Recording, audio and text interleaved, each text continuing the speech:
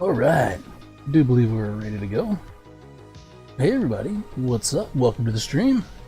Whether you're live or on live, we're back at Elite Dangerous. So, if you've been watching the streams, you'll know that there's been an ongoing Thargoid war, and there's been some developments over the past week. So before now, there's been this kind of like ongoing conflict, which has kind of escalated to an invasion that's been going on for like a year or so. That's roughly, I don't remember exactly when it was. But, essentially, to make a long story short, a bunch of like Thargoid super beings, kind of like motherships, showed up in human space a while back, and were kind of threatening the existence of all of humanity in Elite Dangerous. And so commanders from, across the bubble all joined forces, and they eventually fought them to a stalemate, and then started to repel them. And then technological advancements and contributions by lots of people led to the ability to finally destroy these motherships known as Titans. Up until now, there's been 8. 7 of those Titans were destroyed. The last one was destroyed in October, I think. And then the last Titan, they've been working on getting the systems that it controlled routed and cleared out. So as it was dwindling in its systems and its control to become vulnerable, as of last Thursday, something changed. The last Titan, Titan Kosio, decided for some reason to start moving, which is quite unusual for a Titan. They've been more or less stationary since they got here, and they've just been sending out fleets from where they're positioned. The last one decided to start moving, which kind of threw everyone for a loop.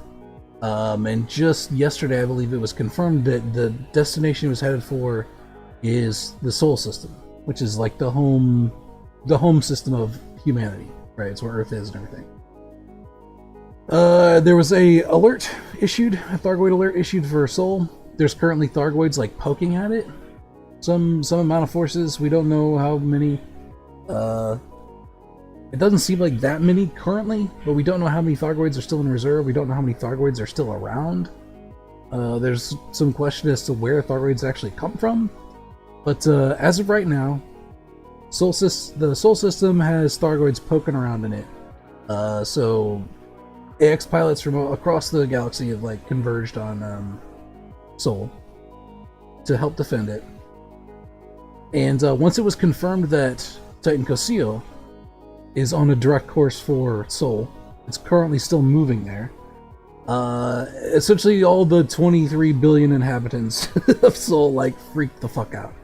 So it's been like a panicked anarchy in the system since then, since Thursday. Or I guess it would be, I guess a couple days ago or yesterday, something like that, whenever it was confirmed. So evacuation efforts have been ongoing. I've been doing those for a little bit, and what that means is it gives us a good opportunity for me to get my federal reputation up. And the reason I want to get my federal reputation up is because that's the only way you can get a Federal Corvette, which is a really nice ship that I want to try. So that's what I'm going to be doing. We're not going to be doing a whole lot of fighting. It's not going to be like the other streams where I'm doing invasion systems and stuff. That will presumably be coming later. Probably next week after this Thursday. For now, I'm just gonna be grinding evacuations pretty much. I've done this for like 2 days already, whenever I've had time. And I'm currently 80% up through the post-commander rank.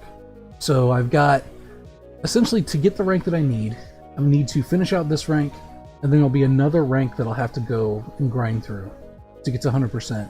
We'll have to do the missions to get those rank ups, and then once I get the rank after the next one, I should have the Federal Corvette unlocked. And my hope is I want to do that before Thursday, because I want to get it outfitted as much as possible. So, I can yap more about that as we go. So for right now, we're going to pick up some more evacuees, refugees, yeah, that's what they're called. And we're gonna take them to a rescue ship. So I guess we just like try to figure out what the best way to do this is. I'd like to get the most reputation bang for my buck. And the stream is gonna go until I get a Federal Corvette, essentially is the plan. Alright, so these are all federal faction missions here. Yeah, 2, that's fine. Wait, no, that's that one. We want ones that give reputation, so it's the little star icon. Sure. You. Hop in. We can take this one. So, this one is not going to be very combat heavy. This one's going to be more just flying back and forth between bases. But we will be dodging Thargoids occasionally. Because Thargoids will try to abduct your refugees when you evacuate them. So we're probably going to be getting hyperdicted quite a bit. But I've got the Rambler, which is good because I don't actually get the chance to play with the Rambler very much on stream. Yeah, that's fine. Sure. Fill them out. I've got it currently equipped with a bunch of economy class passengers, because when you're a refugee, you don't really care how nice the accommodations are. Okay. So yeah, let's boogie out. This ship is probably my most paper thin, not well suited for combat ship that I've got. But it is very good, it's pretty quick, and it's very good at moving long distances without getting like caught easily. Sorry, if it's a little bit laggy as usual, stations kind of lag things out a little bit. But that should go away once we get out of the station a little bit. Okay. All the evacuees are going to V886 Centauri. So yeah, Cosio is not currently shown on the map because it's moving. You can see where all the other Titans are that were destroyed. Originally it was over by Mapon, which I don't remember where that is eventually, but it was elsewhere. And it's currently on a course for Sol. So, like, speculation-wise, we don't know exactly what that means. I was not around when the Titans originally first showed up, so I don't know if they like cause problems. Evidently, Titans have the ability to like go into energy mode, which allows them to move very quickly from system to system. And so the Titan, even though being absolutely massive, is able to cover, you know, many light years of distance in fairly quick order. So my assumption here, and I don't know, this is just speculation on my part, my assumption here is that on the 5th, evacuations will probably end. Alright, we're getting hyperdicted. We should be okay. Hopefully we'll pop out facing our direction where we need to go. We've gotten fairly decent. I haven't lost a passenger yet, so... I do have ECMs on this thing now. So, essentially the specific things that hyperdict you here are sides, which is a variant of hunters. And they are specialized in, like, abductions, human abductions. So they can disable your frameshift drive, which sucks, because that's what you need to jump from system to system.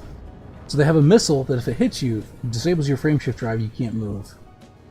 But our ship is fast enough to just like stay barely outpaced from it, so it can't really hit us. And we have ECMs which will actually nullify those missiles.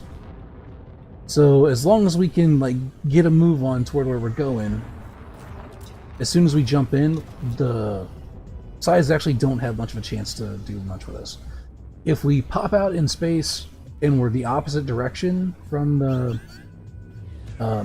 target, or where we're going, that's a little bit more of a problem. Because like I said, the ship is pretty paper thin and they will absolutely chew through it pretty quick. But I should still be able to make it work, hopefully. Like I said, I haven't lost a passenger yet. I haven't been destroyed once doing this, so I feel like I've got a pretty good system down. But anyway, as I was saying, my presumption is that as of the 5th, which is this Thursday, we're going to go around the neutron star, by the way, because those things will fuck you up. As of this Thursday, my assumption is we're going to have like the start of a giant conflict in Seoul. Like I said, I wasn't around whenever the Titans first showed up, so I'm not entirely sure. The thing that I read, the confirmation that it was headed for Seoul, talked about how destructive the arrival of a Titan in a system can be. I don't know if they mean like they show up and then a bunch of Thargoids pour out and start like destroying things, or if they mean like literally the fact that it can turn into like an energy whatever the fuck and then like arrive in a system, like the act itself causes damage. I'm not sure. I don't know if it's gonna like body slam or the sun or what. You know.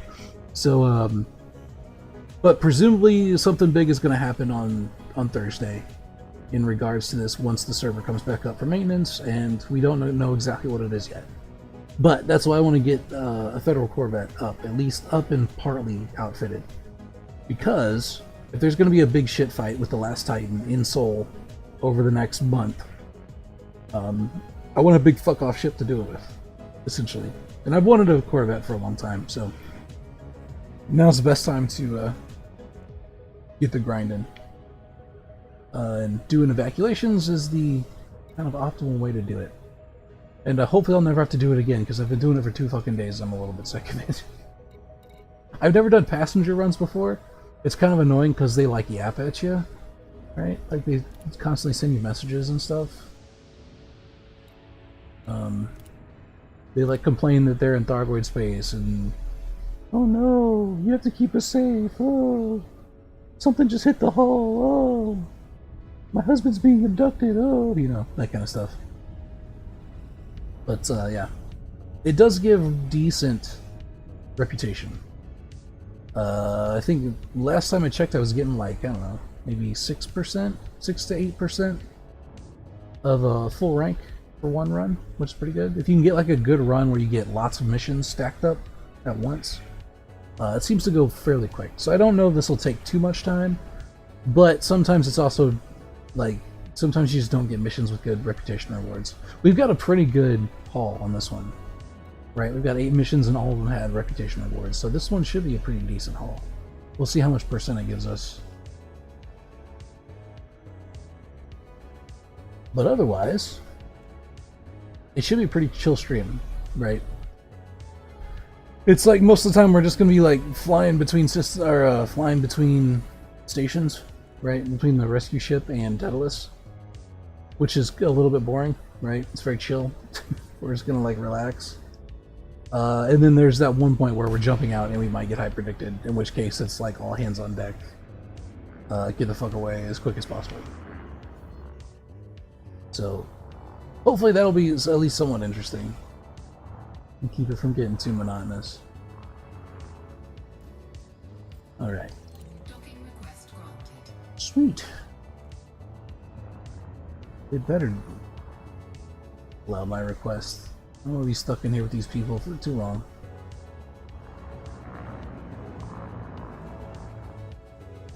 So it turns out that this ship is actually pretty good for doing this kind of stuff. I probably could put more passenger cabins in it and do bigger loads at a time, but I don't want to lose too much functionality. This ship is really designed for smuggling originally, right? Because it's got good thermal characteristics, like it sheds heat pretty well, has a low heat threshold generally speaking, and it's big enough that it has decent cargo space. So it was originally supposed to be like a smuggler vessel, which it still is. And it also is capable of doing very long, well, for the time it was very long jump distances. But that means it also works pretty good for non-illicit activities, I guess. It's also really good for exploration too. I've taken it out outside the bubble a few times. She's sort of my baby. I like the Rambler.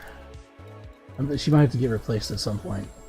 Right, might have to get an upgrade, but we'll see. I have to build like a Rambler Mark II. I was looking at the Mandalay, but I don't know if it actually has the stuff I want. Alright, we're gonna do reputation down the board. Skip all this stuff.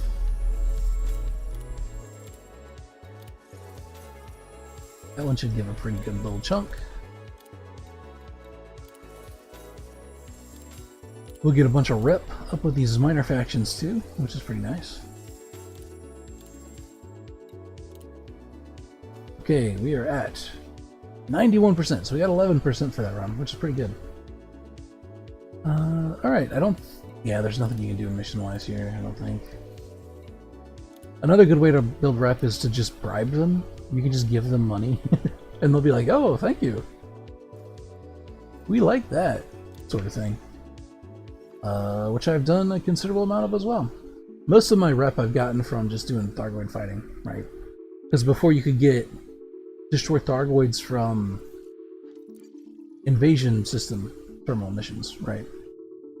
So, if you went to a invasion system with a base that was under attack that had docking, you could dock there, pick up a bunch of missions to destroy Thargoids, go right outside the base, kill the Thargoids, bring it back in, dock, turn those in, and it was like a good way to get pretty quick rep.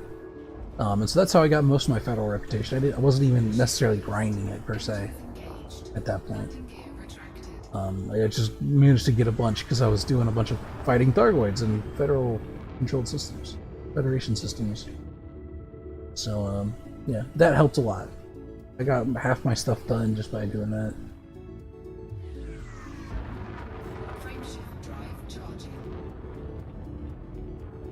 I also did do a little bit of weapon upgrading on this ship. I don't necessarily know that it was that good of an idea, just because the ship really isn't designed for combat.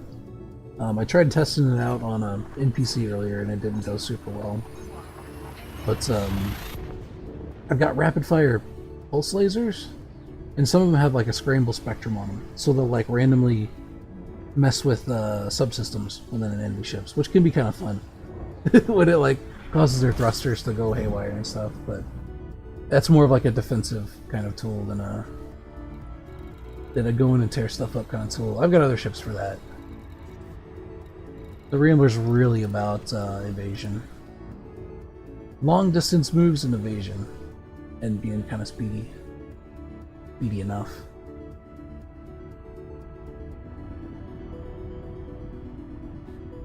Alright. We'll get a second load, yeah?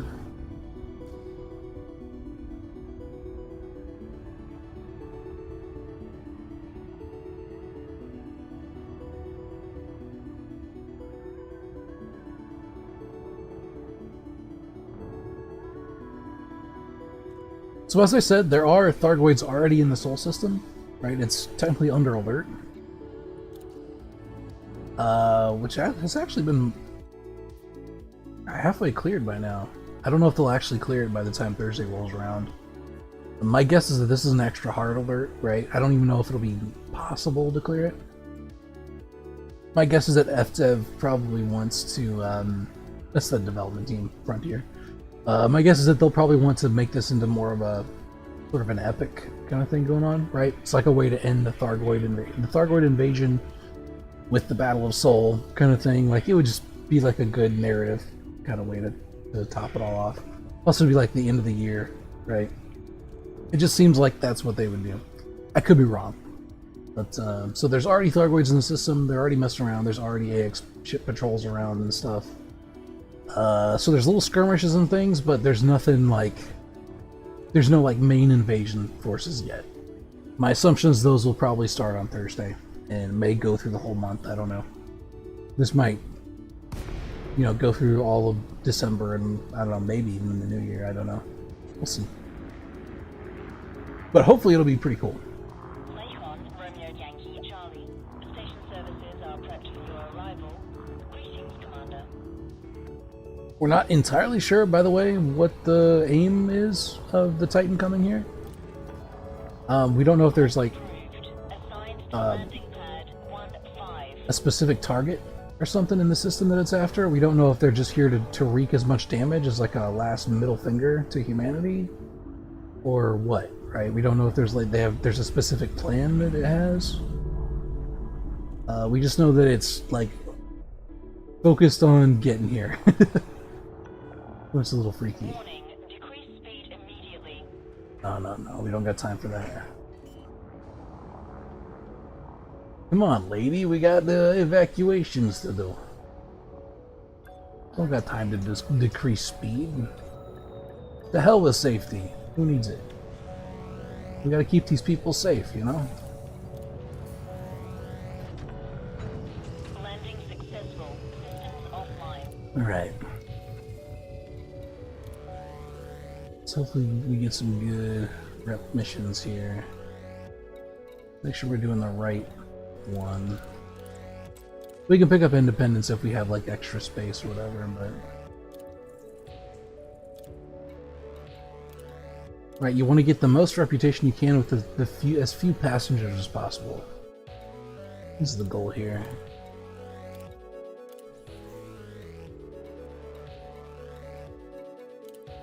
Get that one.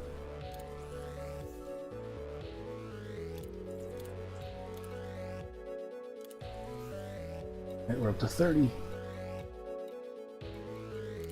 We might be able to get these last two groups, I don't know.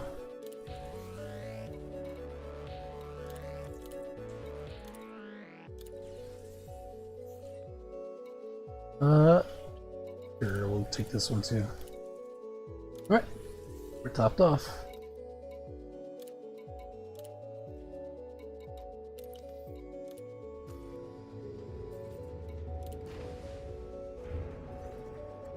Back to the Cornwallis. We will be taking a slight break at some point because once you get to 100% in your rank, you do get issued a promotion mission, which can be any sort of thing. It can be go out and kill a certain number of pirates. It could be go find and destroy a specific target. It could be go get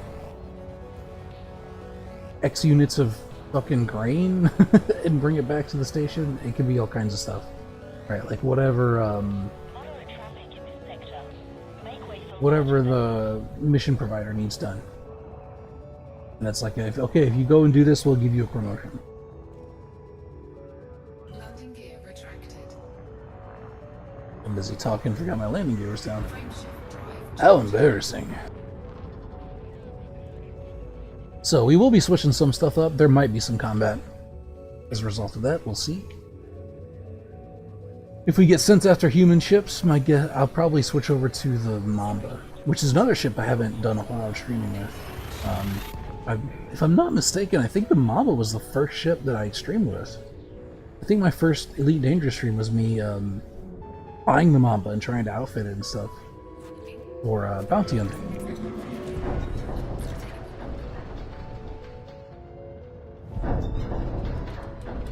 Alright, another high prediction.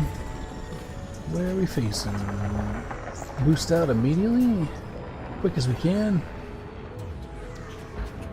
Oh, our shields are almost down already. That's not good. Whew. Yeah, that's what I mean, like, you have to be really careful.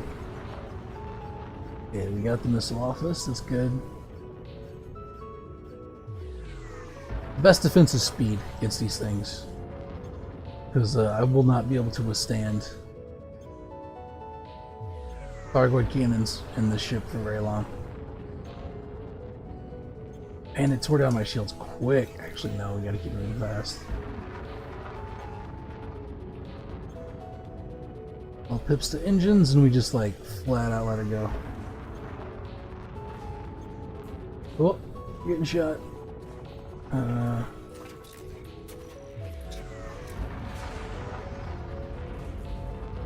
I think it sent out a limpet. Like a Thargoid limpet. So what those do, this particular variant of Hunter, like I said, it specializes in abducting humans. And so it has missiles that'll shut down your FSD so you can't jump out for a certain amount of time. And it also has a special type of limpet that will come in, like, cut a hole in your hull and like abduct passengers from your ship. Which is kind of fucking nightmarish, to be honest. So you want to avoid those if you can. Your passengers generally don't appreciate it when they get abducted.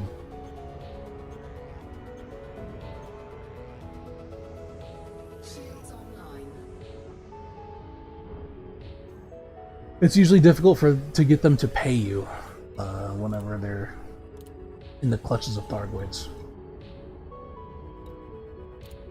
And they yap at you about all kinds of stuff. How relieved they are to get to their destination and stuff.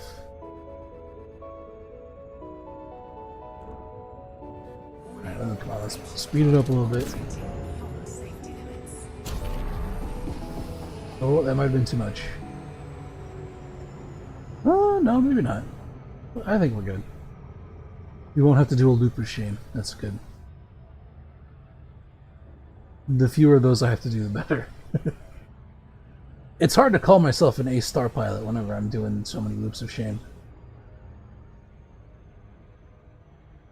It gets kind of hard to justify. I have to stay under my quota.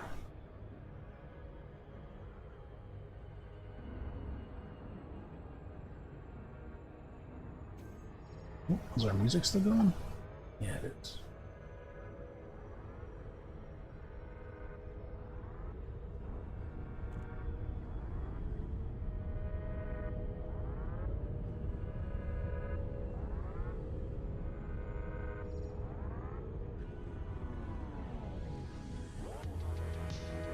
The music you can hear in the background can be found in the description for the VOD on YouTube, by the way, my YouTube channel. It's Richter Graves on YouTube and also on Kick and on Twitch. I stream on all those. It's by a dude named Slamhouse, who very graciously allows people to use his music on Twitch, which is pretty cool. He also does streams, I believe. I've watched a couple of them before, and they're kind of neat. If you like music theory and genres and things, it's pretty cool.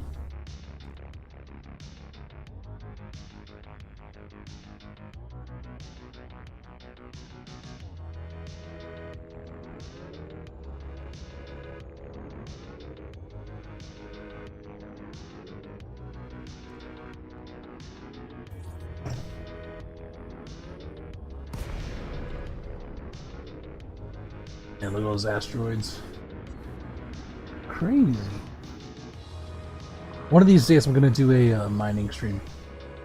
We'll do like some asteroid cracking and stuff. That's usually pretty fun. I don't know how lucrative it is anymore, but it used to be the way to get cash. Was deep core mining. I'm thinking about buying one of the new Type 8s, or whichever one it is, the Type whatever. I think it's Type 8. And turning it into a mining rig. I used to have a Type N, I believe it was, but I don't know. It was too difficult to get away from pirates and stuff with it, so I ultimately wound up selling it and funding some anti-Thargoid stuff with the money. But I would like to make another mining ship.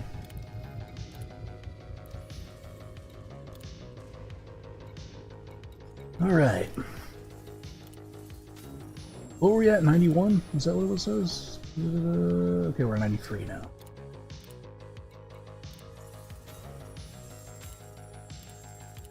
Now, I believe we'll have to fly back to Bernard Star for promotion mission. Incoming message. If this does in fact get us high enough. It might not. If we're like right on the cusp, I can always fly to Bernard's and grease a few palms, you know? That also works. We got quite a lot of money from fighting Thargoids. Turns out the superpowers really appreciate it whenever you kill Thargoids. Okay, we are 100% post-commander rank for the Federation. So, yeah, I keep getting these tip-off missions that I've never done before and I don't know what they are. And I'm probably just gonna ignore them. But, I don't know. I don't know if something happens if you, like, do those or what. It'd be cool if it did. Unfortunately, I'm probably not gonna have time to follow through on those. Alright, we're gonna go to Bernard Star, which is where I've got some of my ships and stuff staged. It's kind of like, it's nearby Sol, but it's not in Sol, so in case something weird happens there, I'm not like cut off from my ships or whatever. So we'll head back to Bernard's, we'll drop into, I think, Miller Depot or whatever it's called, which is a station there, and we'll pick up the promotion mission. We'll see what they want us to do.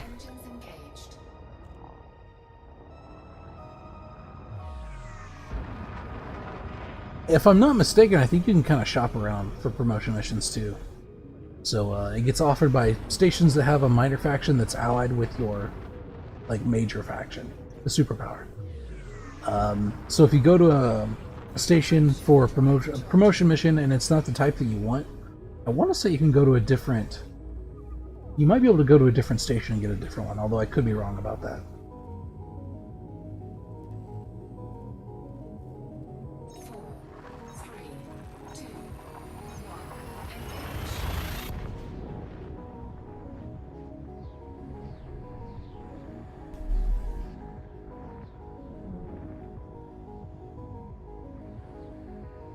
Luckily, there are currently no Thargoids targeting Bernard Star, so the system is pretty much clean. They're not going to worry about none of that. At the Miller Depot.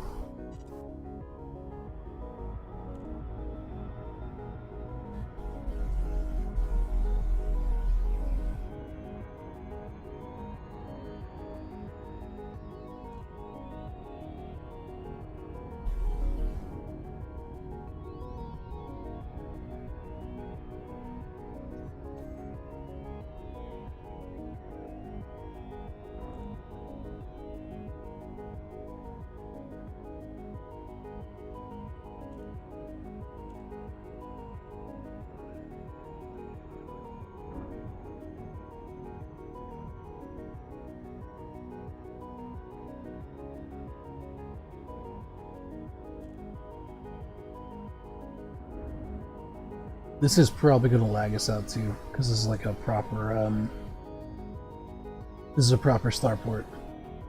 In fact, I don't remember what type of starport this is. So they have different classes, right? It's not a Coriolis, it's a different one.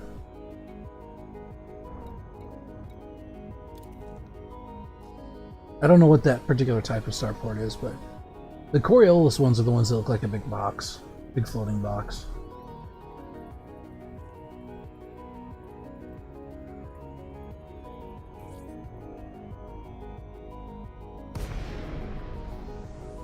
I'm gonna say it's like an Ocellus class starport or something. I don't know.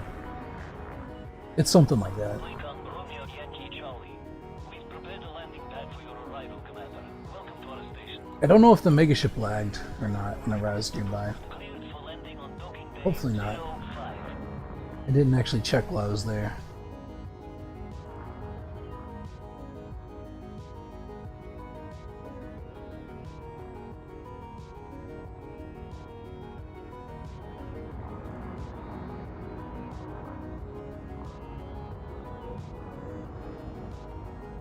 Scan detected. Hey, come on, what are you scanning me for? I ain't done nothing.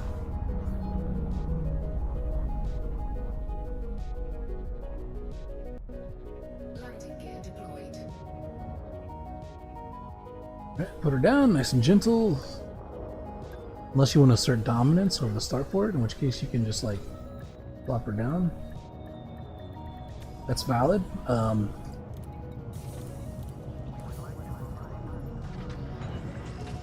Landing successful. Commence system shutdown. Yeah, the Miller Depot.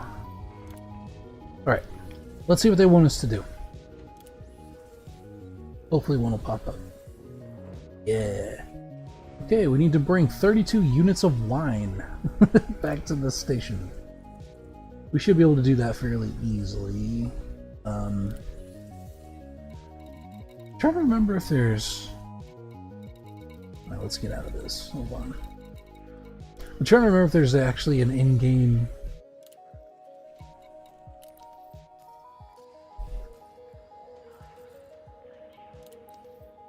There's 32 wine from a suitable market. Estimated cost 16,000 credits.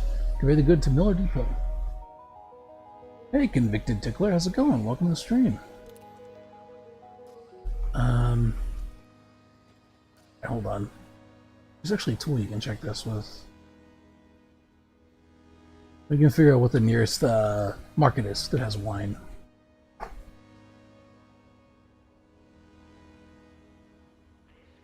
I think on Inara. This is one of those games that usually there's like online resources that are better than the in-game ones. You just watching well, aimlessly learn how to play this game. It does have a bit of a learning curve, that's for sure. Okay, it's like Loman 16 is the closest system. We're gonna go. These are all planetary bases though. Epsilon Eridani looks like the nearest station.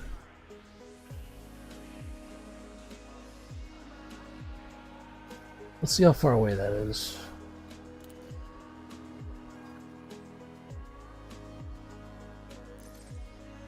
Alright, it's only 15 light years, that's not too bad. We can do that pretty easy. Alright, so we just gotta run, we gotta get some wine for some federal higher-ups. I guess, and they'll give me a promotion. Yeah, Convicted, if you have any questions or anything like that, let me know.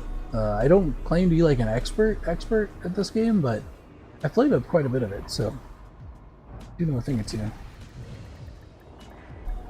Ship released. Restrict speed until clear of the station perimeter. Incoming mission critical message. Ooh. Sloppy there. It's fine. So bought a starter pack for a boost, but it got impounded a day later. So that ship's out of use to get my money up. Yeah. That sounds like something that could happen, certainly. Oof, that's rough. I'm trying to think as far as like money is concerned. Like I'm trying to think of stuff that's a good way to get some money. About how many credits do you need to get it freed up, do you know?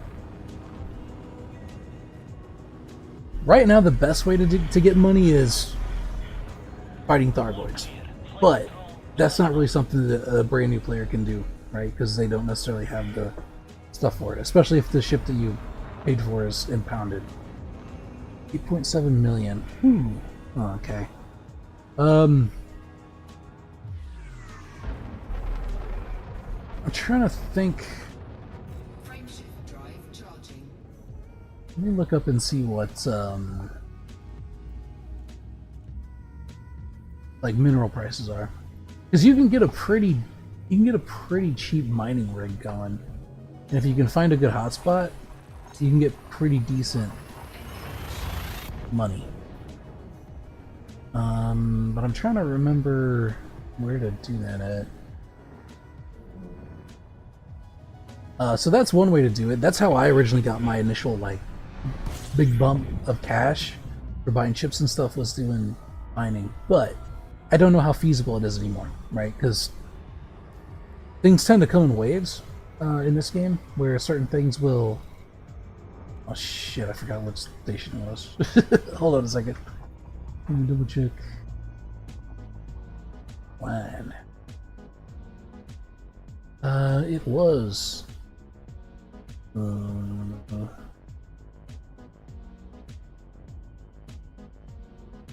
Fortress Rosens? It says? Where's the fortress? There it is. Alright, I'll put this on Super Cruise Assist.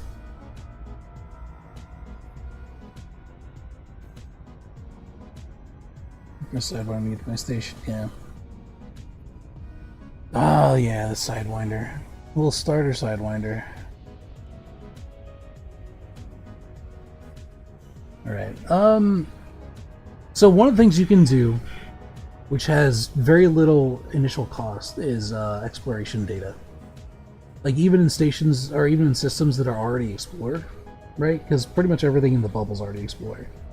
But even those that are already explored, so long as you can move far enough within, like, from system to system, that can be a way to get up some money and stuff. But to get to 8-something millions would be pretty rough. I want to say that I've heard people say like exobiology is a really good way to do it right now for getting money, but I don't know how feasible that is for like a starter ship either, because presumably you want to get out to the ones that can do that. Yeah, what I would do, I would follow that lead. That's the most recent lead that I've heard for getting like starter cash, is exobiology. So I would look online, just go into whatever search engine, type in, Elite Dangerous, exobiology, make money, whatever, and see what guides and stuff come up. Because usually you can find posts and stuff where people go, oh yeah, such and such planet or such and such systems have pretty good stuff. And the way that it works is you will essentially go to a planet. You have to find like multiple specimens of a certain species of like plant or fucking slime mold or whatever. And then once you find those at a certain distance away from each other, it'll give you like exobiology data that you can then return and sell at a station for a chunk of change. But yeah, to get enough money to get your ship released might take some time if you're just starting out. This is one of those games where you kind of snowball over time, so otherwise you could just do missions, right? Go to a station, pick up missions, and just go for it.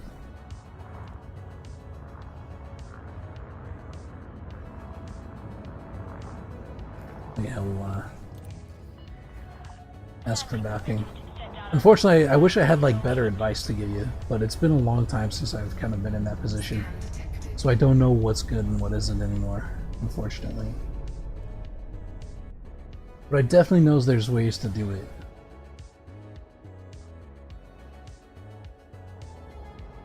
I've more or less been doing Thargoid fighting for as long as I've been streaming, honestly. I took a little bit of a break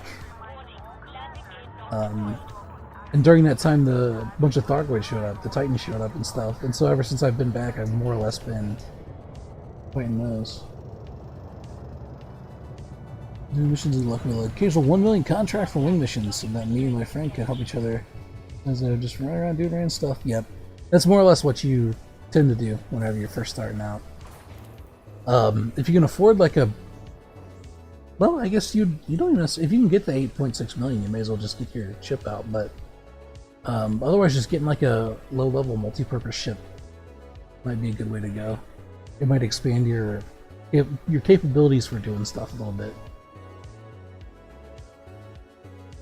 Barbarian fighting looks still. Oh, how long did it take you to reach that level? Actually, not too long. By the time I came back and was getting outfitted for it, the community had more or less unlocked a lot of stuff, right?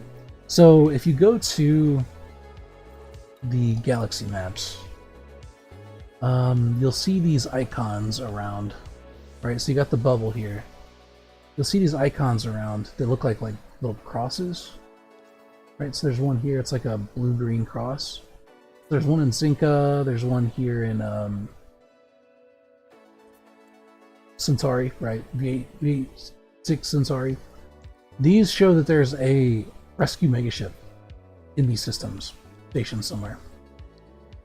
So essentially what these are is you can go to any of these systems that are around, and there'll be a megaship there, a rescue megaship that you can dock at, and it has outfitting on it that has anti-Xeno weaponry and stuff on it that you can just buy. Some of it you do have to have materials to unlock and things. You can also go online and find, like, I think Inara has, in fact, let me get what the actual, yeah, it's inara.cz, has a lot of really good like tools and stuff that you can do for searching where certain things are, where you can get certain outfitting at certain stations and stuff in certain systems. Certain stations will have technology brokers that will deal in like Guardian tech, or will deal in, you know, stuff like that. So you can maybe pop by one of those if you have the materials to do it. I would look it up first, just like look it up on the wiki or whatever. Guardian weapons are kind of the thing that most Thargoid fighting is done with against interceptors and stuff. But you could go to one of those rescue megaships, get some just like AXMCs. That's the enhanced anti-Xeno multi-cannons, and some rockets, right? AX missile racks. Put those on like a somewhat decent ship. You will have to get it outfitted a little bit, right? So it'll take a little bit of flying around and visiting engineers and stuff, just to get its speed up, its health up, its hull up, and stuff like that a little bit. But you can buy those, and you can take out scouts very easily. Those will give you about 80k a pop. So you kill a scout, you immediately get a combat bond that you can turn in for 80,000 credits. And they die pretty quick, but they do come in swarms, so you have to be a little bit careful. And if you kind of know what you're doing, you can actually take out the lowest level interceptors, right? With just the basic human AX weapons. You don't need Guardian weapons to take out the Cyclopses, which is the lowest level of interceptors. And those will give you, I believe, 8 million credits a kill. So, one of the things you can do, actually, if you can get a decent ship going, something with a little bit of health and a little bit of hull, if you can find an instance where other players are killing Thargoids, so long as you get some damage registered on the Thargoid, like as long as you tag it with a certain amount of damage, you will get full credit for the kill, along with everyone else who did the same, right? So that's actually a pretty good way that you can get some decent credits. I'm not so good with flying yet. Yeah, there's a little bit of I would say the strongest learning curve in this game is learning how to do like cold orbiting for fighting interceptors and stuff. That's really only if you're soloing interceptors, though. If you can get an instance with other players, it becomes a lot easier. So tickle the racer and let the rest do the work. Kind of, right? I mean, you want to help out as much as possible, but yeah. There's a online kind of group called the AXI. It's the Anti-Zito Initiative. They have a website. They also have a Discord. I would hop in onto their website, and they've got guides on there that'll give you a lot of good information if you want to actually try fighting Thargoids and stuff. As of right now, it looks like the Thargoid War is kind of, or the current iteration of the Thargoid War is kind of coming to an end. We're sort of reaching a big climax where the last Titan that we were fighting is now converging on on Sol, right? The home system of humanity. And FDev released a statement yesterday saying that that's probably going to start on the 5th. So this Thursday is probably when the Titan's going to arrive, and presumably all hell's going to break loose. No one really knows what they have planned. So my guess is that if you can get a ship and get to Sol, they've lifted the permit restrictions on Sol. So everyone should be able to get into it now. Usually you have to have a certain rank with the Federation to get into the system, but that's not currently the case because they want everyone there to help defend as much as possible. You're a little sidewinder. I've known people to fight Thargoids in like haulers and stuff. Like you have to be pretty good, but it's possible. Actually, look at some of the lower level ships. Right, so even like I've known people that fight Thargoids in haulers, right? Because they have, I believe they have only a single hardpoint, right? Which means they have perfect hardpoint convergence, right? They have a single small hardpoint, and I think it was a hauler. It might have been another ship, but like, yeah, it's interesting. They just get a Guardian weapon on there and they go to town.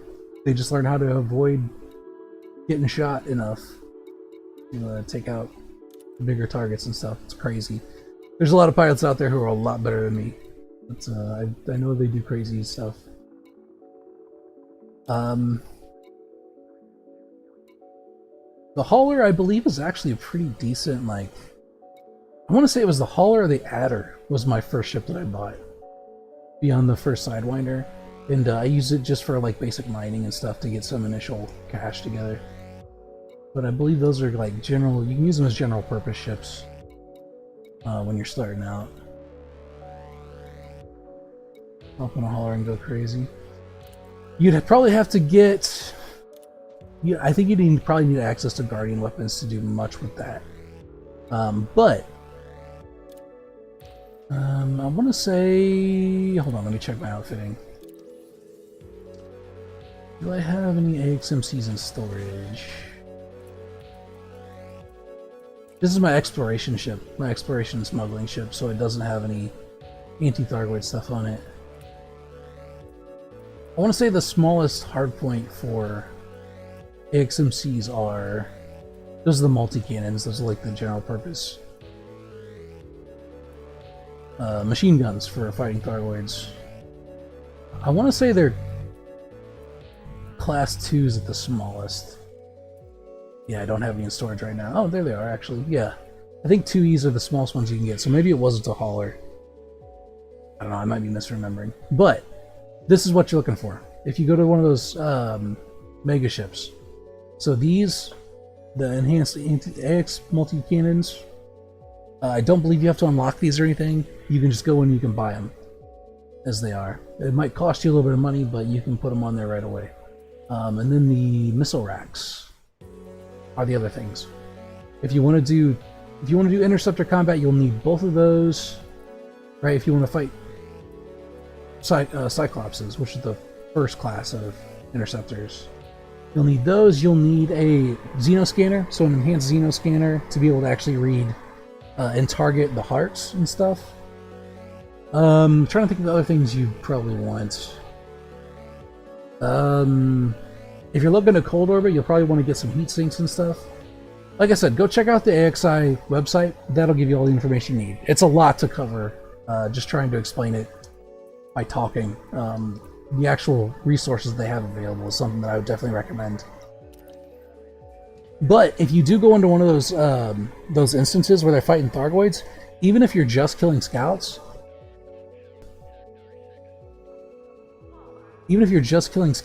the like 80k a pop will rack up pretty quick anyway, because you can kill scouts pretty quick with the AXMCs. And they'll appreciate that, right? Because clearing out scouts is something that is kind of a tedious thing for someone who's doing like free aimed weapons, right? They've got fixed weapons and stuff for fighting interceptors and like killing hearts and stuff.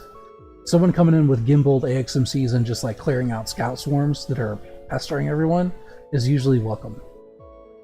And you can also, like I said, get some attacks in on interceptors while you're doing that, and you know, you might rake in. Oh, it's not relevant. You might rake in, you know, 8 million if they kill someone, or if they kill an interceptor while you tagged it. So, in my opinion, if I was in your position and I didn't know what else to do, that's what I would do. Is I would just like look into that. What was I here for? Oh yeah, wine. Totally forgot what I was doing. Okay, we should have. Oh no, I didn't bring my cargo racks. Yeah, because I've got freaking. Okay, hold on. Hold on, I've got passenger stuff on here. Do they have cargo racks here? I need one with 32 cargo capacity. Right? What do we need? 32? Fuck it, we'll just use the big one. Yeah, we can store the module. It's fine.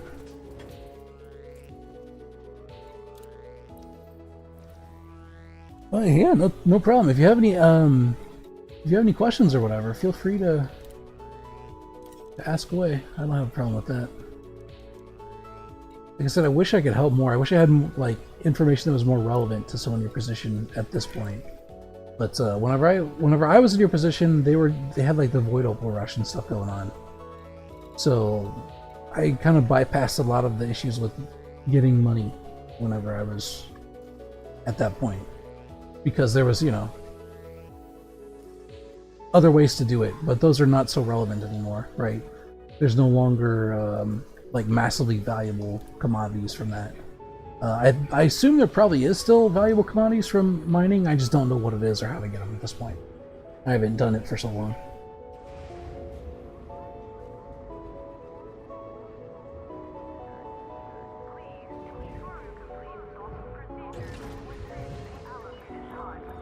Ship detach complete. Restrict speed until clear of the station perimeter. Alright, let's get this wine back to whoever's looking for it.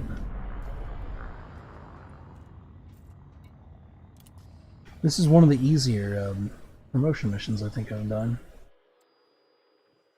One of them had me go and take out like 16 dudes one time.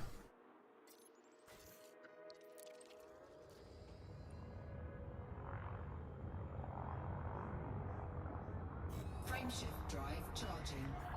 All clear. Flight control out.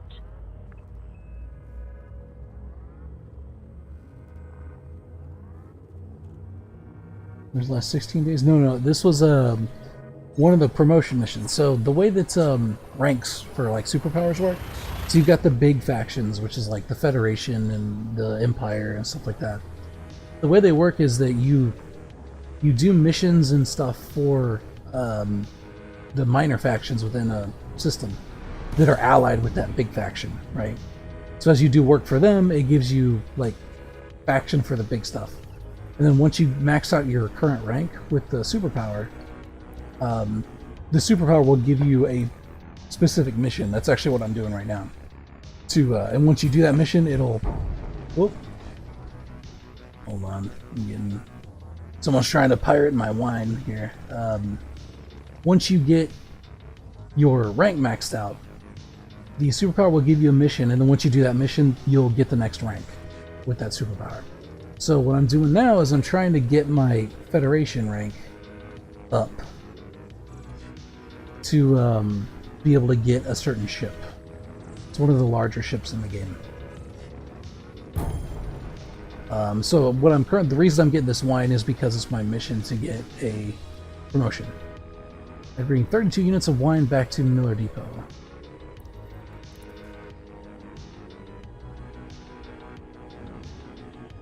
And luckily NPCs can't interdict for shit, so... Unless they're Thargoids, in which case they always succeed. It's like impossible to dodge a Thargoid interdiction for whatever reason. Is that like a real person? No, no, no. That was an NPC. So if you travel through systems with cargo, essentially, no matter what it is, then sometimes NPCs will show up to interdict you and try to take it. If they interdict you out of Super Cruise, then they'll essentially say, you know, drop X number of cargo or I kill you or whatever. You stressing the fuck out. If it was a player, I'll be honest, there was a time where players used to do that too, where they would interdict you and say, hey, drop this much cargo, or, you know, I'm just gonna kill you and take whatever isn't destroyed. They don't even do that anymore. Pretty much now, whenever gankers show up, they just kill you, which is unfortunate, but it is how it is. But yeah, NPCs are usually kind of dumb and not all that effective, especially once you get a decent ship and kind of know what you're doing. But that's why a lot of people play in solo. That's why I'm currently playing in solo, just because if you have a ship that's outfitted for something other than fighting off gankers, then the gankers will just show up and beat your ass, essentially. And it's hopped into solo play. I was stressing the first time I heard about gankers, whatever. Yeah, a lot of people playing solo, and including me. It just depends on what I'm doing. If I feel like fighting gankers, I'll go in open play or whatever. The other thing that's neat about this game is that you also have access to private groups. So you can, if you have friends and stuff you want to play with online without having to deal with gankers and stuff, you can just spin up a private group session and play with them that way, not have to worry about it. AXI, which is what I was talking about before, the Anti-Xeno initiative, they actually have their own like massive private group session you can join.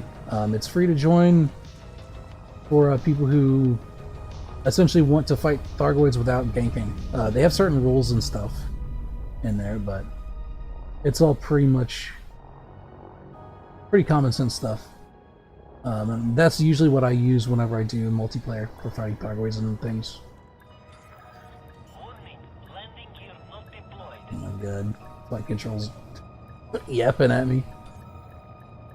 Landing gear deployed. Okay, Landing successful. let's deliver this wine. Welcome to our starboard, Commander.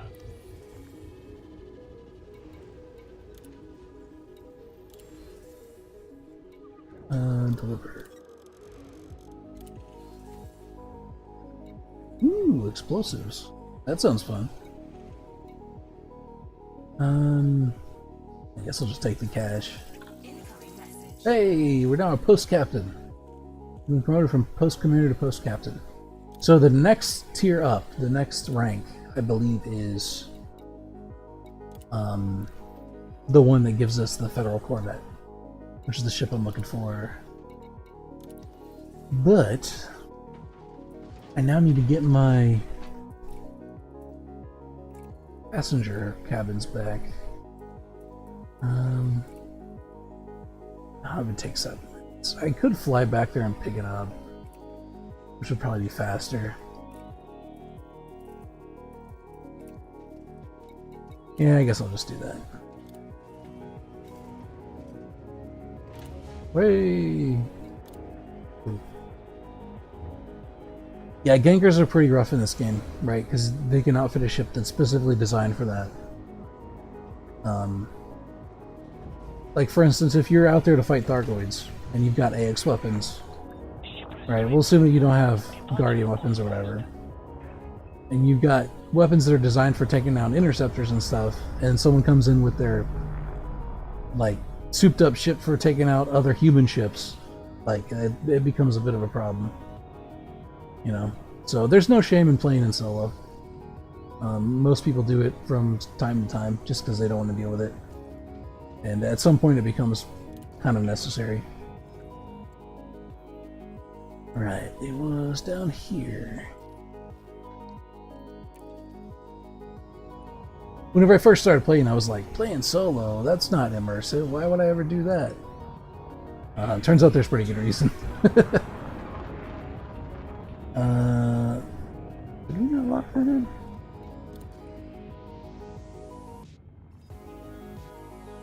No, we did not. There we go.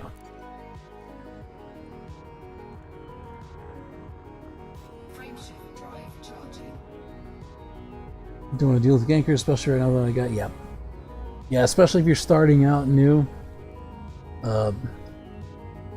It's a tall order to deal with gankers, especially if you're just starting out, because you don't have the equipment and stuff, right? You don't have engineering, you don't have like a high-end ship or anything like that. So it's unreasonable to expect a new player to deal with gankers who have already got all their stuff kitted.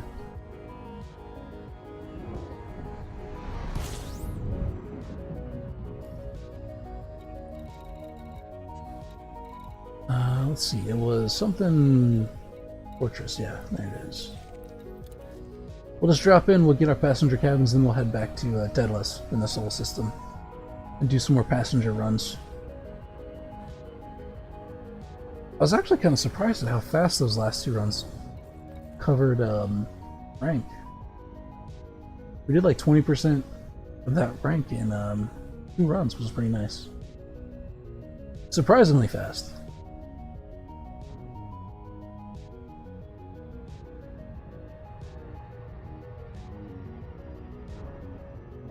Hopefully the rest of it goes pretty quick. I was expecting to be here for like hours doing this, because I've been hammering away at this for like 2 days now, off and on.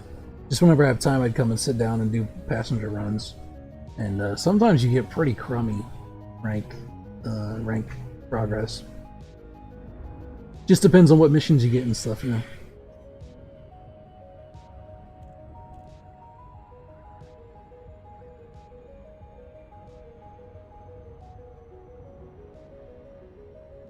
Yeah, overall, this game is... I think this game's really fun, but it has a bit of a learning curve.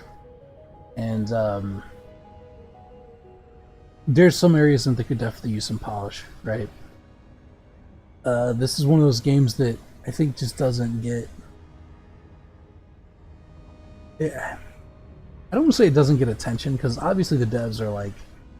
They do stuff with it, right? It seems apparent that they like to mess with it and they're invested in it, you know. But there's a lot of aspects of it that could use just some maintenance and tweaks and fixing and things.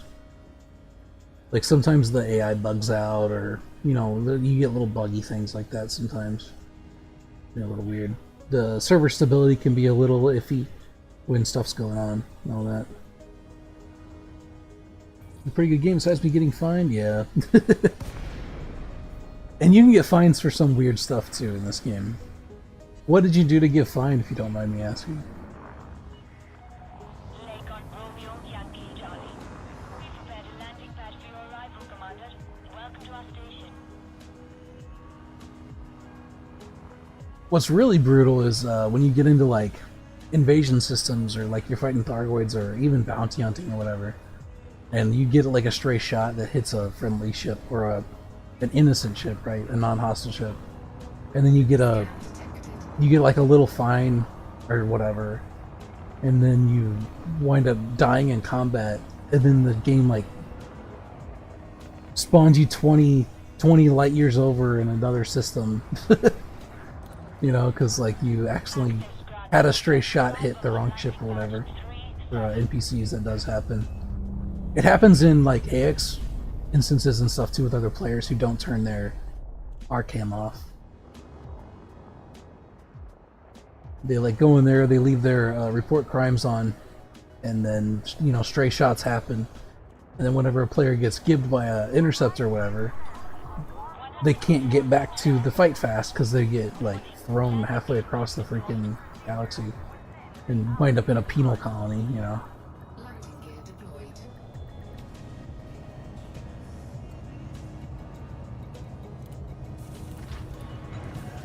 Landing complete. Dispatching ground crew. So I was stalling the landing zone on a planet, and I actually got stuck in the ground, so everything I did to get out of the ground was finding me. Oh man, that's rough. Yeah, stuff like that can happen, and that's exactly the kind of thing I'm talking about, right? Like, sometimes the game gets a little weird. It gets a little janky, unfortunately.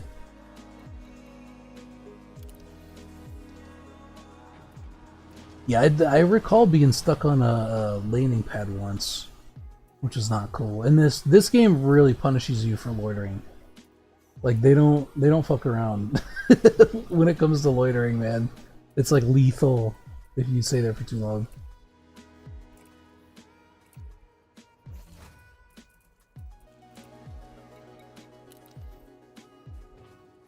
The stations must run smoothly, even if that means exploding someone for being on a pad for 1 minute longer than they should.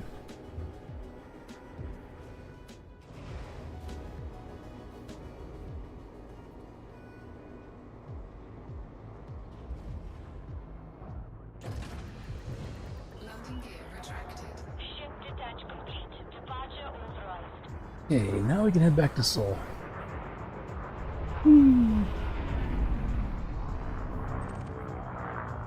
I occasionally catch fines for accidentally bumping ships as I leave the mail slot, but that's mostly my fault, if I'm being honest. Reckless flying or whatever. Come on, there we go.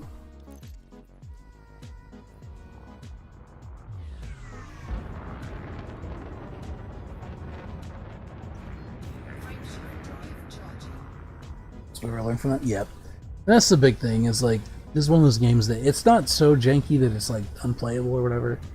It happens every once in a while, and you do learn from it, and you know, at some point it's like a story you can tell later on. 3, 2, 1. Engage. That crazy time you got stuck in the geometry of a base or whatever.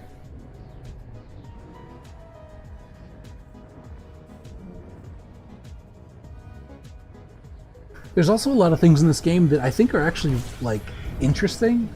They have good ideas, but maybe they don't like flesh them out as well as you would hope.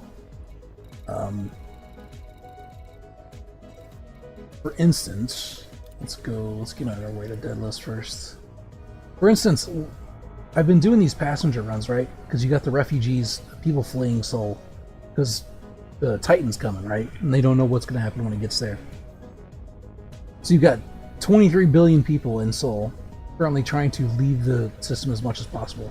So there's this mass evacuation effort that's currently going on. That's how we're building up rank currently. And as I'm doing that, I occasionally get these messages, right, from a mysterious stranger called Tip-Off, which essentially gives me an unlisted mission to go to a certain planet at the latitude and longitude on that planet to scan some sort of data, right? I think you get like a certain amount of money for doing that. It's really hard. I've tried doing them before. I've never actually succeeded because I always get killed whenever I go and do it. But it would be cool if there was like some larger, I don't know, like tie-in to that in the game. Like if you do enough of them, it like gives you some kind of lore thing or like some sort of exploration thing or like exposition about kind of the stuff that's going on, right? Like it'd be cool if those were tied to, I don't know, the faction that like maybe oversees Raxla or something, which is its whole thing. There's like a whole thing in lore about Raxla in this game, which is kind of interesting. I don't know if you're familiar with it or not, but essentially I think it was in one of the original Elite games back in the 80s, there was this like lore entry in the game about this thing called Raxla, which was speculated, no one really knows what it is, but it's supposed to be like this great treasure. Some people speculate it's like a trove of riches, others speculate that it's like the secret to the universe or whatever. It's like one of these mythological treasures that people look for. And there's a lot of players in this game who are convinced that it's in the game somewhere. And they have their reasons for believing that, and other people think that it's all just a myth and it's not in the game. The devs have been intentionally silent on it, for the most part, as I understand it. Some of them have hinted that Raxla might be in the game and people just haven't found it yet. And so it's just like, it would be cool if there was more stuff like that kind of implemented in the game, where maybe you do enough of those tip-off missions and you get some information about something like Raxla, or I don't know, like some shadowy faction that is pulling the strings behind things and stuff like that. I think that would be cool. But to my knowledge, all they do is just give you credits or whatever. Landing complete. Deploying ground services. And this is one of those games that's actually, like, they've done stuff like that in the past, right? Like, it's kind of community driven, so like the discovery of Guardian, like this ancient civilization that lived before humanity and fought Thargoids themselves back in the past. So, like, discovering Guardian tech led to Guardian weaponry, right? Which kind of allowed humanity to fight Thargoids a lot more effectively. Was all kind of community driven, right? That happened because a player went out somewhere and found a planet that had these mysterious ruins on it. And that opened up like community goals and stuff that everyone could kind of jump in on and do stuff. Stuff like that is what I really love about this game. It's pretty cool. There's like an immersive kind of feel to it. It feels like gouts of actual people doing stuff, which is neat.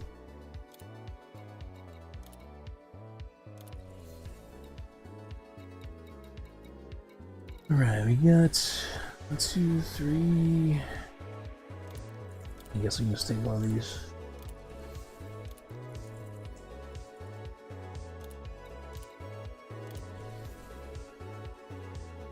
Oh, connected like everyone has in a way. Yep. That's also, yeah, it's I also feel like that's one of the big draws to this game.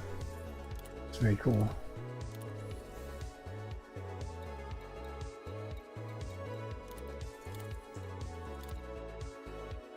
I believe when this game first, well, I don't know if it was when it first came out, but fairly early in its life, there was, I wasn't actually playing during this time. This is before I was playing, but they had an event where there was like some NPC, right? Because they keep abreast of the lore and they keep it all, you know, going. They make sure that stuff that happens in the lore has actual effects in the game. And so they had this NPC who had information, like really important information that it was trying to get out, I believe, if I remember correctly. And so the idea was that they were taking this data by ship to some location. And while they were on the way, some player got in there and destroyed the ship, right? And it essentially like closed off some important exposition or whatever to the game world at that time. And no one knew what the data was because some ganker showed up and killed the NPC that was on the way to like release it or whatever. Alright, yeah, that's cool, man. I'm super chill when it comes to stuff like that. If people want to hop in and say hi and then leave or AFK or whatever, I'm cool.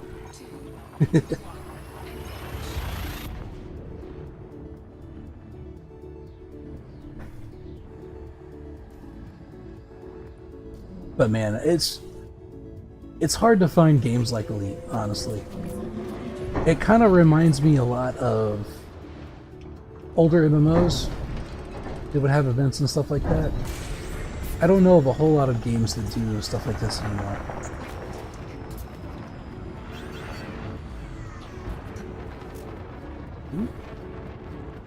Let's get that missile office. There we go.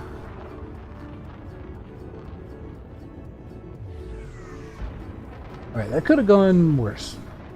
That's not too bad.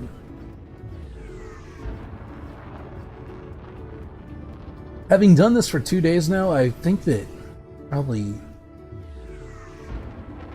anytime you're carrying evacuees, you're going to get hyperdicted like 80% of the time. Sometimes you can get through, maybe even 90%. Sometimes you get through just to the system without any problems, but most of the time you're going to have to like evade a scythe or whatever. Which is kind of annoying, but it is what it is.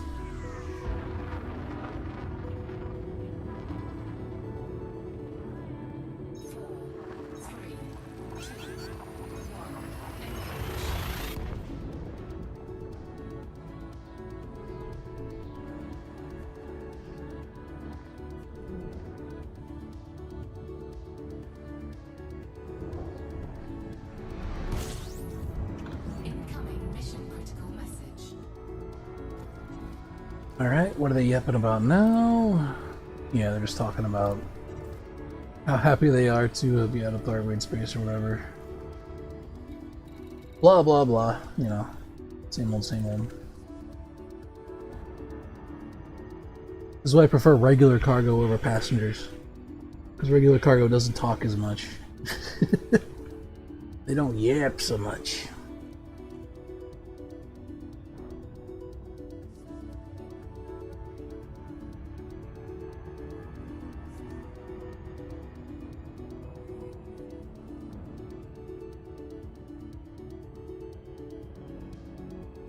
Which is ironic, considering how much I like to yap.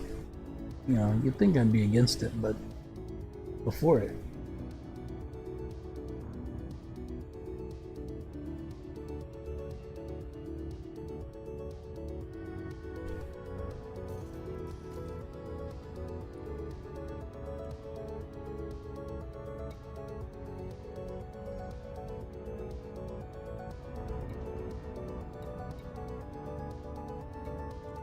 Now, how many did we pick up there? 5? Yeah. Might get about 8%. 8% from this run, something like that.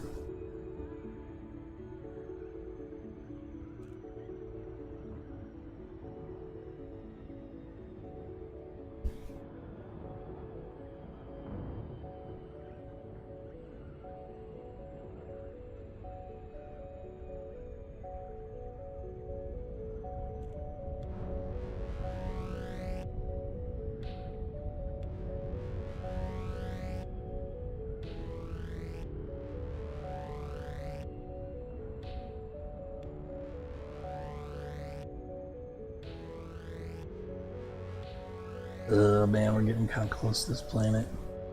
It's gonna take us forever to get around it.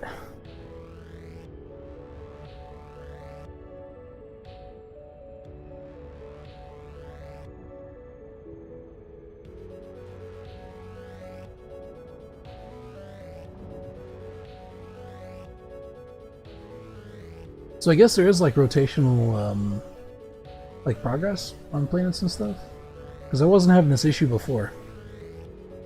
So I guess as time passes, like planets rotate and things do move around the system and stuff, which is kind of cool. I don't know if I wasn't sure if they had actually like done that, but it does appear to be that way. At the very least, they move, right? I don't know if they're like actually calculated to have like proper orbits and rotations and stuff, but they certainly do move around. Because I didn't have to fly to the other side of that planet before to get to here. Whenever I was doing these yesterday and even earlier today, so that's kind of cool.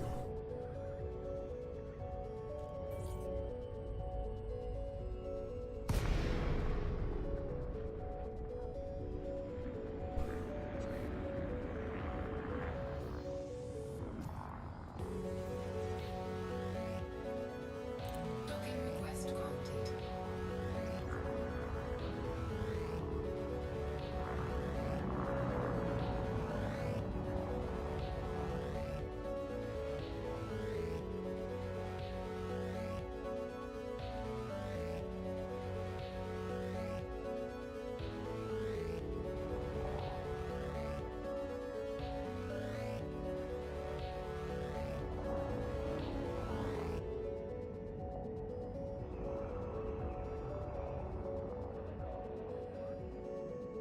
Warning, landing gear not deployed. And I forget my landing gear a lot today. A bit embarrassing. Docking successful. Engines disengaged. Not at all befitting an A-star pilot, but it is what it is. We all got off days.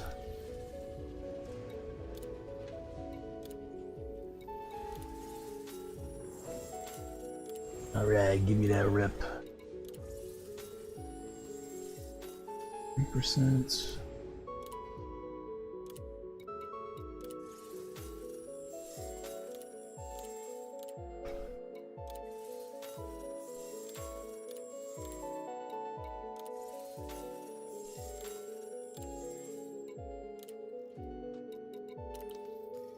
Okay, what are we at? 8%? Okay, so we got 7% from that one. isn't too bad. It's not great. Is there anything here that I want to pick up before I go? I don't guess so.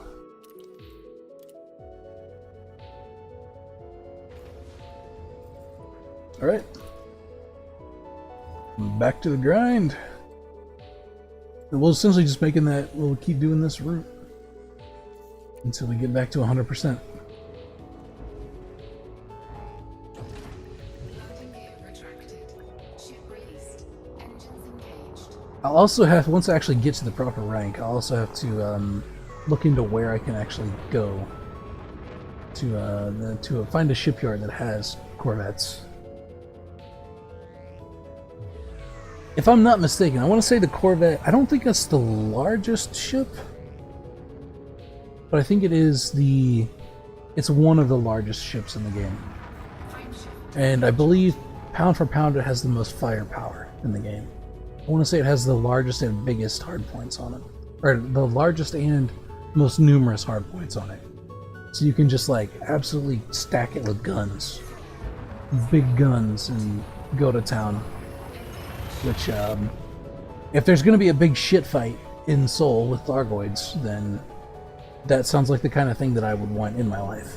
Even if there wasn't going to be a shit fight, quite honestly, like, having a big gunboat sounds just fun in general, so.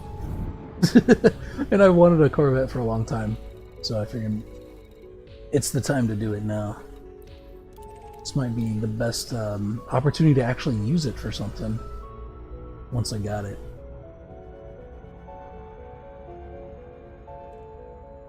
I'll have to think of a name for it and stuff too.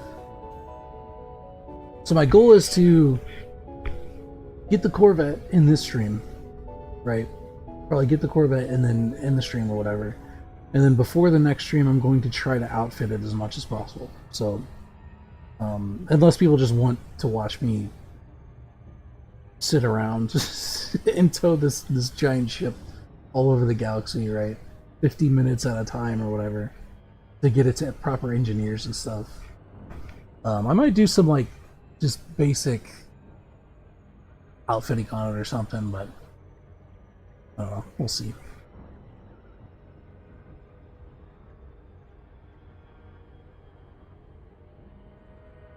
If I have to tow it like 250 light years, somehow I feel like sitting in a station for 50 minutes while it does that is not exactly like engrossing stream content. And unfortunately that's kind of how you do engineering in this game.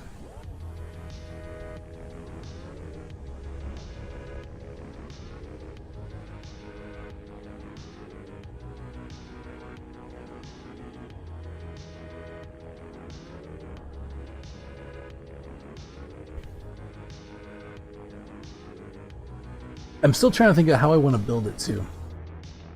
I don't know what I'm assuming I kind of want to put those big, like, what do they call them? It's one of the Guardian weapons. I always forget its name. I forget, the Atom Smashers or whatever they're called. It's the one that make the big annoying clouds of crap when you shoot stuff with them.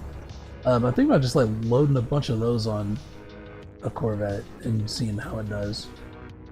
I might be able to like insta-gib Cyclopses and stuff, which would be really cool. But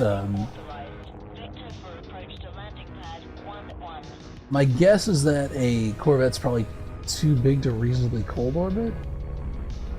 So I'm thinking maybe just like really make it a shield tank, right? Give it a ton of hull, try to shield it up as much as possible, just make it like a real juggernaut or whatever.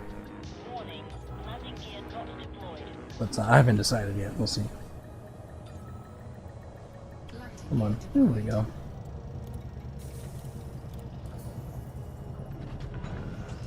Landing complete. Ship secured. Okay, step right up. Get your ticket to safety. Did that with yours? Yeah. I have not, like, honestly, I didn't expect to like ever get a Corvette because I'm kind of lazy and don't like to grind for stuff. But I don't know. I felt like it just felt right, you know. There's some shit about to go down. There might be a big fight. I like big ships with lots of guns. We may as well do it, you know. So now I have to actually figure out how to properly outfit it and stuff. Welcome to the stream, by the way, Centrix. Appreciate it. Alright, how much room do we still got? We got a little bit. Get these poor souls out of the system. These poor timid souls.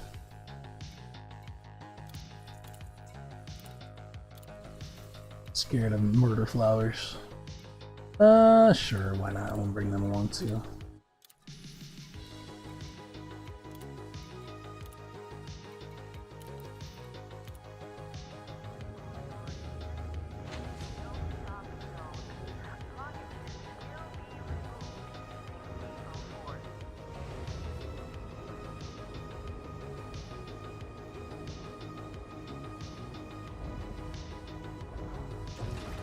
Landing gear retracted. Ship released. Access corridor is clear. Oh, don't hit the side now. There we go.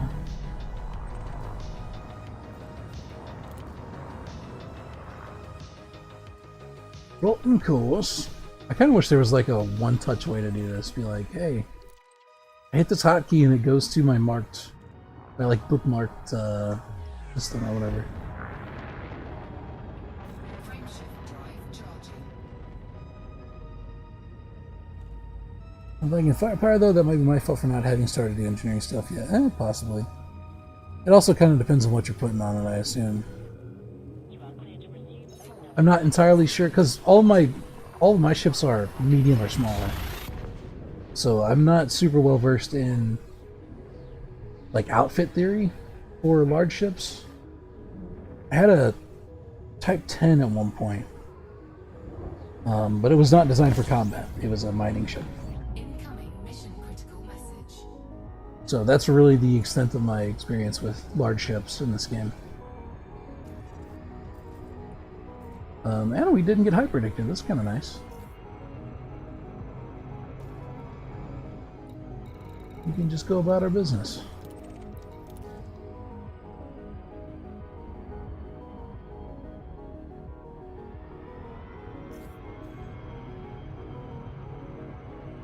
I don't know if combat rank has anything to do with damage, but that might be it as well. Not for players, I don't think it does. I think it only affects NPCs. But, yeah. I think when it comes to players, combat rank just shows you, like, how many kills they've gotten. Right? In fact, combat rank doesn't mean a whole lot for players anyway. I think for the most part it just means how long they've been doing it for, which is kind of like, okay, it's like an experience metric, but maybe not even then. Maybe it's just like a really sweaty person that has killed a lot of NPCs or whatever. You never know. But for NPCs, I'm pretty sure it does. Like an NPC in an FDL that's competent is going to be a lot easier to kill than one that's, you know, in elite rank or whatever. At least in my experience. I believe that's how it works.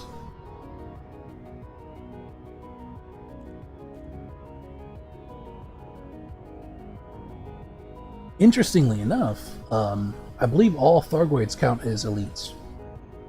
So killing scouts is actually a really good way to grind up your combat rank.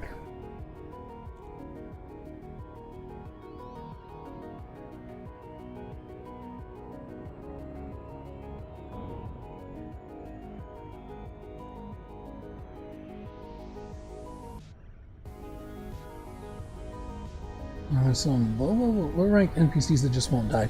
Interesting. I was actually I had to fight some NPCs earlier, and I noticed that it seemed like there was times where they just wouldn't take damage. I was targeting the power plants and stuff just to try to kill them quickly, and I would get their power plants to 0%, and it's like it just wouldn't it wouldn't register any further damage on them for some reason. And eventually, like, you'd get one hit in there that would finally kill the power plant, and blow the whole thing, but yeah, sometimes it's a little bit janky, and I'm not entirely sure why that's the case. It also depends heavily on what weapons and stuff you're using. Yeah, there's a lot of factors that go into that, I think.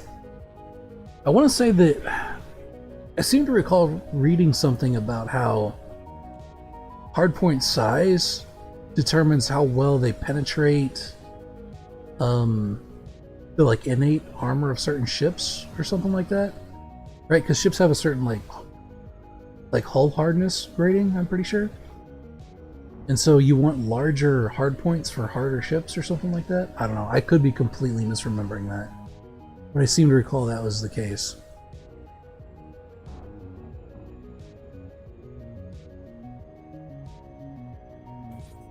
Yeah, I think there's some kind of weird calculation stuff that goes in that I'm not entirely privy to. Using the small ones, kinetic on the larger ones, yeah. That's a way to do it.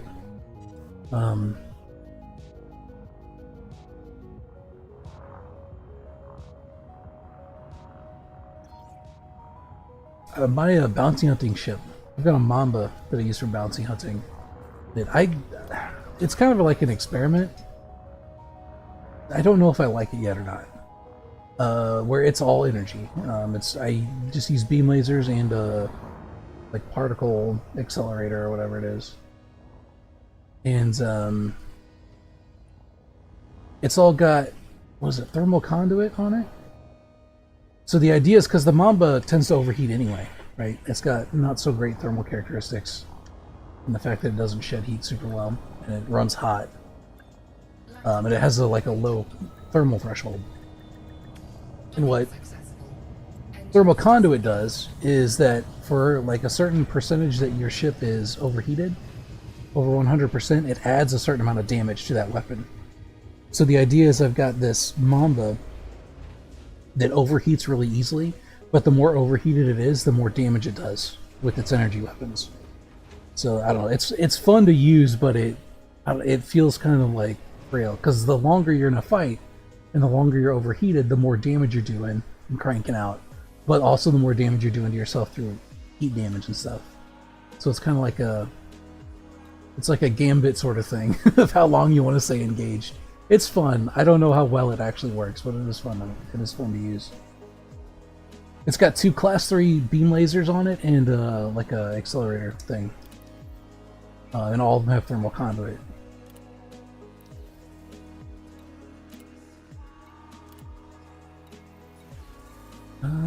Yes, more rep.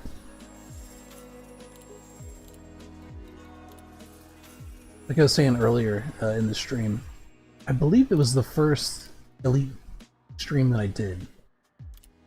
Was actually me buying that Mamba. It was I was trying to decide if I wanted to buy a Mamba or a Fer-de-Lance, and I didn't like the Fer-de-Lance's cockpit.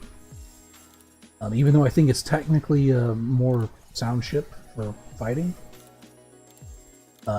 So I went with the Mamba, and then I devised this little thermal conduit build, which I think is fun. I don't know how actually good it is, but ooh, 10 mil. That's not too bad.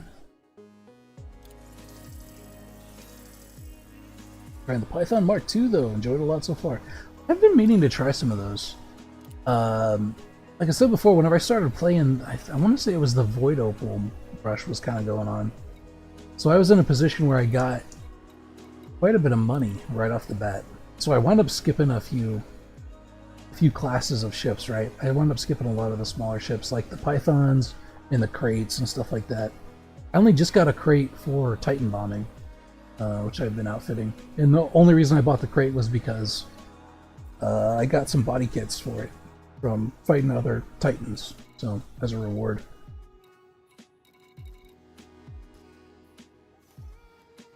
So I'm kind of looking forward to trying that once Titan Cosio goes vulnerable.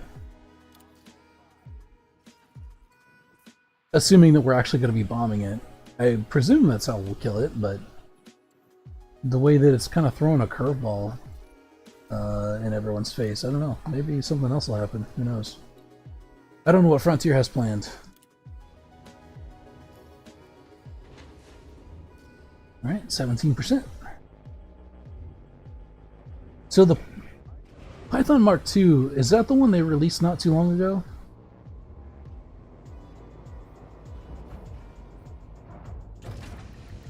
I want to say that was like one of the, yeah, it's one of the ones that you could buy. One of the fairly recent releases. I know they've released a few ships since then, but yeah, I recall that one looking cool. I want to say it was like, I think I said it looked like something from like a old arcade game, like Gradius or something, which is pretty sweet. Yeah, it was a tie between. I was trying to decide if I wanted to do a Python Mark II or a Crate Mark III, or a Titan bomber. And the only reason I went with the Crate is because I got a body kit for it. That's right. Now I remember. Yeah, here the Python's pretty solid. Python Mark II.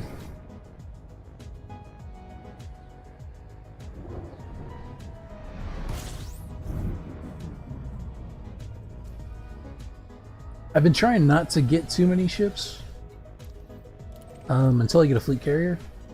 Just because I'm like tired of having ships strewn about the galaxy. But yeah. I might have to find some purposeful one, right? I like to build purpose-built ships. So maybe I can find something to do with a Python.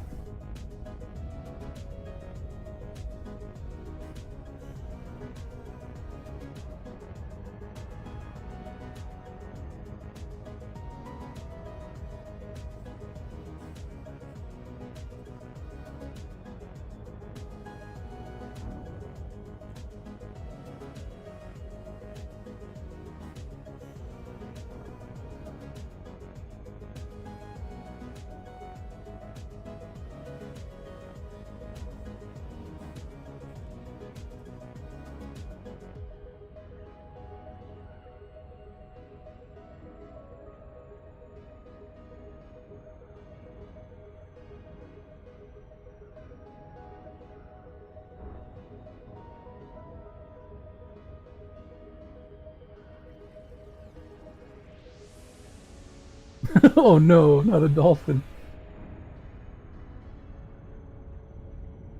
Poor guy. He shouldn't have been wanted, don't know what to tell you.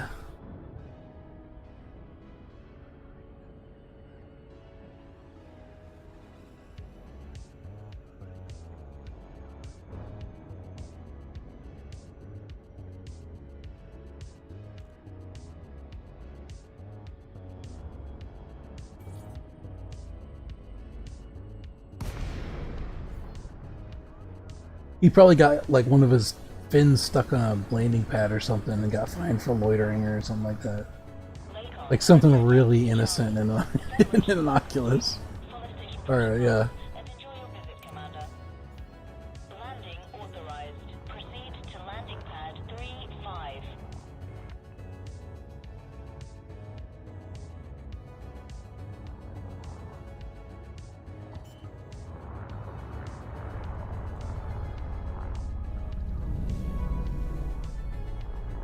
Landing gear deployed.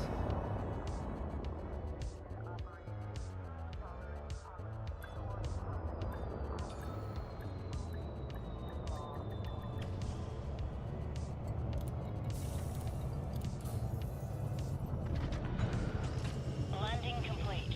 Ship secured. Alright. Step right up, ladies and gentlemen. Island, the quickest ride out of here. Let's see. Let's make sure we're not taking nothing against the Independent, but it's kind of, you know, we got reasons to be here.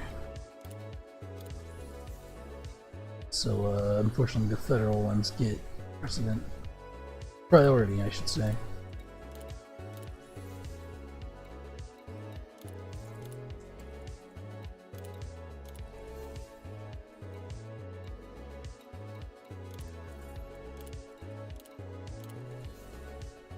Oh, okay, I guess we're full.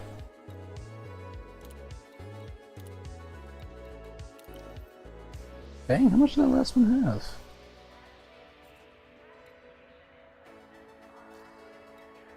Alright, well, guess we're going.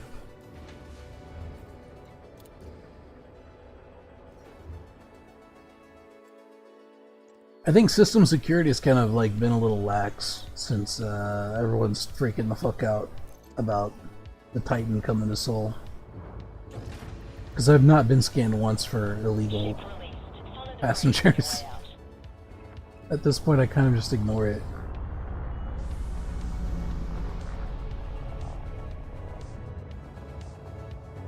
They got just way bigger fish to fry at this point. Landing gear retracted.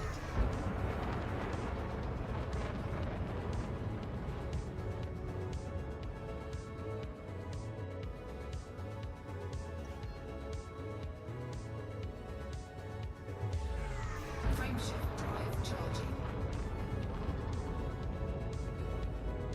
Alright, let's see what we get. Ahead is clear. Stay safe, Commander. High prediction? Probably.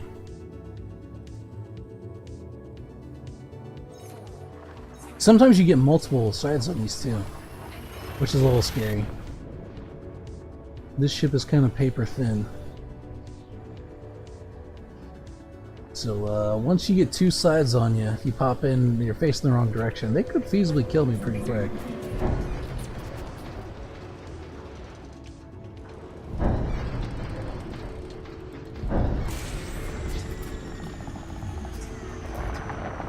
Ooh, the weird predator noises. Looks like it's only one though. It's one and some scouts by the looks.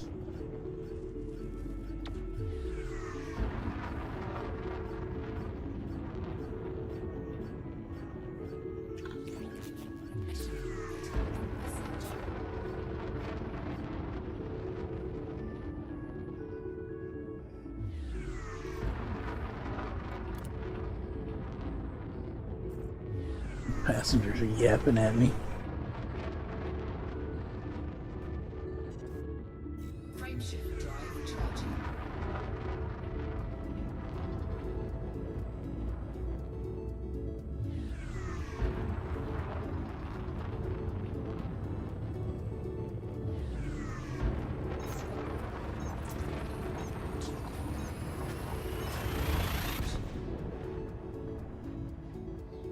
I don't know what they're complaining about. I'm getting them like 50 light years away in one jump. That's pretty quick. Incoming mission critical message.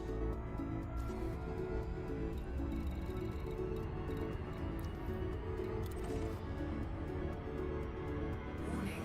Frameshift drive operating beyond safety limits. Yeah, it's gonna be a loop. Left it on a little too long. That's what I get for being impatient.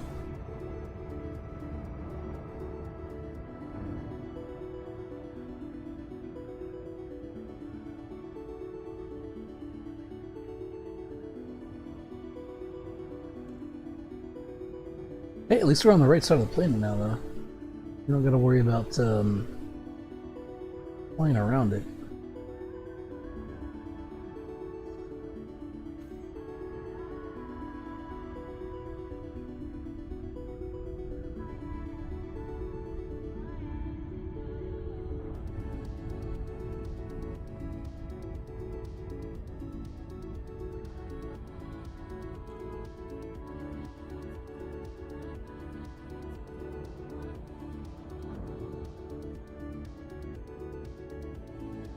So we've not met any Thargoids. That's probably for the best. They're pretty rough.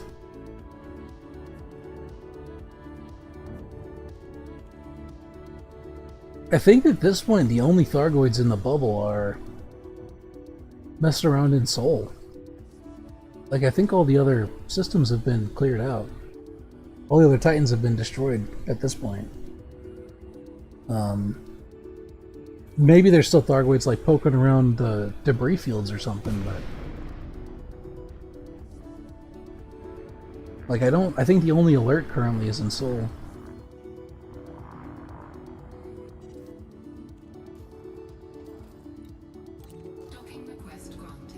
Great money though, fighting Thargoids. Really good combat bond value.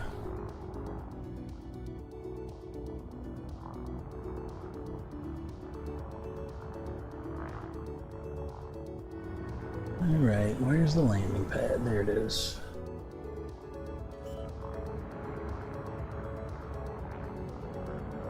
Ooh, we're gonna overshoot. Landing gear Just a tad. You gotta have the right gear to fight them. It depends on which ones you want to fight. Essentially, at this point, if you have the money to do it, and a somewhat decent ship, docking successful. you can go to one of these rescue ships, like the one I'm at right now, and pick up just baseline equipment, and that'll theoretically be able to let you kill up to Cyclopses. Like, scouts will be easy pickings with some AXMCs. You need a little bit more to fight Cyclopses, but it's possible.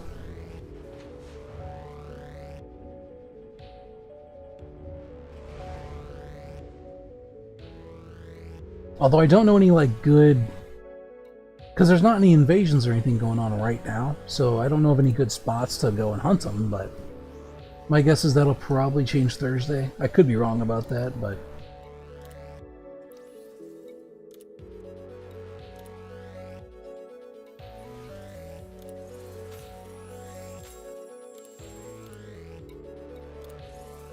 Incoming message. he's got a little time aside. Yep. The way I see it is it's like a history thing, right?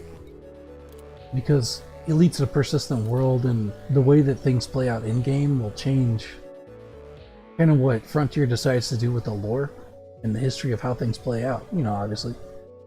So it's kind of cool to be a part of, right, when it happens, you know what I mean? Like you can play like a little part in the history of Elite. It's pretty sweet. It's one of the things I like about this game. Be part of the Battle of Soul.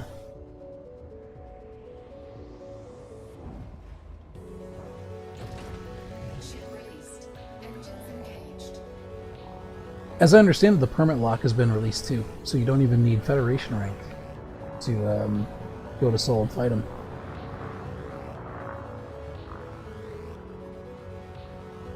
I want to say that AXMCs, that's the multi-cannons that you can get from... Oh, I haven't got my destination yet. The AXMCs, which is just like the machine guns to use for killing scouts and stuff. The missile racks and also torpedo pylons you can just buy from the rescue ships. You don't even have to unlock them or anything.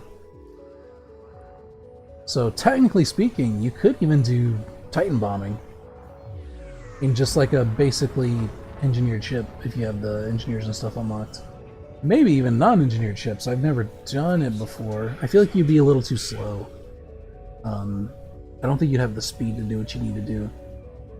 And also you probably need a thermal vent laser. That's pretty important. But other than that, yeah, you could, in theory, if you have those things, then yeah, you could just get the other stuff stopped from a mega ship, I think. I could be wrong.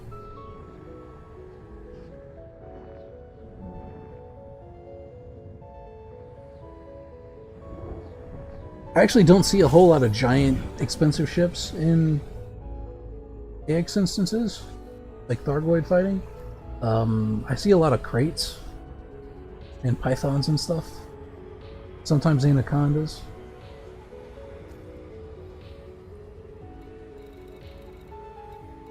So they're all kind of like mid-range ships, I think.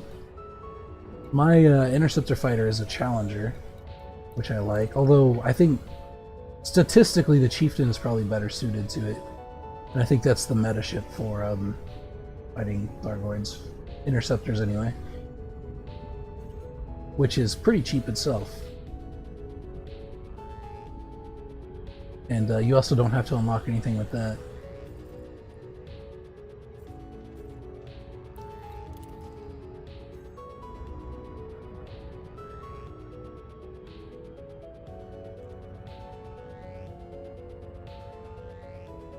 Honestly, the only reason I went with the Challenger over the Chieftain is that I like to be a little bit unique. I'm like, I hate to call myself a hipster, but I'm like a little hipster. I like a little bit of it. But yeah, essentially the Chieftain has a little bit more agility. Whereas the Challenger, you give up a little bit of agility for a bit more armor and stuff like that. I wouldn't bother with the Crusader though. Those 3 ships, they're all 3 sister ships, right? They were commissioned by the Alliance specifically to fight Thargoids. That's what they were designed for. But the Crusader's not very good. But yeah, the Chieftain or the Challenger are both pretty solid starter choices for someone who wants to get into interceptor fighting, I think. And they're not overly expensive. Got one of them, although not used it much, yeah. They're certainly not the only options either. Like, there's lots of ways to go about it.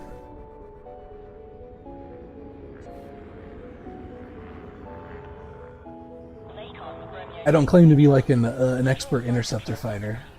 I've done my share of it, but there's a lot of people who are a lot more knowledgeable and experienced than I am at it. I recommend people check out the AXI if they're interested in fighting Thargoids. There's lots of really good resources and information you can get from them, because they're pretty much specialized in doing it, and they more or less orchestrate the whole counteroffensive against the Thargoids for the last year or so. So they know quite a bit about it. A lot more than I do.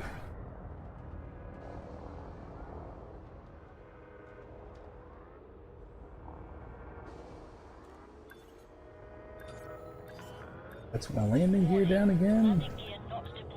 Like a dingus. Landing gear deployed. Perfect.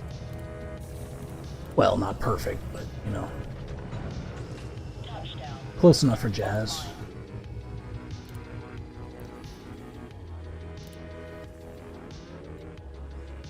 Alright, let's make sure we got these filtered.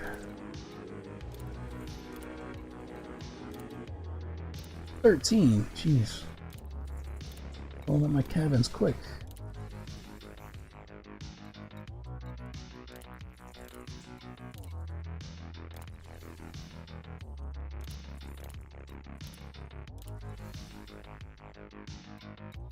Alright then, we are out of rep rewards. I guess we'll take some materials. Incoming mission critical message. Oh god, they're already talking at me. They're already yapping.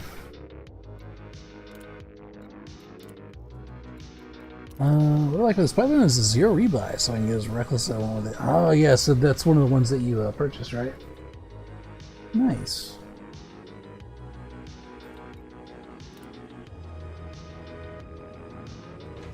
Yeah, it's a pretty sick deal.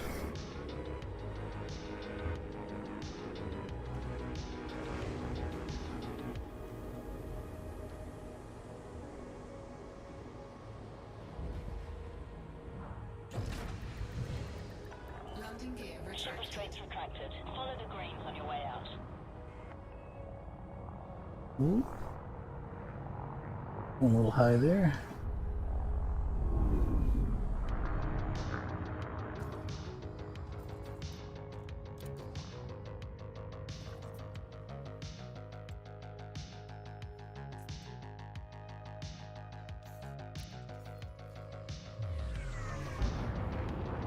Frameshift drive charging.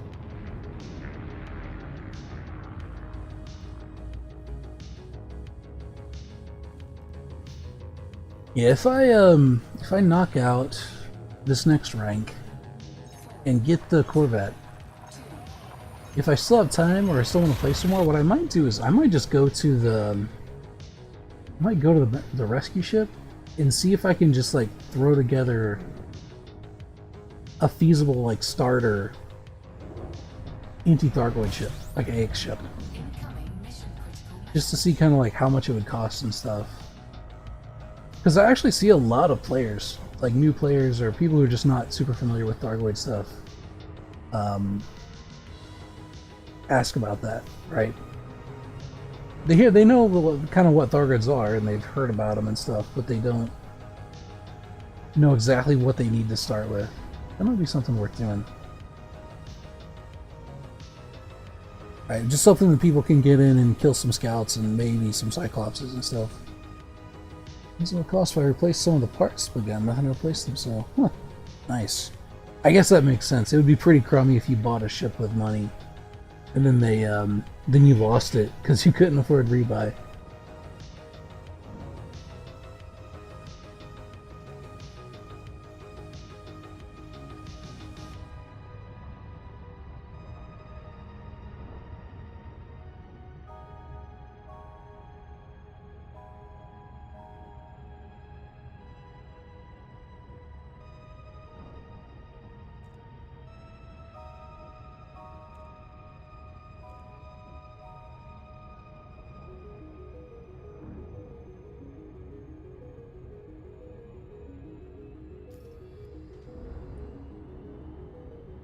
Alright, 22%. We just got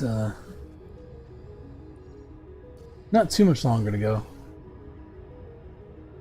I know we still have most of the rank to go, but considering I started like 4 ranks ago, this whole process, I feel like I'm almost there.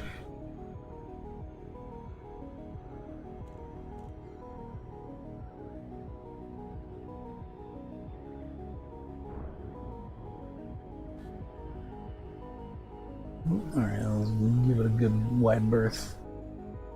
I don't get mired down in this gravity well-less planet.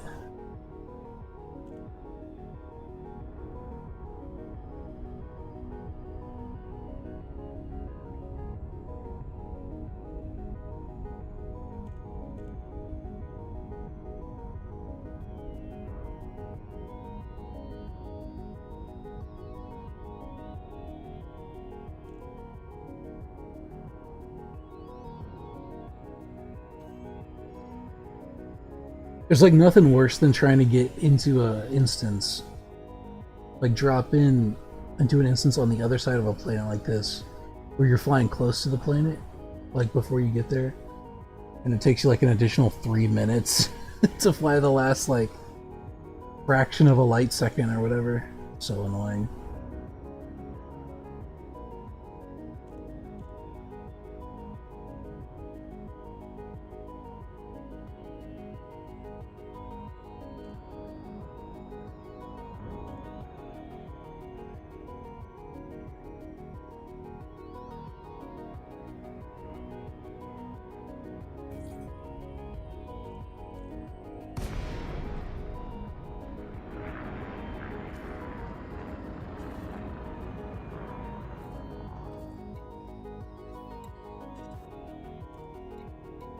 Docking request granted.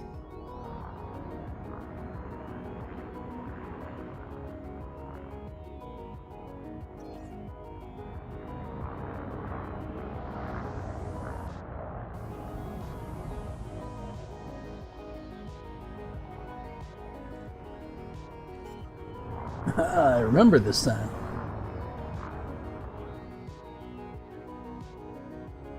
Landing gear deployed.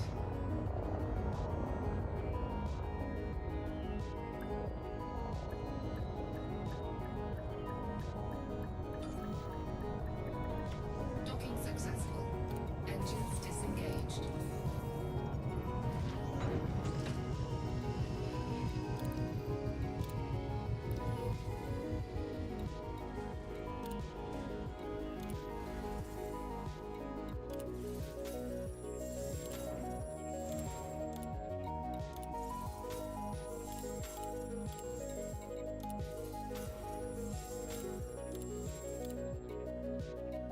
Oh yeah, we took one that was like, didn't have a rep reward. Well, let's take their cruddy little tier 1 materials. You can always use materials. Even if you gotta trade them out for stuff. Okay. That was only 5% for all that. That was not a super good run there. Hopefully the next one will be better. I like that first one we did. It was like 11%. It was great. Need more ones like that.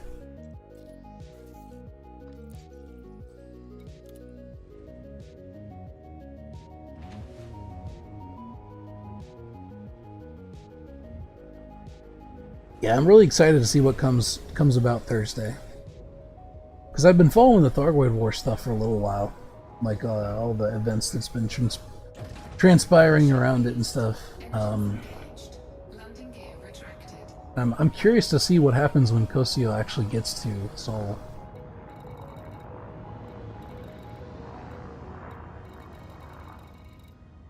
Like, I don't know if it's just going to put the system under a invasion, or if he's going to, like, John Cena the Earth, or what, you know?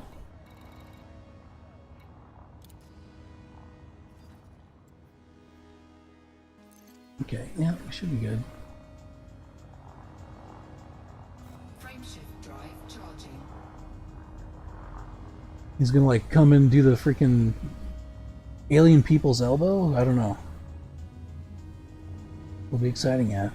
Curious to see. 4, 3, The fact that they've got this, like narrative beat of mass evacuations of the system kind of makes me think that this might turn Seoul into like a battlefield for the next month. Right? Like, as far as timelines and stuff are concerned, the way I kind of foresee this happening is that Kosio sets up in Seoul, the whole system gets turned into a battlefield, and it kind of rages until the end of the month, right? And then maybe New Year's comes around and kind of ties a bow on the whole thing, and the Thargoid War, or this current iteration of the Thargoid War.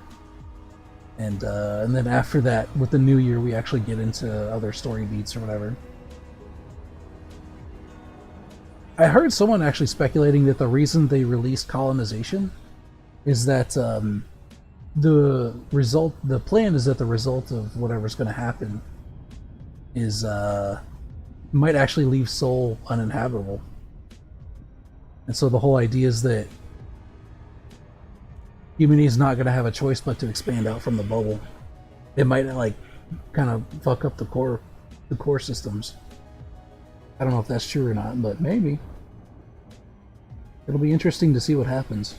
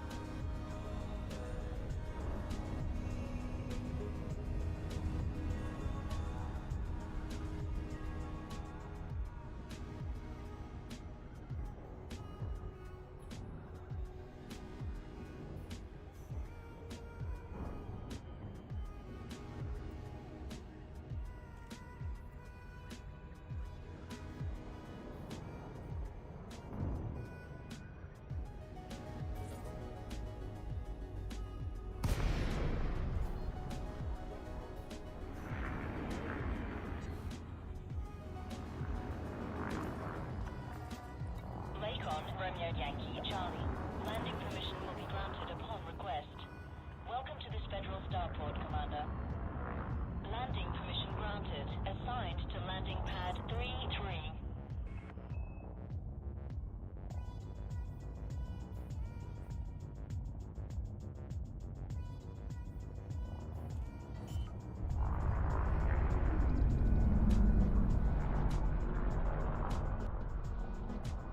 Landing gear deployed. Can we land before ground control yells at us for speeding? A little game I like to play. Oh, come on.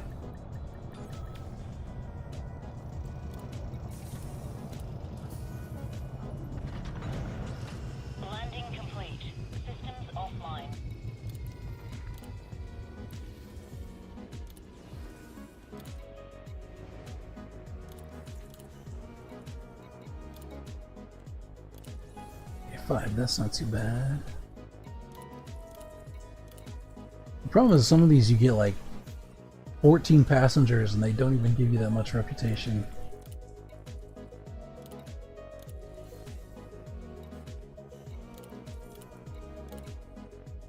Oof, 24. Alright. Okay. Good lord. Yeah, sure, we'll get this last one, I guess. File in. May as well.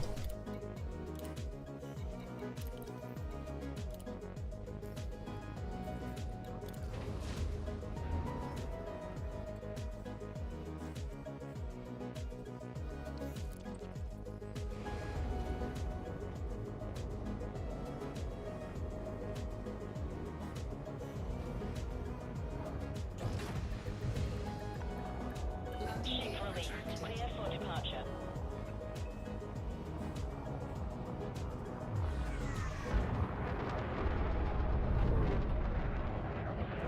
Woo! Hey, I'm flying here. Alright. Couldn't remember if I targeted a system or not. Frameshift drive charging. You see that guy? He was so reckless. He practically cut me off. Unbelievable. Trying to find ground combat from the deskit stations, but none anywhere. I've noticed that sometimes it's difficult to find those. I think you have to find systems that are specifically at war, I think.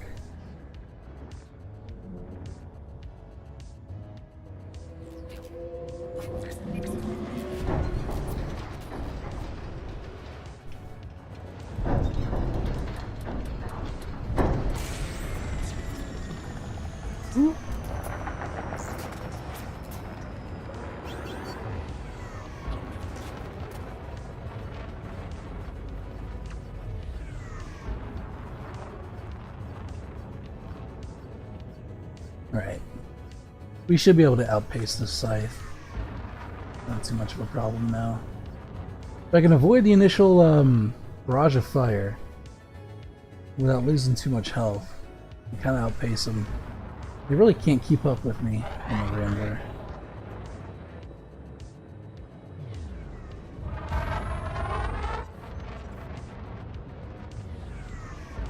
Even if they land the missile that causes the frameshift drives to go down, I think with the speed that I've got, it's still not too much of an issue. Luckily. Otherwise, I'd be actually using a bigger ship. Right? If I wanted real good returns, I would just get like a big transporter, throw a bunch of passenger cabins in there and go for it, but I think it would be too slow and get picked apart by these Thargoids every time they hyperdict. Incoming mission critical message. Listen to figure out engineering soon, since I got weapons and suit with upgrade slots on them. I like the design of their ships. I actually have not really done any of the Odyssey engineering and stuff. It's something I need to do. I've just continually put it off because I've mostly been grinding stuff for ships and space combat, but that is something I need to do. I've been lucky to find a couple pieces of equipment that are already grade 3. Sometimes you go to the station shops and you can find better equipment than the stock stuff they normally have. So I've got an Intimidator that I really like. Intimidator shotgun that's grade 3 and they run around. When you say the design of their ships, do you mean the Thargoids?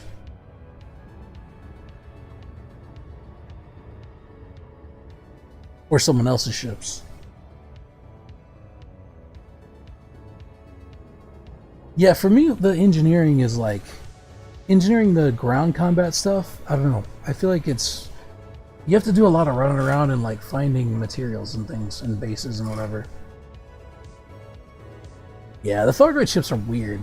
They're really weird. I mean, they look cool. They look sufficiently alien and stuff. But they're weird and they move weird.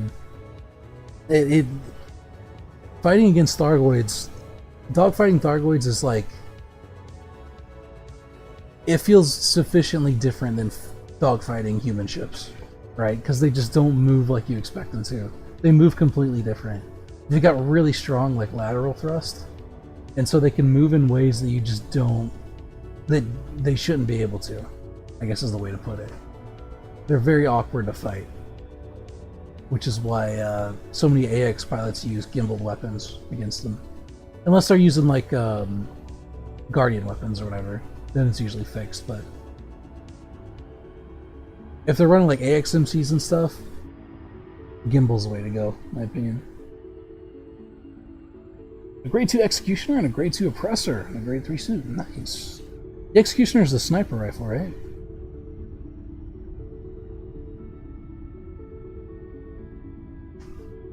This makes sense with them being alien. Yeah. It's interesting that they've been fighting with Thargoids for a long time now, right? But they're still not entirely sure a lot about their nature of Thargoids. Because it's like, they appear to be like a hive mind of some sort, right? They kind of act like a hive mind. But it's like the ships themselves are the aliens, right? And they like grow them. It's very strange. They're like these weird ammonia-based life forms that are their ships? Question mark? Maybe? We don't know where they come from or what exactly, but they're pretty weird. Living ships, yeah.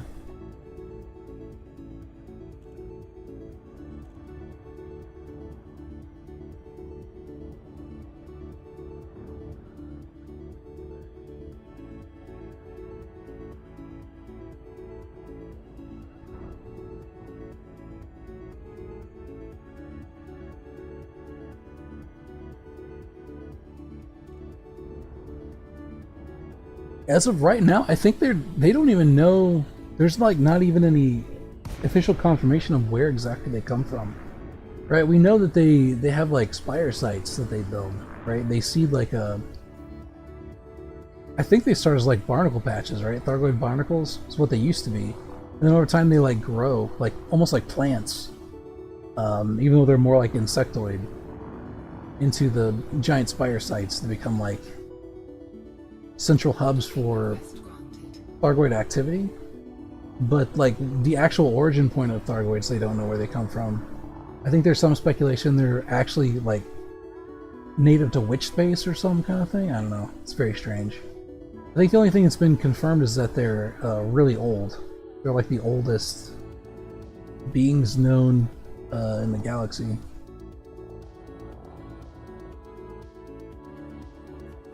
Warning. Landing gear not deployed.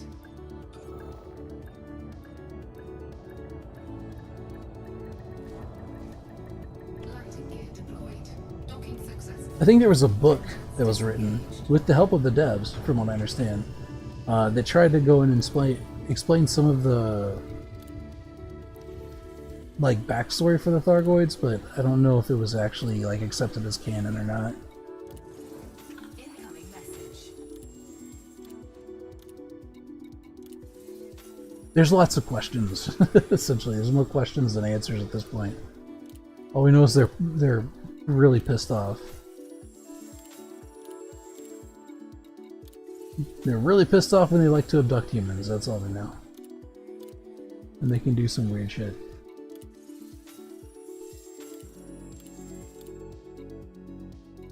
Yeah, give me the cash. I'll use that to bribe some officials or something. Get more rank. Grease those palms.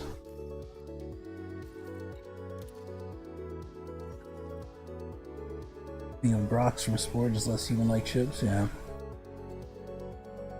I think this is one of the things I think that Elite did really good with Thargoids.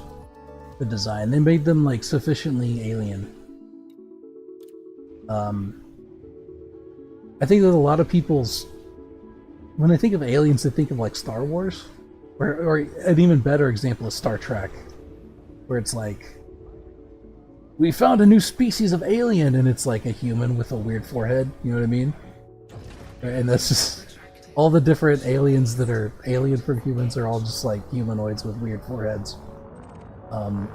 And then you get something like Elite, where it's like, we have these ships and they've attacked us, and like we suspect that the ships themselves are the aliens, but we're not entirely sure, and we also don't know where they come from, and they're entirely incomprehensible to us, right? Like I feel like that's how an alien should be in sci-fi. Okay, well we can't jump back to there yet, so Frame have to get around the planet. Never watched Star Trek? It's pretty hit or miss, in my opinion. I watched Deep Space Nine a lot whenever I was a kid, because it would come on like late at night on Saturdays or whatever. I always thought most of Star Trek was really boring, but Deep Space Nine's okay. Although it's still Star Trek, it's still a little bit boring, if I'm being honest. Star Trek is not my favorite sci-fi franchise. It's okay.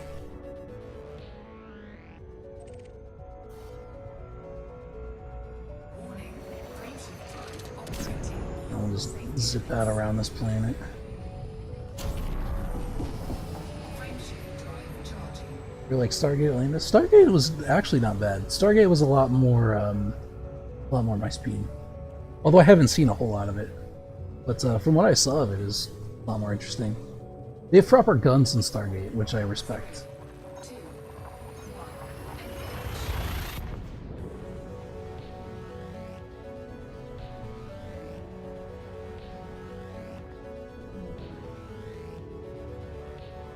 Watched 4 seasons. Yeah, I'll have to check it out at some point. I'm notorious about not getting around to doing things, which is why I'm only just now like working toward a Corvette in Elite.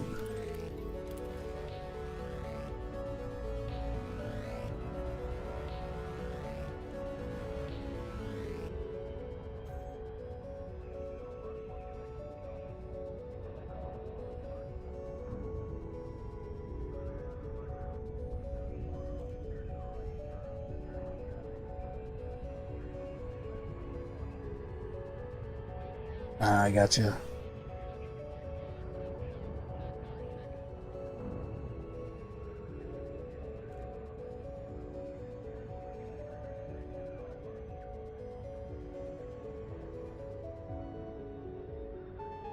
Yeah, I know there was like a slate of sci-fi shows like that for a decent long while. Like late 90s. I guess even through the early 90s.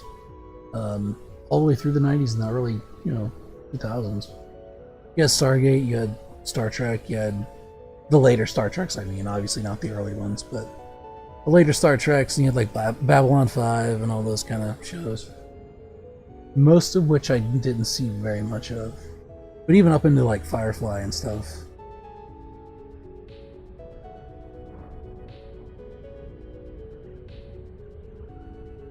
Battlestar Galactica, I guess, is another one.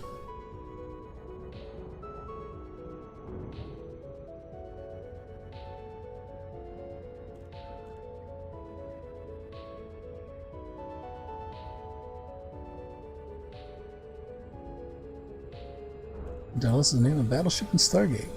Oh, interesting. Every time I hear Daedalus, there was this old game console called a 3DO.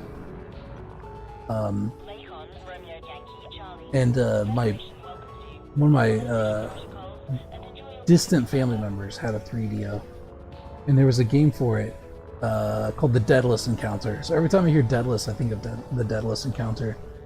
But it had, was it Tia Carrera? I don't know. It had like a somewhat famous star from the time, and it was all like live action. it was I don't know. It wasn't a great game, but it was interesting for the time. But it was very like sci-fi, sort of that feel.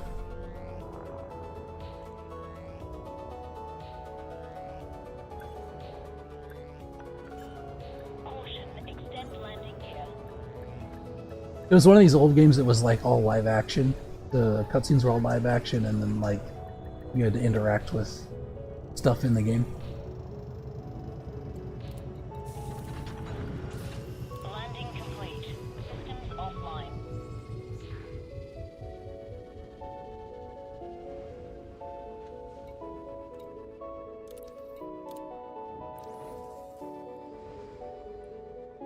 34. Let's keep going.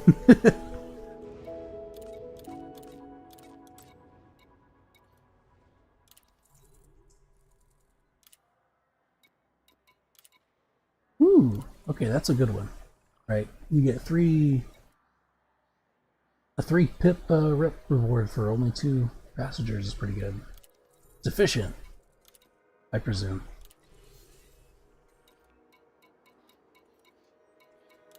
There's a 5 pip.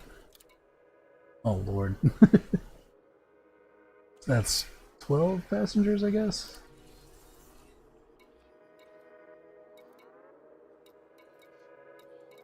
Okay, so we are now out of rep rewards. This was the issue I had before. So I guess we'll just like grab some of these. We'll just fill them up with what we got. I think you still get a little bit of rep for these, but not as much as I'd like. I could fly around to. I could just fly around to Federation bases and just start paying people off, I guess. Might have been before my time. It was even before my time, right? So I'm like I'm a millennial, and it was before my time. The family member in question was considerably older than me, about 10 years older. Ship detach complete. Access corridor is clear.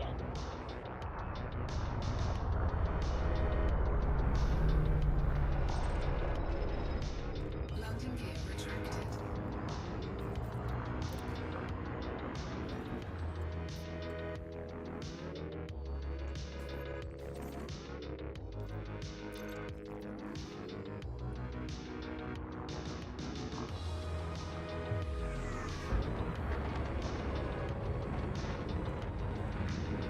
Well, Generation of Long 2 I was born in 97, but the whole generation stuff is so confusing to me.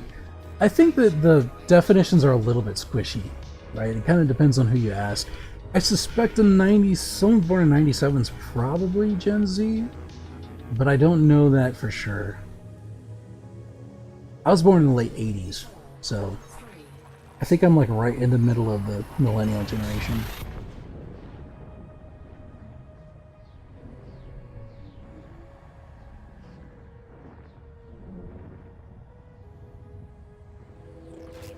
Oh.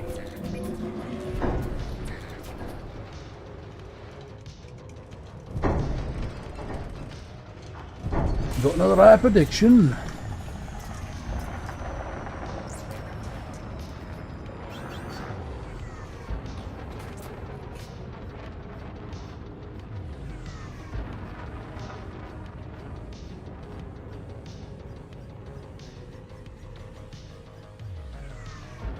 Oh, get wrecked, missile. You just think of the game, well, Generation Zero. I've never heard of it. Is it good?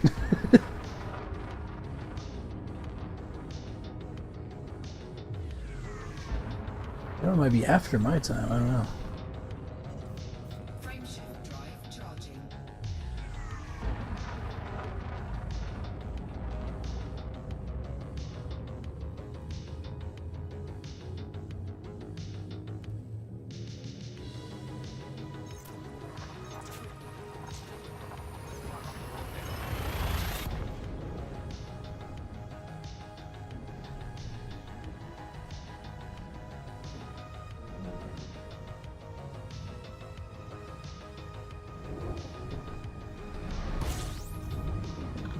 Incoming mission critical message.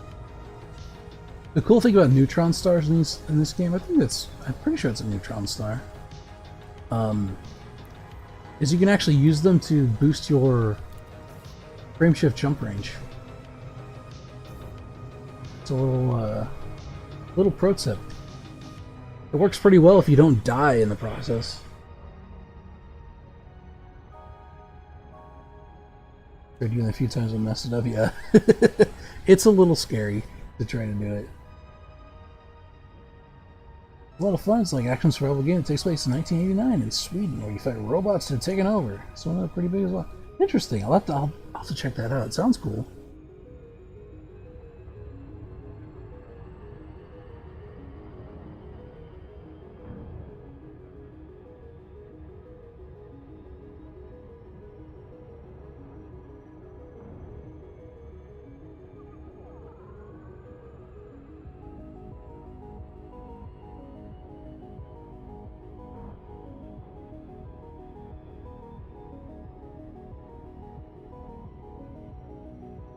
The robot dog companion, they have a mounted rocket launcher on it.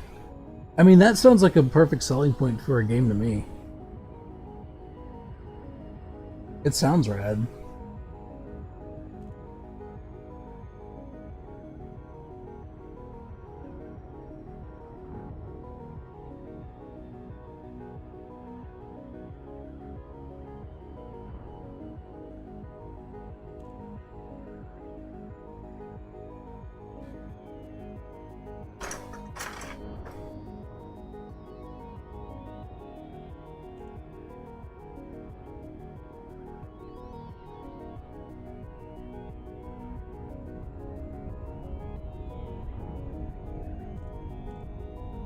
I also like streaming like old weird games too.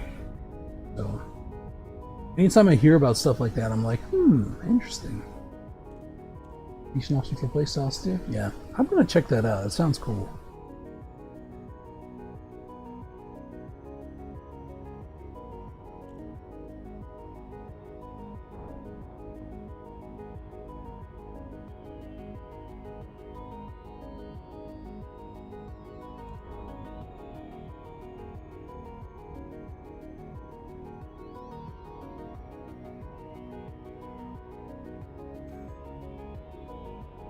Yeah, I only just recently got like a PS2 emulator working on my PC and trying to get it, figure out how to get it to stream and stuff. So I'm looking at maybe streaming some old PS2 games and things. But just like whenever I feel like streaming, but I don't have anything else I want to play, just popping in a PS2 game and maybe doing some streams and stuff. I think that could be fun. There's well so many games I would play. I would hold on. It's like PS2 something. I don't know. I can give you the actual name of it. It's free. You can just download it.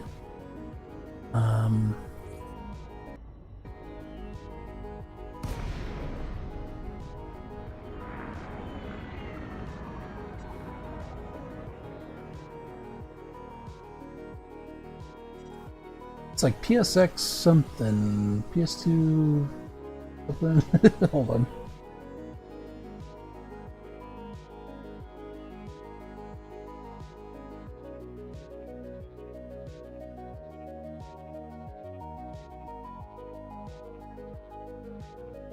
Just need a controller? Yeah, I highly recommend Xbox controllers. Because they're plug and play. Just pop them right in, USB. They work really good. It's PCS X2 is the name of it. It was not too difficult to get working. But yeah, you can. It works with a Xbox controller. You can just remap. Just go once you get the software downloaded and set up. You can just remap the inputs to your controller, and everything works from there. I've not actually streamed with it yet, but I do know that it works. I played a little bit just to test it. And everything seems to work fine.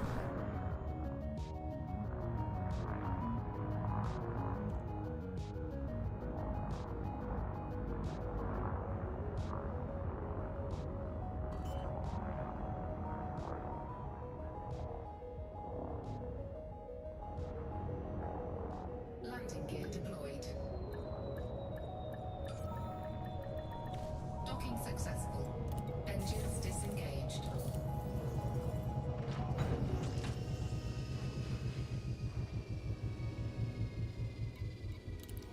Check that out. So playing child games again. Yeah, it's sort of the reason I did. I've got some PS2 games that are just sitting around. I actually found some the other day. They were just like, you know, crammed in a box somewhere. I thought, man, I kind of want to play these again.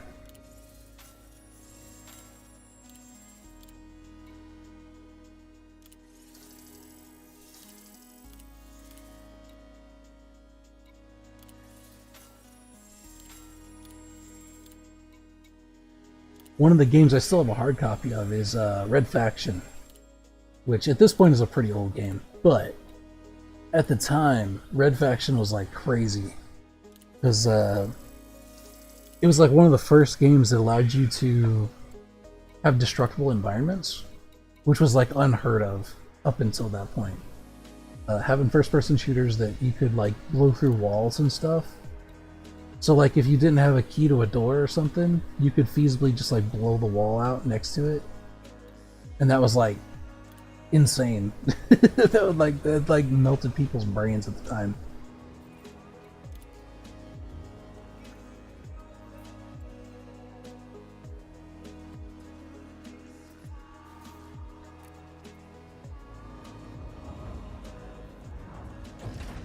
Ship released.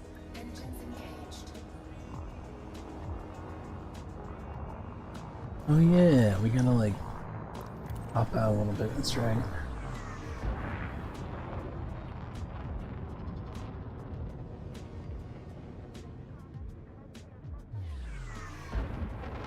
Frameshift drive charging. The things I do for new ships. 4, 3, 2, 1. Engage. Warning. Frameshift drive operating beyond safety limits.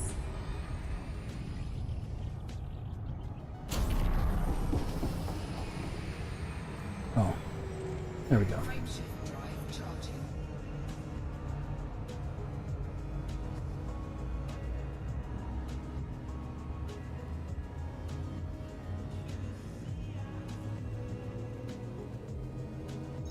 When I mentioned that game before, I just never played it myself.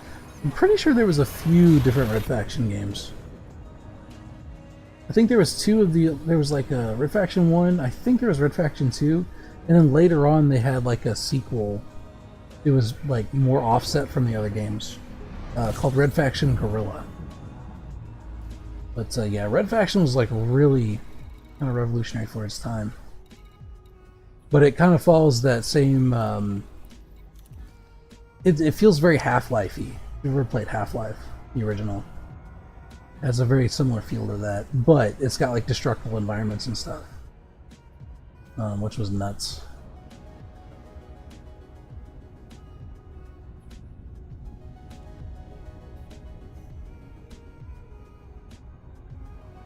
That's another really good old game that's worth playing, Half-Life. And I want to say that they did like there was like a fan remake of Half-Life not too long ago, where they essentially just redid all of Half-Life in like a more modernized engine and stuff, and modernized assets. It's I don't know. I've thought about trying it out, but I never got around to it. I have Half-Life, never finished it though. It's definitely a product of its time. It's one of those games that's like a classic, right? A lot of people like it because they're nostalgic for it, right? Because they probably played it back when it was brand new. But I don't know. It's got some charm to it. There's a reason why so many people jumped on Half-Life 2, and then they had jokes about Half-Life 3 for a decade or whatever. My cousin played it a lot when I was younger. Yeah.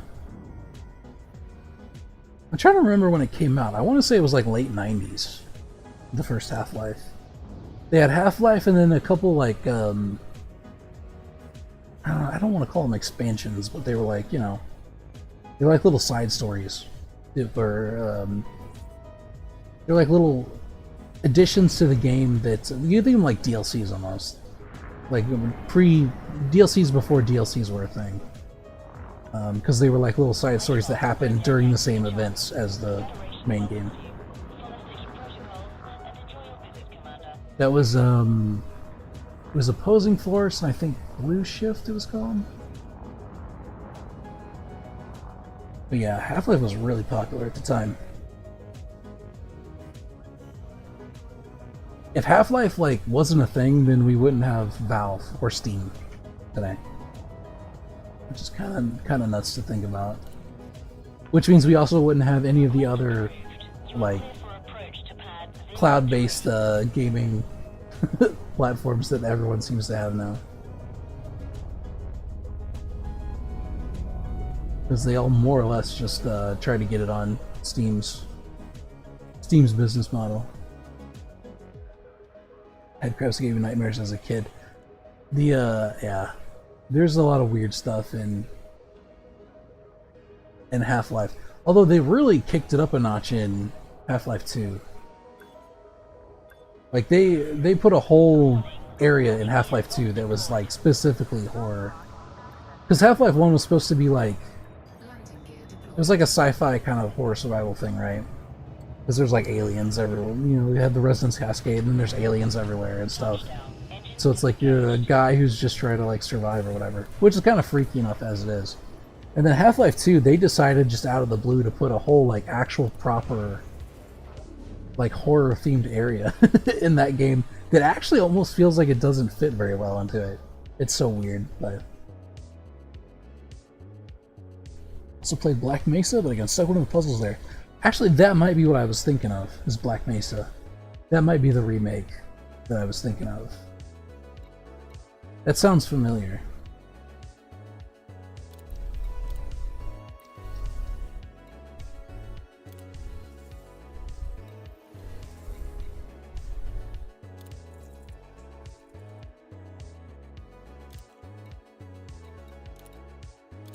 Okay, 5 passengers, that's not too bad. 13, sure. Wait, I didn't filter these. Let's make sure we're getting Federation ones.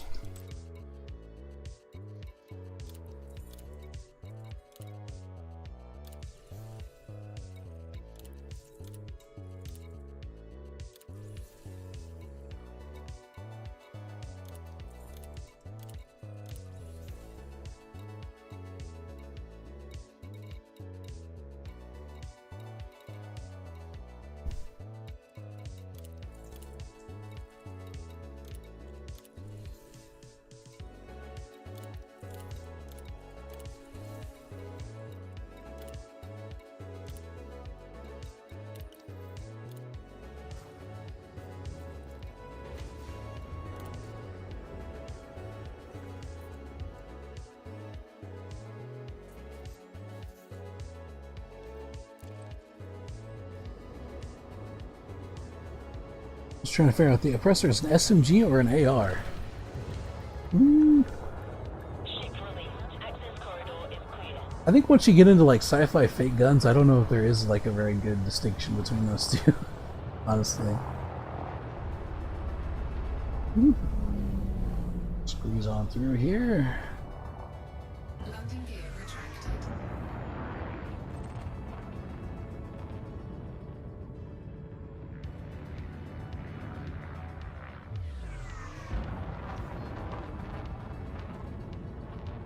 Frameshift drive charging.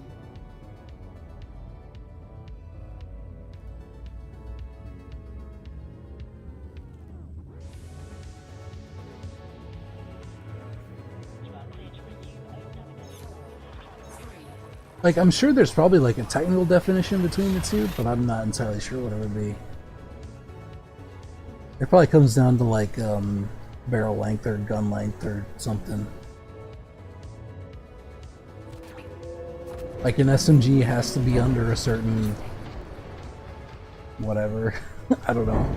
But, you know, those rules might go out the window when you're talking about a fictional setting, you know.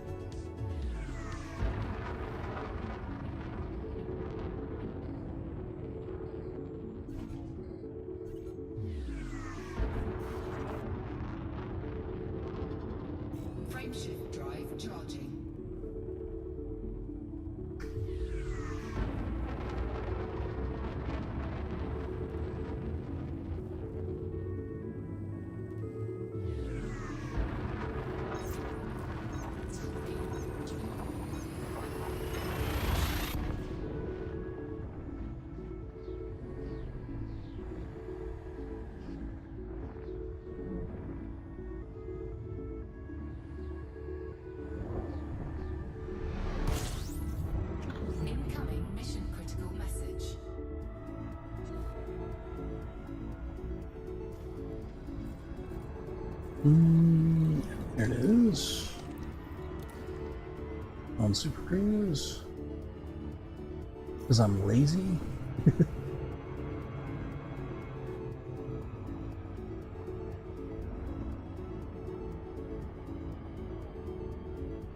Warning, frameshift drive operating beyond safety limits.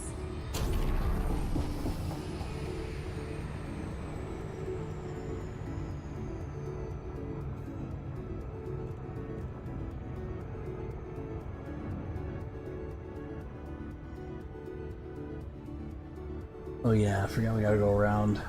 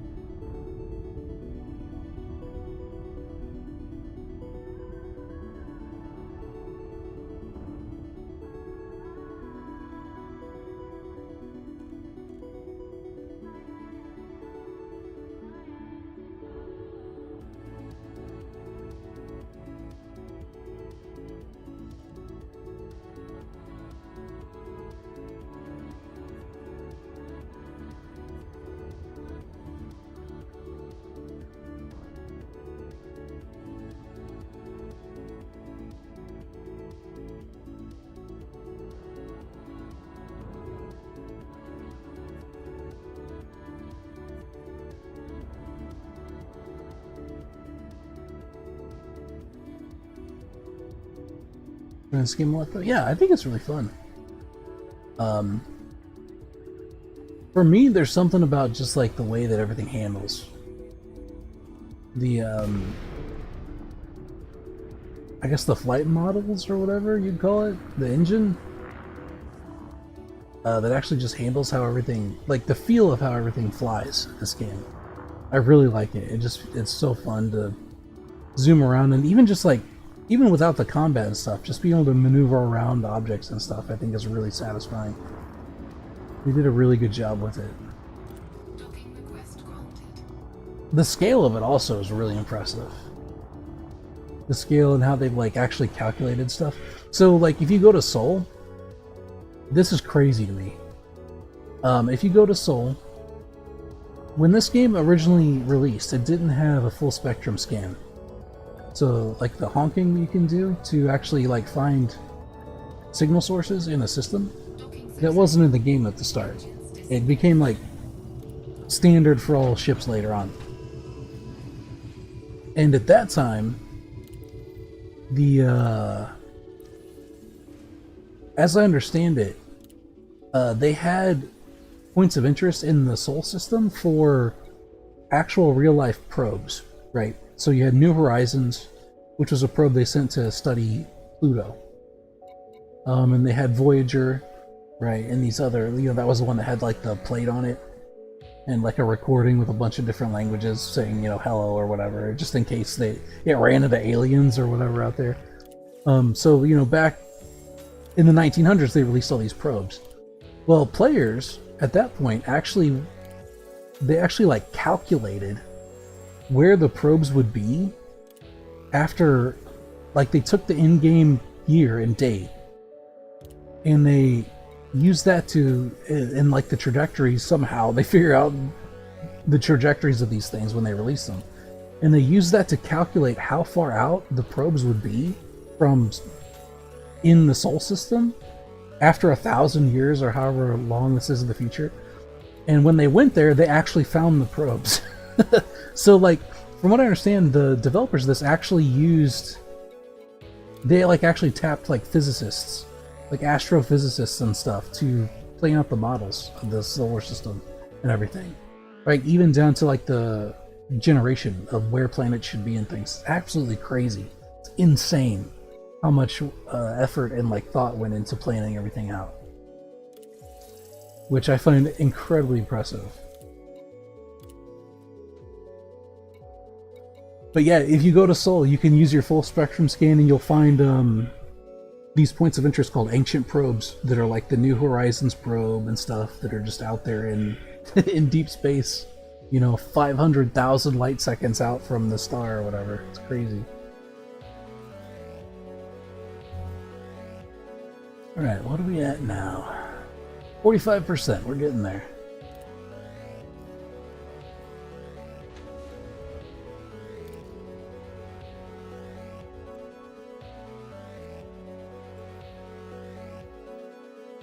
Since we might be kind of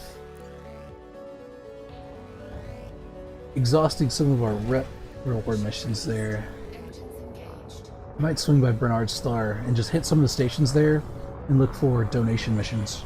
Landing gear retracted. We'll engage in some good old-fashioned bribery.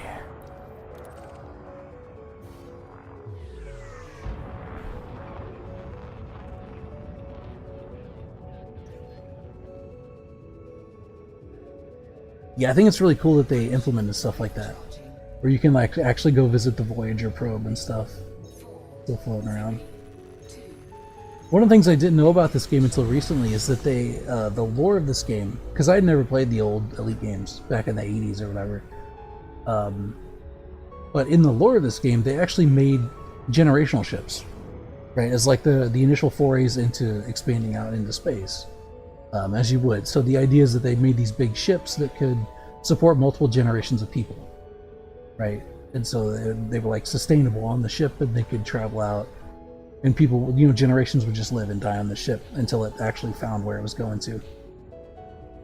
And so in the lore of this game, there's like a bunch of different generational ships. Yeah, like colony ships, sort of. There's all these different generational ships that were released and and sent out on these voyages into deep space to colonize places and stuff like that. And each of them have their own lore, and most of them are like, you meet pretty terrible fates. Some of them meet very mysterious fates, right? You can go on the Elite Wiki and actually read about all of them. But what's cool is that the developers of this game went into the lore for those and actually like put them in the game, right? So the reason they know how those colony ships turned out is because players went and found them, right? Because all of them were released before, like in the timeline of the game, all of them were made and launched on their voyages before they had frameshift drive technology, which they originally got from Thargoids. They reverse engineered it from like Thargoid craft. And so essentially all the generational ships are still within the bubble. And they, players, like commanders, just went out there and found them. And the like data that they got from them kind of tells the story of what happened to each of them, which is really cool. I really like that about this game. It's a nice touch, stuff like that.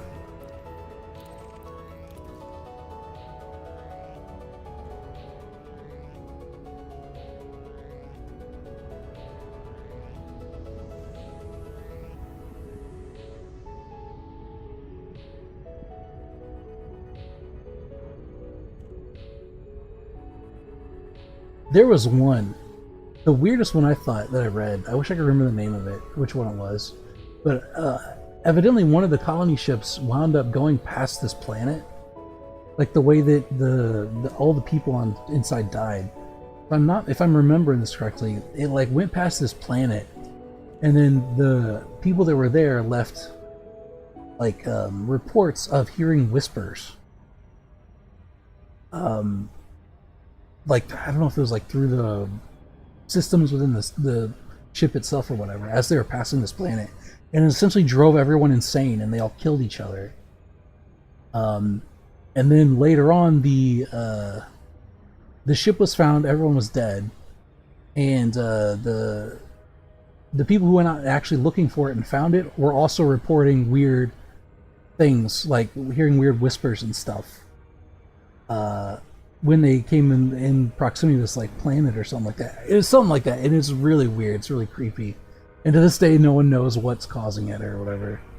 It's just like a weird, it's just like a weird thing, where occasionally spooky things happen in the Elite universe, which you wouldn't think in like a sci-fi context, but sometimes strange things happen in deep space.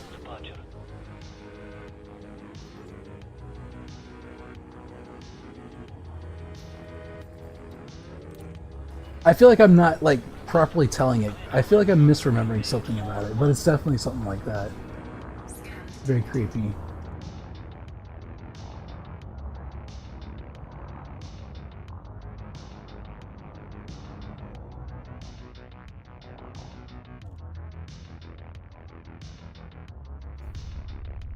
They all have the kind of like Fallout Vault Attention.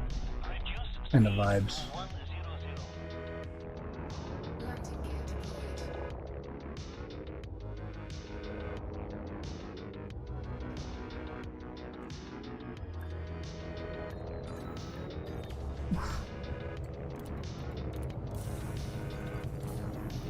deployed. Contact. Docking restraints engaged. Welcome, Commander. Warframe is one of those games that I remember playing before, but I don't know a whole lot about the lore of it. I played it for a little bit some years ago.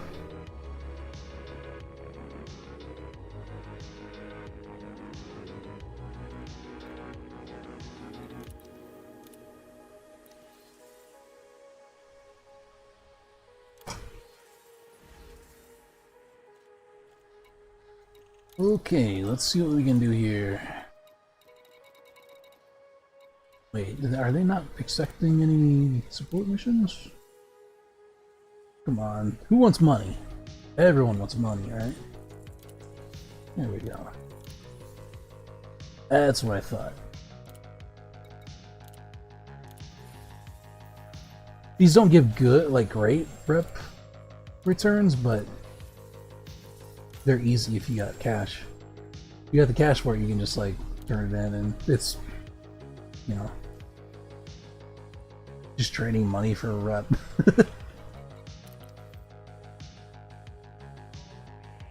In Warframe, there's a big colony ship that was going through the Tau system, but they messed up the jump and got stuck in some void.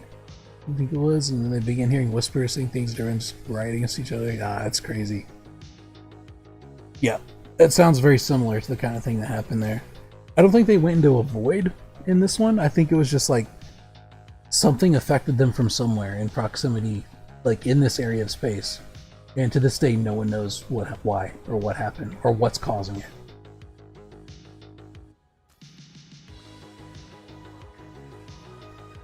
Although I think in Elite, like, I want to say Elite has more or less confirmed that, like, spooky stuff does happen, like supernatural stuff happens.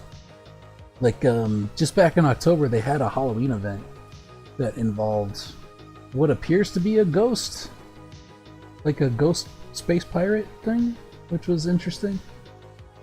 Yeah, they had like a little event where they gave you clues. There was like a treasure hunter who went out looking for the lost treasure of this, you know, famous space pirate. And you wind up following in his footsteps. Like, you follow the clues. And you have to do these, like, ciphers. And, like, I've actually got the paper here where I, like, wrote them out and solved all the ciphers and stuff. And it leads you to various systems. And all throughout the way, these ciphers are, like, corrupted messages that are, like, creepy and stuff. And once you get to the end, the people you're following essentially confirm that the treasure hunter winds up getting killed by like a ghost ship, like a ghost pirate in a ghost ship. Kind of crazy, or at least what appears to be. But yeah, I got some like skins and stuff for it, some paint jobs. It was neat. Okay, well this one didn't have very many. Not very many greedy people here, so let's try a different one, I guess. Once we kind of like poke through these and get a little bit more percentages or whatever, hopefully the missions over in Daedalus will have cycled. Unfortunately, I don't think you can grease the palms of anyone in a alert system, because those are not missions that they offer, support missions. It's only like Thargoid and transportation ones. Landing gear retracted. Whoa! What's going on there? People shooting at each other. Crazy out there. So when I enter a landing pad the wrong way, only to awkwardly turn my ship the slowest speed ever. Yeah, you can get that yaw going. 180-degree yaw. Frameshift drive charging. 4. Yeah, I've been there. I think everyone who's played Elite has. Engage.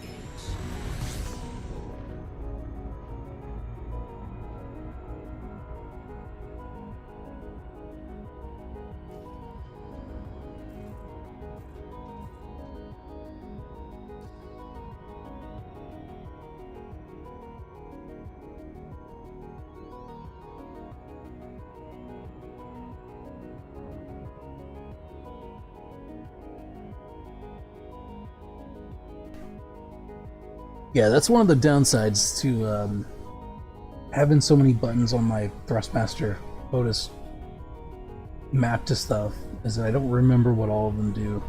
I stopped playing for a little bit. Like I think I've got the ECMs mapped on there somewhere, but I couldn't remember which one it was, so I wound up just mapping it to a keyboard key. But yeah, I've got like headlights and night vision, all kinds of stuff on there. And occasionally I wind up having to just randomly push buttons to figure out which ones do what.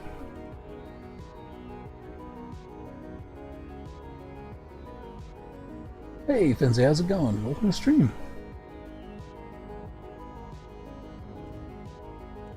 We're doing some Elite.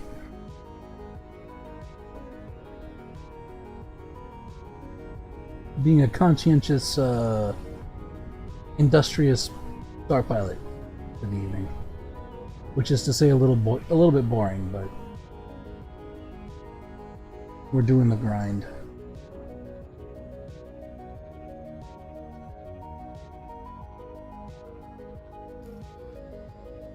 I like how in the Elite Dangerous universe, Levi Strauss, the Gene Company, has its own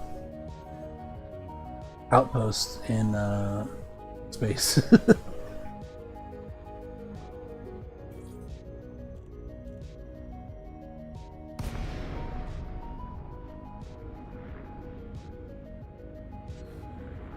So for getting players so long, couldn't find other than this. You mean Elite? Should I start playing this game? Are you recommending it? I like it. I think it's pretty fun. If you are interested, if you like semi-simulator type flight stuff, this is a really fun game. The combat's pretty fun. You know, it's got some warts to it, but overall, it's pretty good. I like it. Request denied. Oh shoot, we can't dock here, evidently. Civilian outpost. Oh, maybe this is just like closed off to us. Like driving stuff? You might like the flying stuff. I would recommend, if you're going to get into it, I would recommend getting a flight stick. I feel like it's well served by a flight stick. You don't need it. There are some people who say that you can get better performance with mouse, but all my experience with it is with a flight stick, and I think that's the most fun. But yeah, if you like piloting stuff, then yeah, I think Elite Dangerous is pretty fun.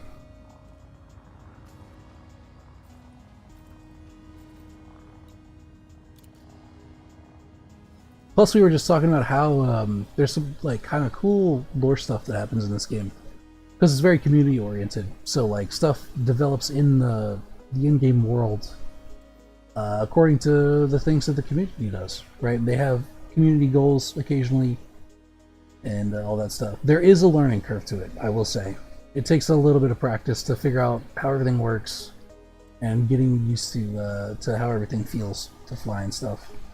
So it's a little bit complicated at first, but once you get the hang of it, it becomes like second nature. It's not too bad. Alright, I guess we'll just head back to Seoul. I could go to Alpha Centauri and do the same, I guess. While we're out here, actually. Go schmooze, make the rounds. Drive charging. The only problem with doing support missions is that like it doesn't have very good returns for so they're easy to complete, but you don't get a whole lot for it. 4. I also saw a YouTube short about fuel rats. If you can join them one day. Yeah, as far as I know, the fuel rats are still in effect. They still do their thing. And they've been a fixture of the elite community since the beginning, pretty much. There's a lot of pilots who've been saved their rebuys by the fuel rats. They do a good service. And that's one of the cool things about Elite, is that stuff like that can actually happen. You have these communities that form around different activities within the game. Like, earlier I was talking about the AXI, which I do a lot of referencing to. That's the Anti-Xeno initiative. They're essentially they're essentially like a unified group of players that are currently orchestrating the counter offensive against the Thargoids right now, because there's like a Thargoid war going on, which is all coming to a head by the looks. But they've essentially been orchestrating the counter offensive for that for years. Like, they've got a Discord where Grimscrub, one of the guys in there, the main guys in there, he goes on and he does like scouting, and he determines like what are the best systems to hit and all that stuff, and they do all the planning and things. It's really cool. Like, all that's player driven. It's not just the game.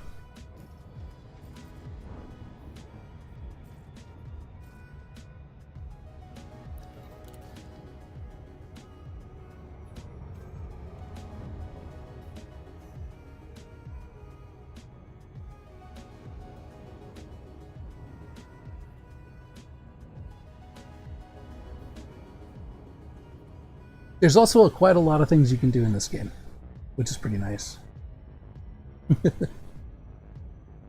How does the PvP work?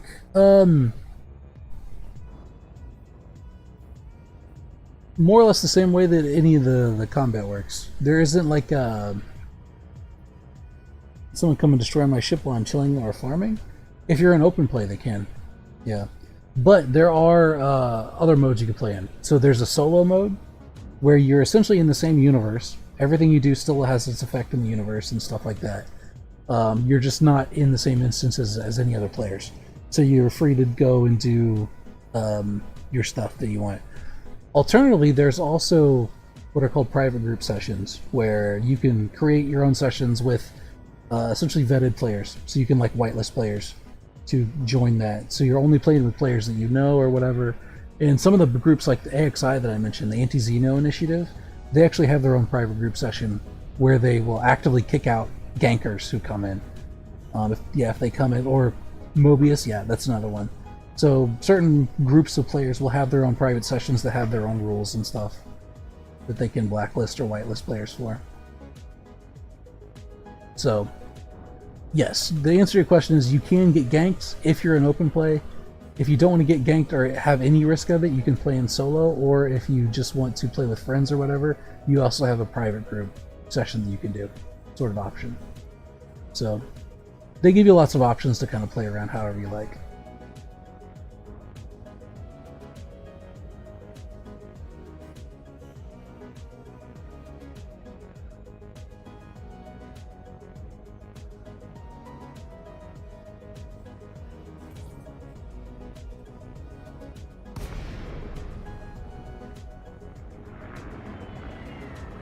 So I should play in solo mode for easy time until I learn the game, feel confident. That's what I would do, personally. Let yourself kind of acclimate to how the game works and everything in solo. Also, solo mode tends to be a lot more stable. Whenever you get into like multiplayer instances and stuff, sometimes those instances can bug out and things like that. So solo is generally more stable and tends to work a little bit better too. It's like casual PvE, so Mobius will be better for me? Yeah.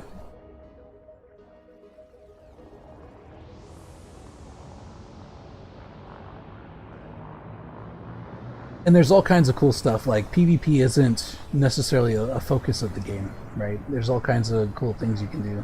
You can do mining, you can do smuggling, you can do trading, you can do bounty hunting, you can do all kinds of stuff. You can be a mercenary.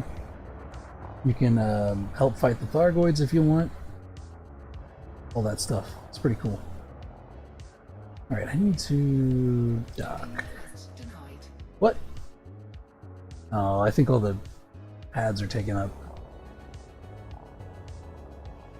It took too long to request docking. What's the main purpose, by the way? The end game? I wouldn't say there is a specific end game per se. There's nothing like explicitly that's an end game, but there's lots of stuff that you can do as you've generated like materials and or resources and things. For instance, one of the things that they implemented a little while back, they've already been in the game for a little bit, are called fleet carriers. So once you get enough money, I believe it's 5 billion is the base, like the lowest. Once you get about 5 billion, you can buy a fleet carrier, which is essentially like a mobile base that you can actually fly around. Well, you can't fly it around like a ship, but you can move it from system to system. And it's got slots for all your ships.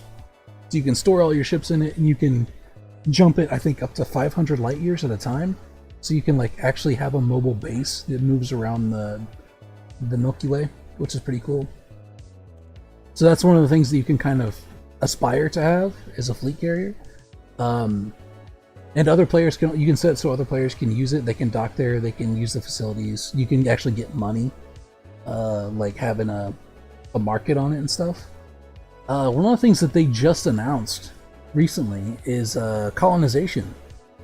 So essentially what they're doing is, it sounds like they're wanting players to expand out from the bubble.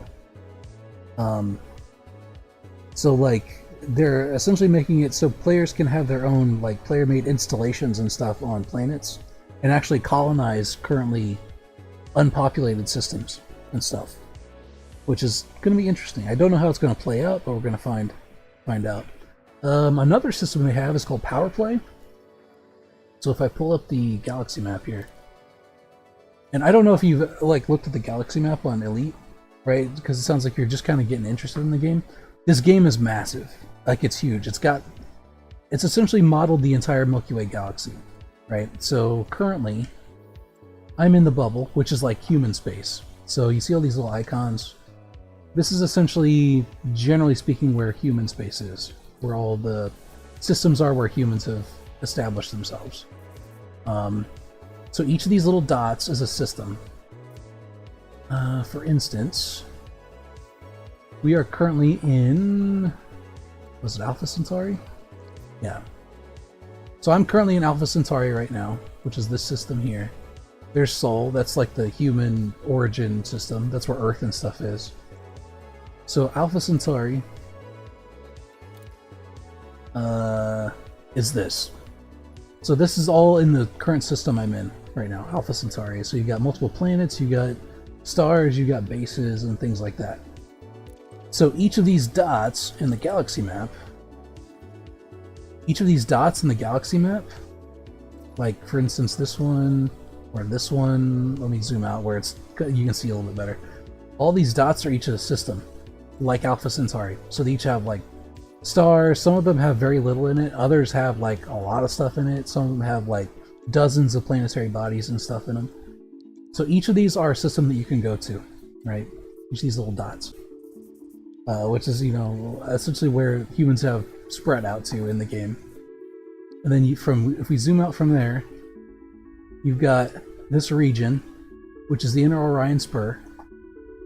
This whole region here, which is one region of the entire Milky Way galaxy, which is this. So they've essentially got like the entire Milky Way modeled here. And if we go on the totally other side of the galaxy over here, and we zoom in, you can see that there's also systems over here that you can potentially go to.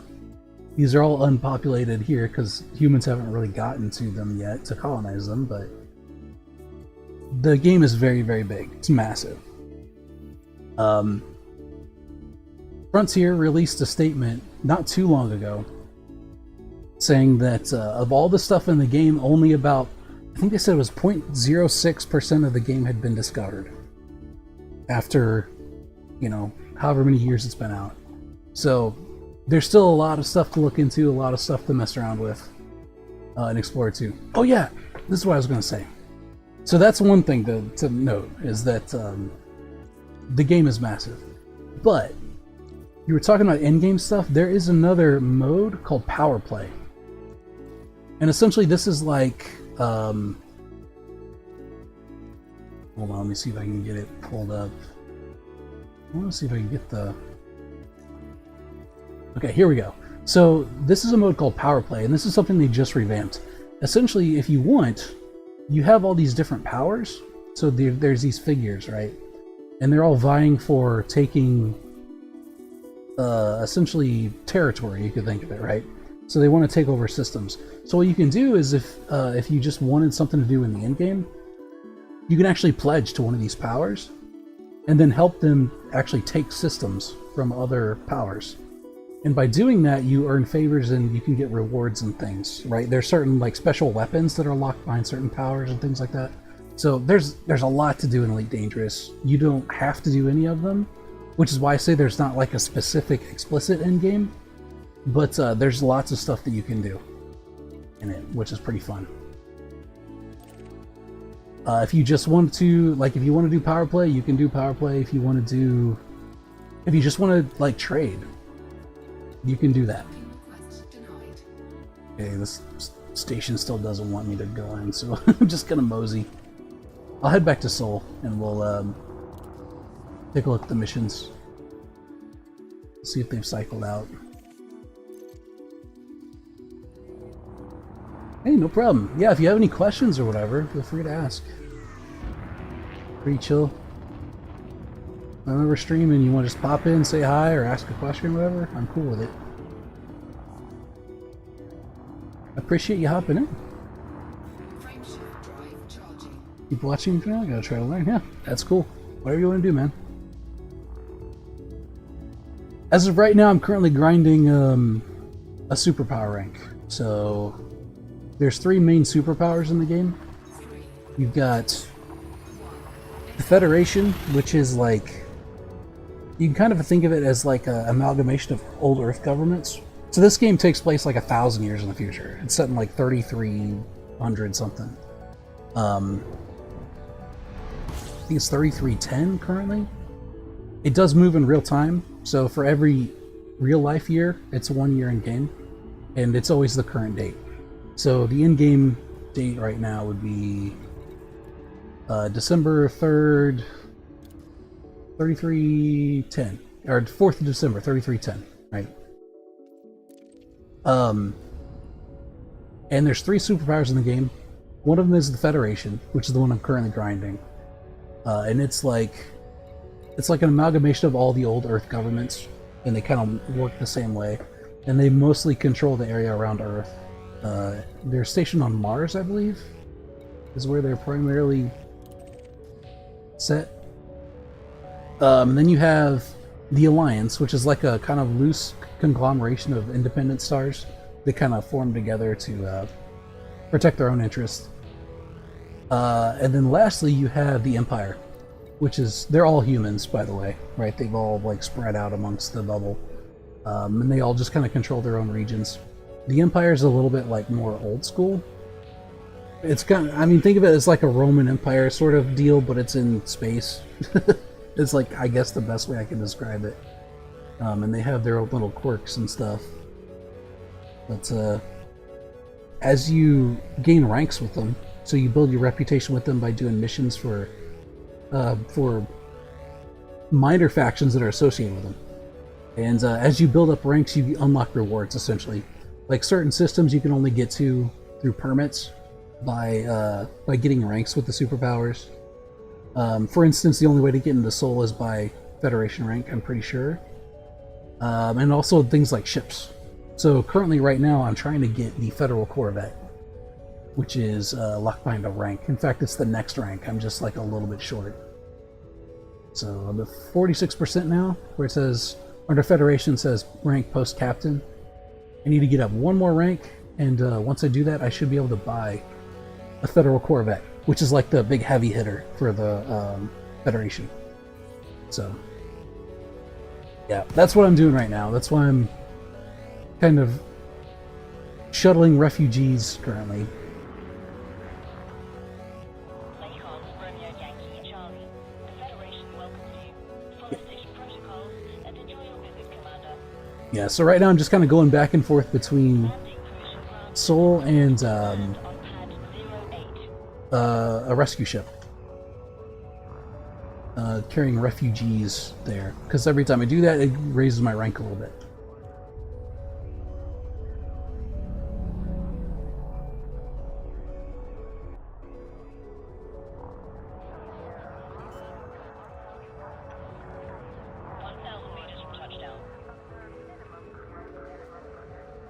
Landing gear deployed.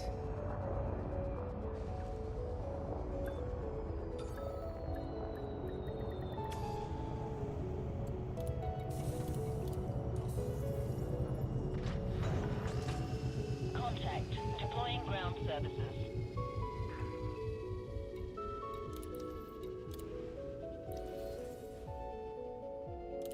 So one of the cool things that I like about this game is that Frontier, which is the developers, they have like an active role in like lore exposition, I guess you might call it. Over time, the universe does kind of evolve and change as things happen, and so Frontier will have these expositions and like things that happen in the galaxy every once in a while, right? They have community goals occasionally, which is like a public mission, I guess you could think of it, where the whole community comes together and tries to complete some large project. Like for instance, a while back they had a community goal to colonize a new area of space called Colonia, I believe, and that was a community goal that all the people pitched in, and since the player base completed it, then they managed to actually essentially build a new colony in the game world, which is pretty cool. Right now, the reason why there are refugees fleeing Seoul is that for the last like year or so, there's been this war going on between humans and a race of aliens called Thargoids. Those are like Dungeon Master, exactly. Precisely like it. So there's been this war going on between the humans and a race of aliens called the Thargoids. And so like there's been like a escalating tensions for a long time, and there was like an original Thargoid war that the humans won temporarily, but now they came back afterwards, and hostilities have Access corridor is clear. inflamed again. And about a year ago, I think it was about a year ago, suddenly a bunch of I'm trying to figure out how to describe them. Like Thargoid super beings? They're like motherships called Titans. Thargoid Titans showed up, 8 of them. In fact, I'll show them on the map here. They showed up out of nowhere. So if I go to the Thargoid War map, you see these little red icons? So these are where the Titans are. So we got one here. This was Titan...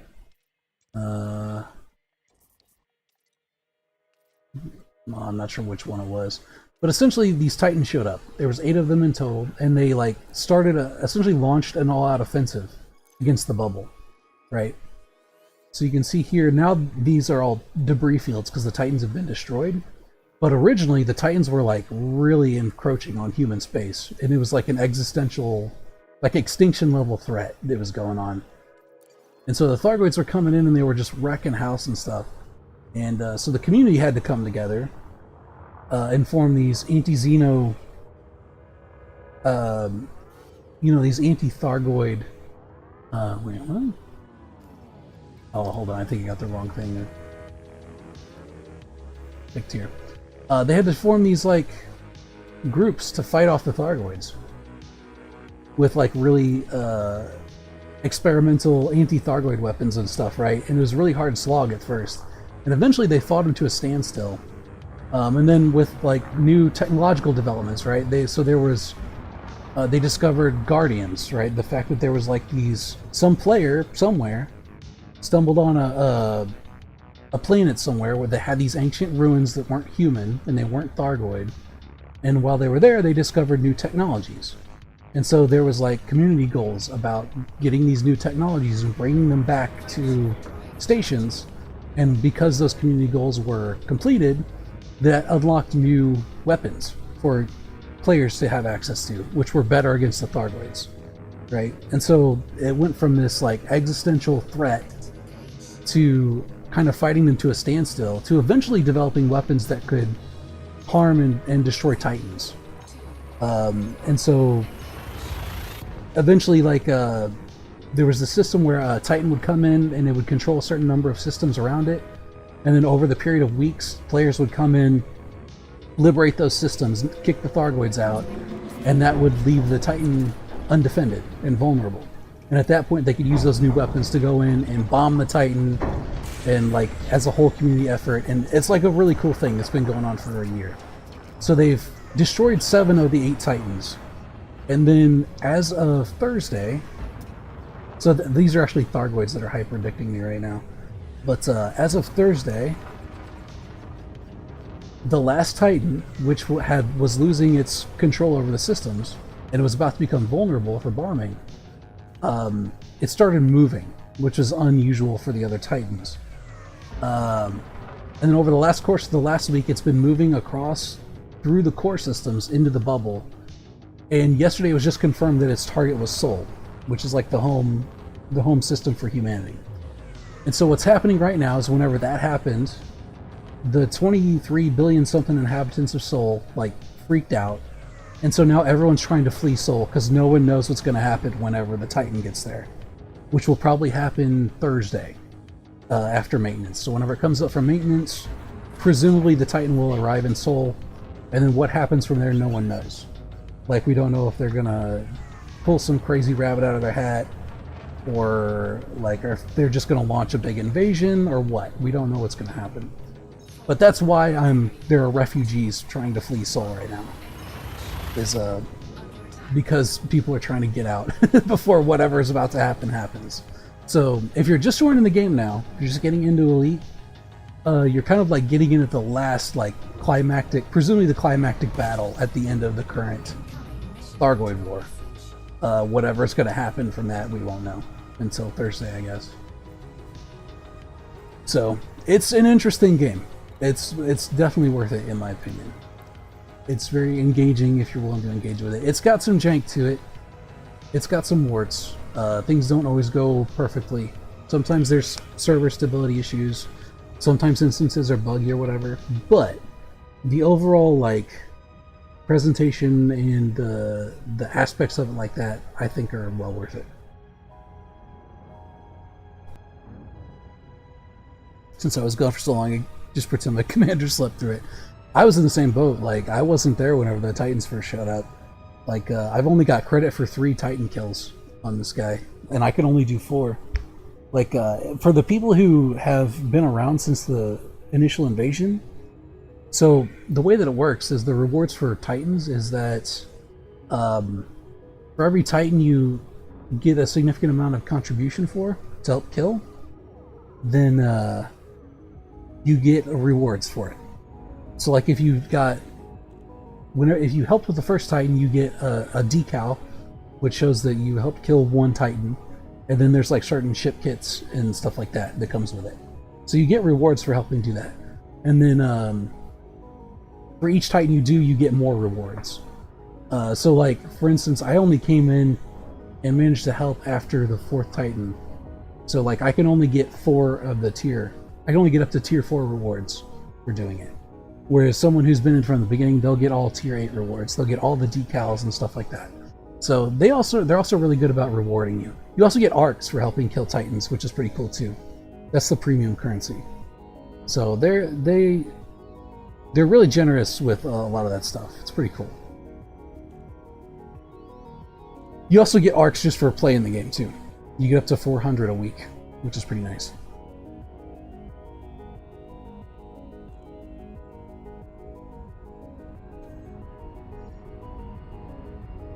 Any beginner tips for me, like big tips? I was actually talking to someone earlier about this. Getting the first real big hurdle that you run into as a new player is going to be getting money. So finding a way to get some cash is going to be very helpful. My recommendation for a new player is the first ship you really want to get up and running, in my opinion, is something with a good jump range. And the reason why is because once you eventually settle on the kind of ship you want, like, initially to run, you'll want to get engineering and stuff done on it, because engineering is pretty important. So, like, if you get a ship with good jump range, what it means is that you don't have to fly the ship you want to engineer around the bubble to get engineering done. You can just use your ship with a good jump range, jump to a nearby station, and then have it towed to near the engineer. Then you can just go to the engineer from there. That'll help you out a lot. Right? Because obviously trying to jump around too much with a ship that doesn't have, for instance, engineer jump range is going to be a real pain in the neck. How much cash would make my life easier in the beginning? I think it depends on what you want to do, ultimately. If all you're looking for is to just get like a decent trader ship going, like if you wanted to do trading or whatever, you actually don't need that much of an initial big investment. Obviously you can scale up a lot, which will make, increase your profits or whatever. But if you wanted to do like mining or something like that, you don't necessarily need a bunch of money to get a starter rig like that. I would shoot for, I don't know, maybe 10 million, something like that. But it's kind of a weak point of mine giving this advice, because I got into this game so early that I'm not entirely sure what the best way to make money is anymore. So whenever I was doing this, whenever I was kind of like trying to get my first initial nest egg of cash credits, there was this thing going on called the Void Opal Rush. So essentially, it was, as I recall, it was like they discovered this new material. They were called Void Opals, and you would get them in from deep core asteroid mining, which was something they had just implemented into the game. And so I initially got my start doing mining, and that gave me a bunch of credits right off the bat. So I got in pretty good. But yeah, right now, maybe the best way is to do missions. I don't know. Normal compact missions. Ooh, these are grade 5. Yeah, sure, I'll take those. Sometimes you can get it. So as you build rep with these minor factions, they will offer you better rewards for your missions.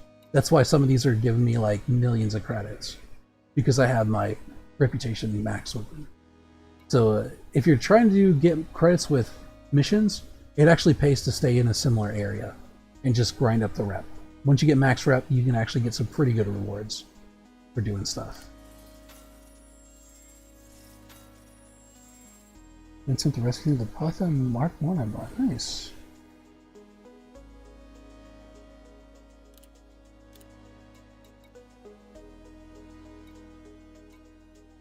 Alright, rep. That's what we want.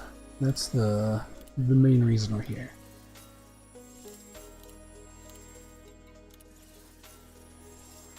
This will go sideways real fast. Who are you rescuing? What are you doing?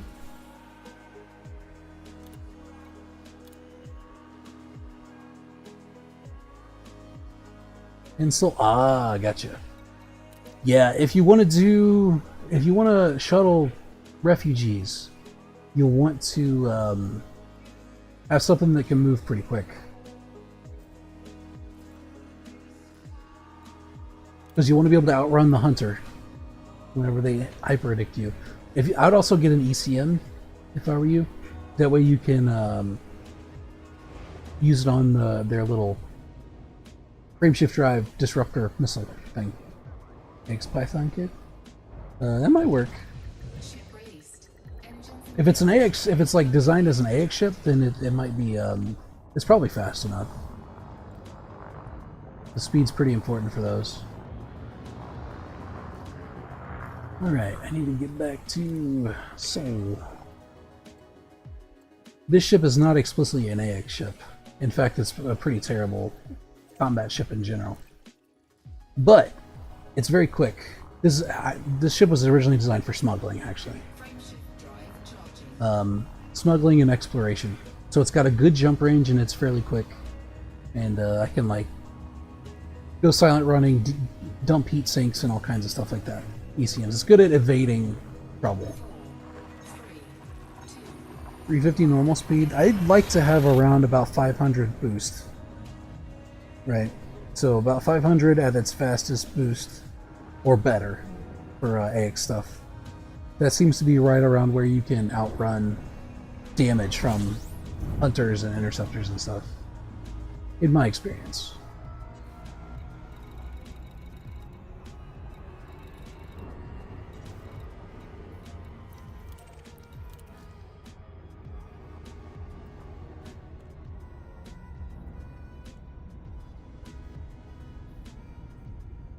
For most ships, I believe that requires engineering, but I assume that the purchased ships with money will give you pre-engineered stuff, right?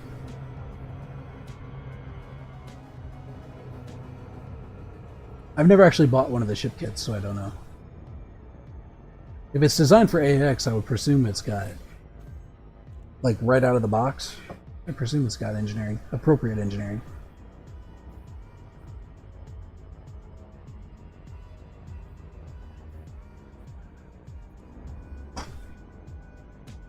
It's got lots of knowledge of whether I can do it. Hey, that's how it happens in Elite a lot of the times. You just gotta like jump in and fly by the seat of your pants and hope it works.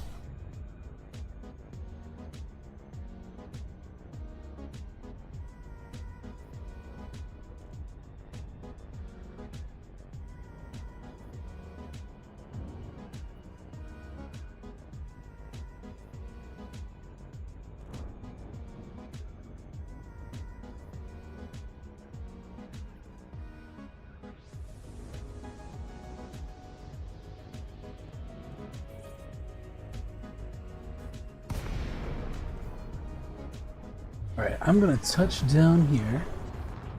I'm probably gonna take a quick bio break. Doing that for 3.5 hours. And then I will resume and we'll keep going. We are halfway there, 50%. So if we get some good runs, it actually shouldn't take very long to finish this out. Alright, like if we can get it some more like 11% runs, we'll have this done in no time. What? Oh wait, hold on. You are in breach of port protocols. Clear the station confines. Hold on. Permission authorized. There we go. Proceed to landing pad 3-5.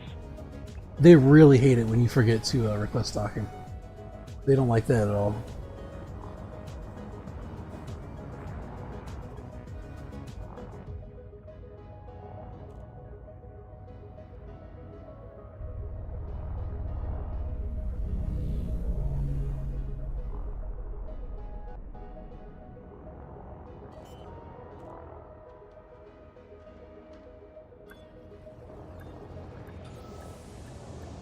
Landing gear deployed.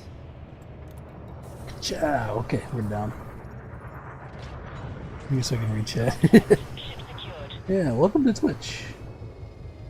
Hey, Mystic, how's it going? Welcome to stream. I do not have the Corvette yet.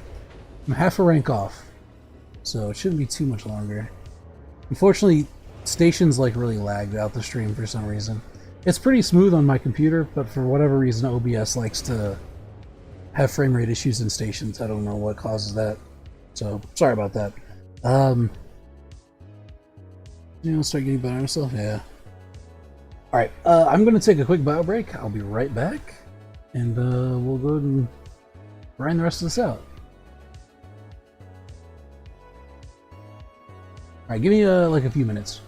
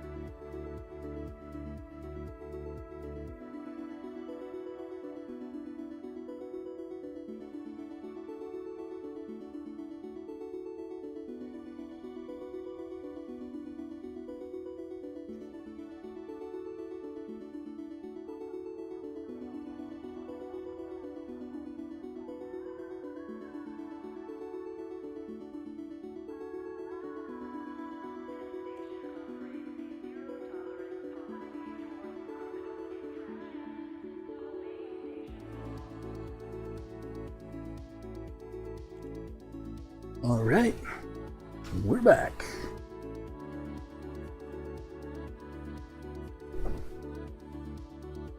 Hold on. Yes, okay, now we're back.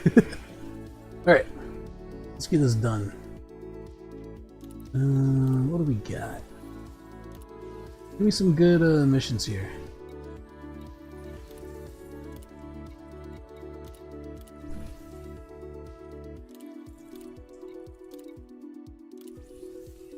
Oh crap, I keep forgetting to filter for Federation missions. Hopefully we didn't take any independent ones. If we did, it's not the end of the world, but...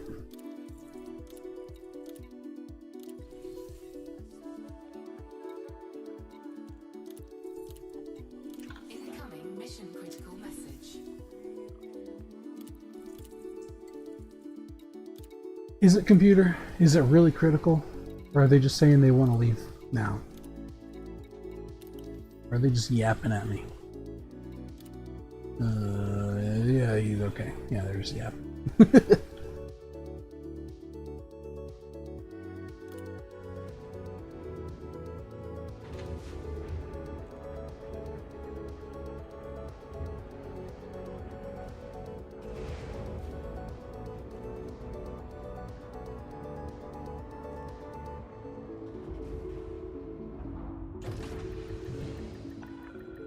Ship released. Clear for egress.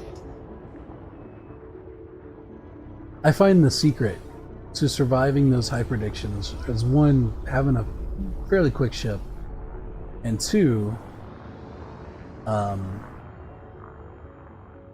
is getting good at getting your ship pointed at your destination as quick as possible, and boosting as soon as you recognize where it is. Right, so even while your like lights and stuff are flashing, you can still boost and control things.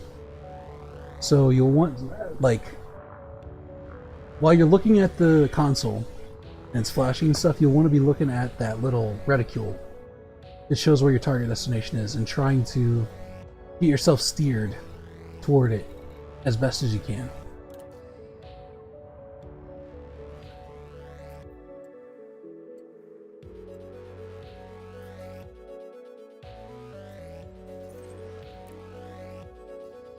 Sometimes whenever you pop out of hyperdiction, you will be facing the wrong way, which is not ideal, because it means you have to spend that much more time within firing range to get yourself turned around.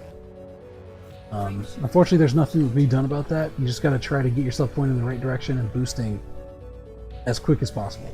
That's the secret, in my opinion. In my experience. That's how I do it. 4, 3, 2. Like, we'll see if I get hyperdicted here. You can kind of see the reticule on the upper left of the radar down there. There's like a little white dot on it.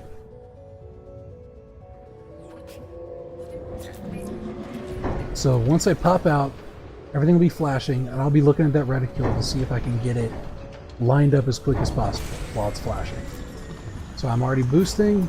There it is. And I'm already like on my way. So I'm going to take a few shots. You can see that this ship is paper thin. Like my shield's almost dead already. I'm use my ECM on that missile.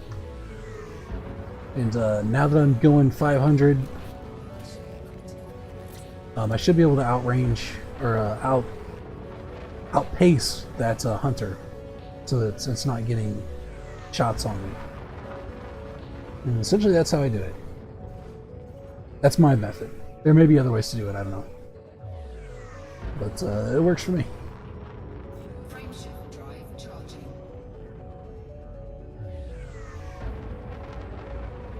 If I wind up coming into a hyperdiction and I'm facing the opposite way than the way I need to go, I will usually lose my shields and get my hull down to like maybe 60-70%.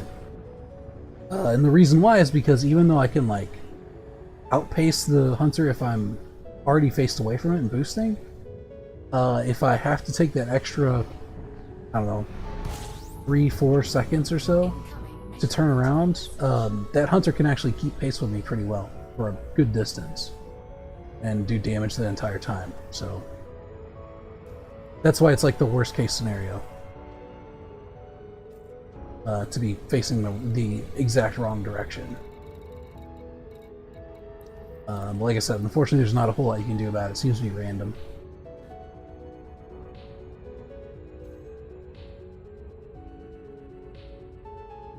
Are there like factions I should choose between? You can choose between them. You don't have to do anything with the factions. And in fact, I'm pretty sure you can raise...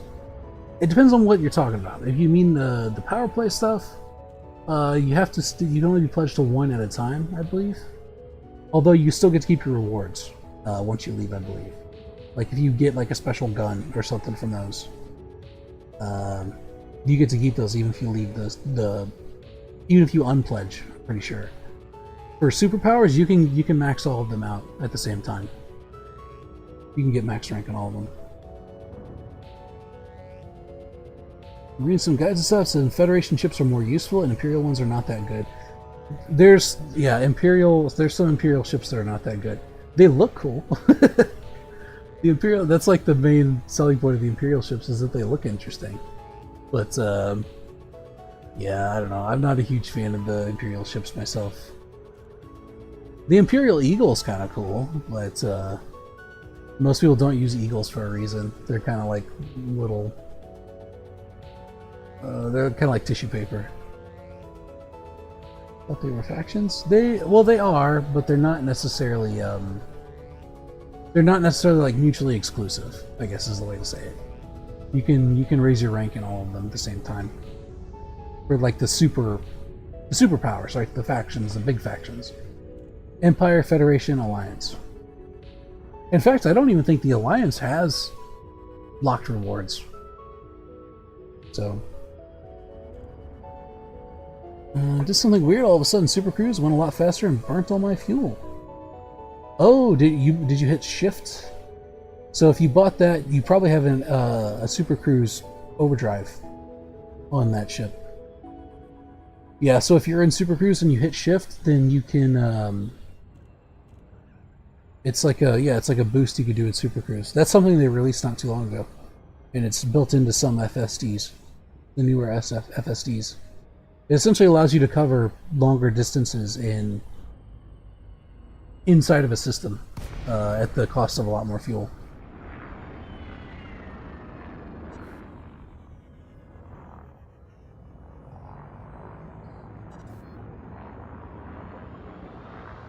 It's really nice if you're trying to get to like Hutton Orbital or something like that, and you have to fly out 500,000 light seconds or whatever. That's also what I use to like get little quick boosts to get out of orbits and stuff in Super Cruise. Docking request granted.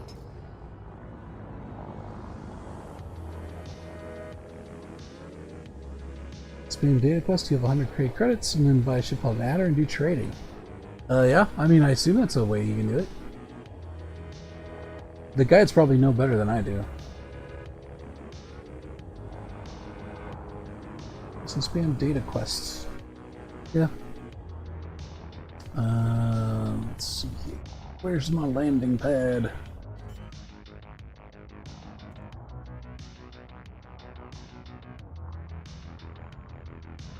Landing gear deployed.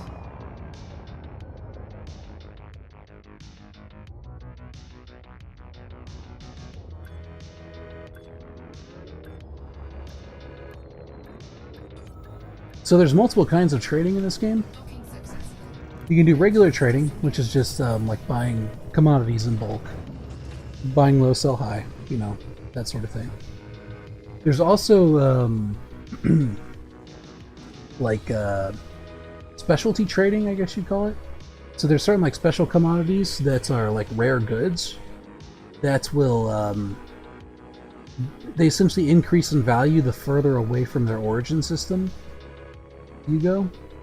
So you can like make a higher premium by traveling further. So if you have a good ship that has a good jump range, then you can get more for those. Then the last one is smuggling. And the problem with smuggling in this game is that it's not very profitable. They need to fix it. Trying to trade on black markets is not super conducive to being profitable, which is kind of the exact opposite. They actually charge you a premium, right? You get paid less for selling stuff on a black market than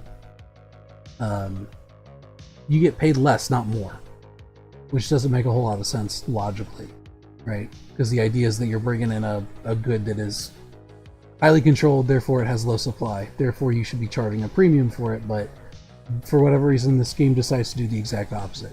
So I don't recommend smuggling. That's what I made this ship for, and there's a reason I primarily use it for exploration. Because it's just not very profitable to do, unfortunately. Not until they fix it. And I don't even know if they recognize that it's a problem or not, but... What's the price of the most expensive ship in the game? That's a good question. It might be... It's the Anaconda? Hold on, let me check. Yeah, I believe it's the Anaconda at 146 million. So just under 147 million credits for an Anaconda. Which is the largest ship you can get without any sort of ranks and anything. Faction ranks. I think my passions are even still alive at this point. I mean, as long as your ship hasn't exploded or they haven't been ripped out by Thargoids or whatever, they should be fine. What happens if it gets destroyed? So all of your ships that you own are have an insurance cost associated with it. I want to say it's 5% or 10% of the total cost of the ship. That means the ship and also all the outfitting you have on it. So the guns and everything, all that. The total value of all that is I think 5% of that is your rebuy cost. So if you take your ship out and it gets destroyed, then you have to have enough credits to cover 5% of the value of it in order to get it respawned. Right, that's your rebuy cost. If you don't have your rebuy, then your ship is gone, you don't get it back, and you have to default back to the basic Sidewinder that you started with, essentially. Unless you purchase the ship with actual money, with premium currency or whatever. In which case, you get free rebuys with it. Because it'd be pretty crummy to spend real money on a ship and then have it taken away from you because you lost it. I overheated when doing that Super Cruise thing? They're probably fine.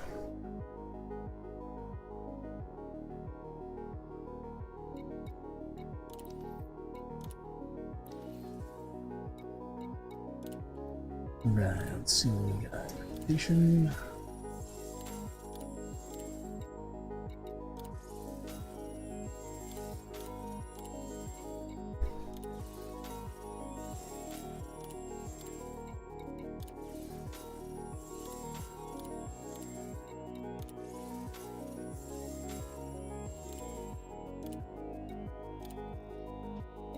Yeah, I think the main danger from overheating is to your modules. And eventually your hull if you overheat too much, I believe.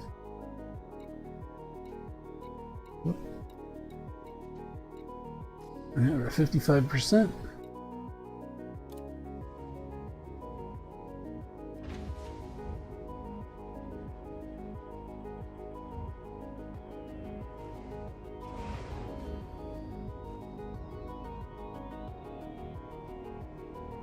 Oof, 18 passengers. Ship released. Engines engaged.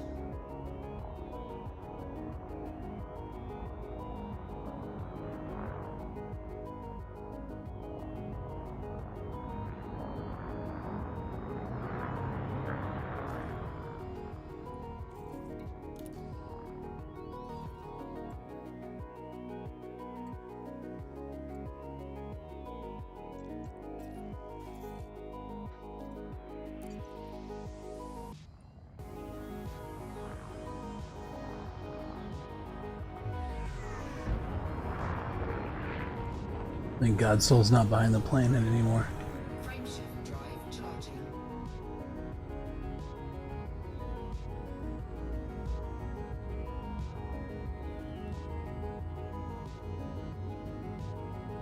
Wednesday, is that through the ARC store? You can buy credits?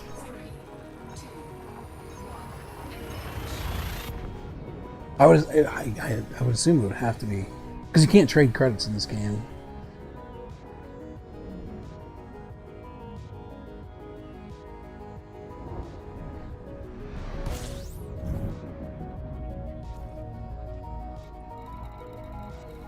It's from other players. See, I wouldn't trust something like that in this, because there's actually no way to trade. The most they would be able to do is like drop commodities and stuff for you, but I don't know how reliable that would be. There's no way to directly trade currency in this game.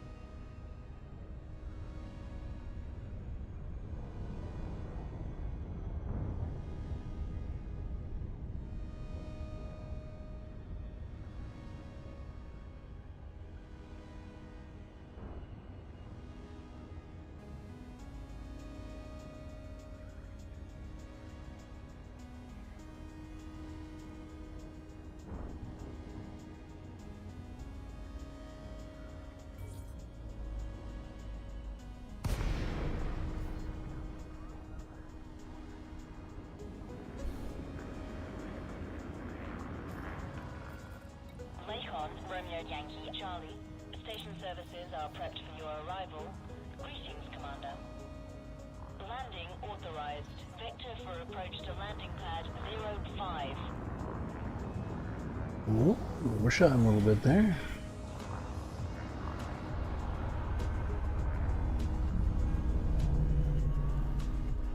Landing gear deployed.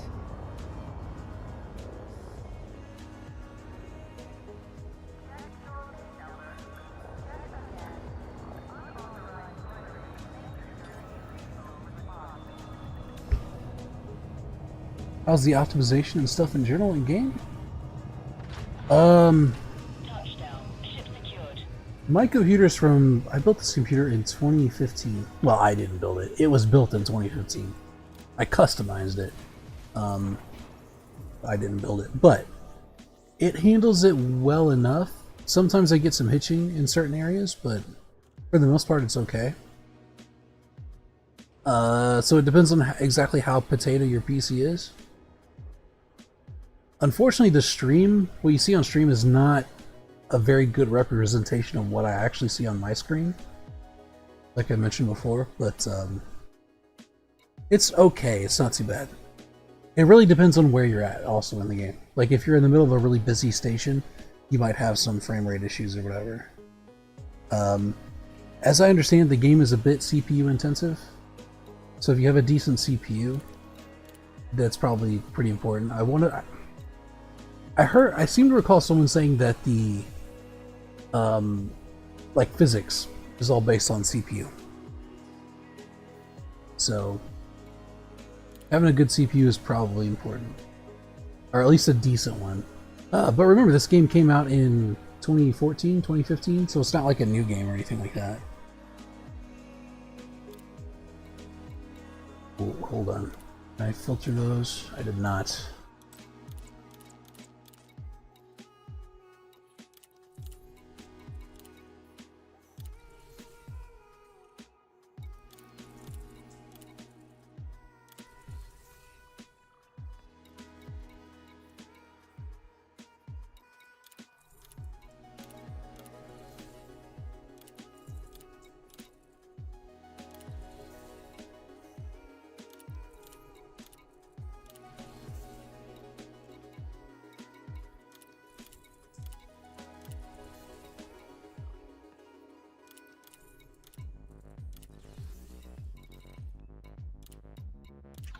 Incoming mission critical message.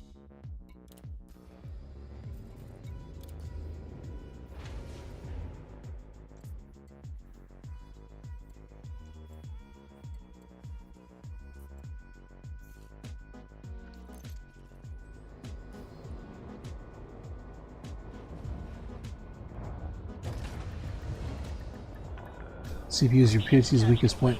You might want to check. So before you jump into it, you might want to check. I don't know, maybe like one of those tester websites, like canyourunit.com or whatever, just to double check.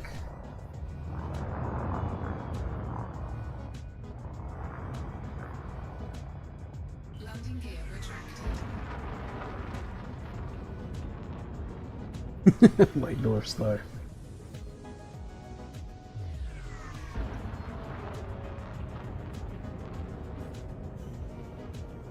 The stars will get you. Frameshift drive charging. They're a little warm. You are clear to resume own navigation. Safe travels, Commander.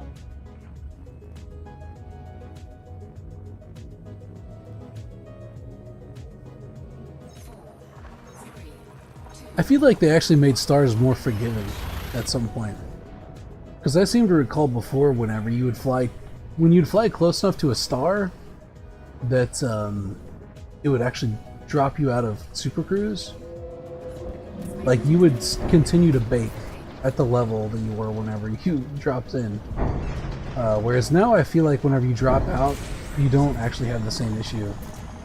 It like has a different heat generation variable, which doesn't make much sense because like it's not like you're any further away from the star than you were. But I think they probably had too many people just flying too close to stars and exploding. It was just way too hard to get away from them. So I feel like they nerfed stars a little bit, but maybe I don't know. Maybe that's just me misremembering. But yeah, I seem to recall stars being pretty deadly before.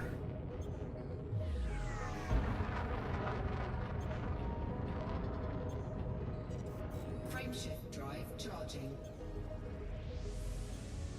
It was a thing like you fly in too close to a star, you drop out, and then like you just have to hope that you have enough heat sinks to let you survive from exploding before your frameshift drive could reboot and jump you back out.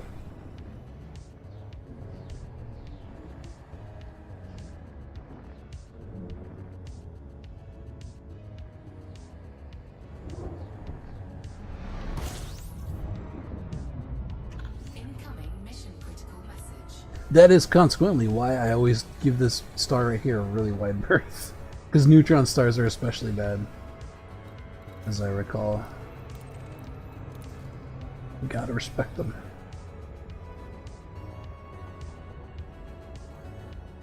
Warning. Frameshift drive operating beyond safety limits.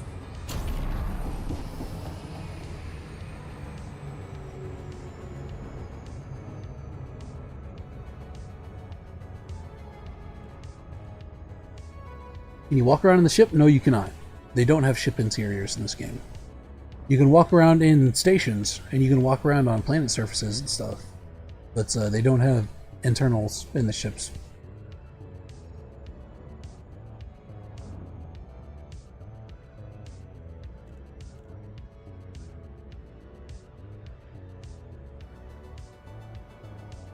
I should say you can walk around if you have Odyssey. In stations and on planets and stuff.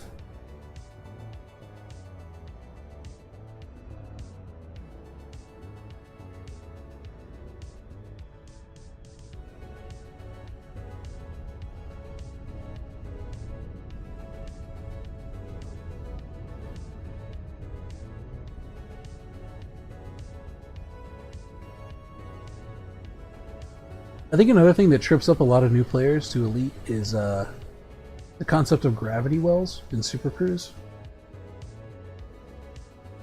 Like, if you never had to think about how gravity wells work and how like bodies will affect the physics of objects, like large bodies affect physics, then in space, I mean, then I think that some people are like, why do sometimes I randomly just like speed really fast or slow down a ton or things like that? It's because gravity wells are not necessarily intuitive, right?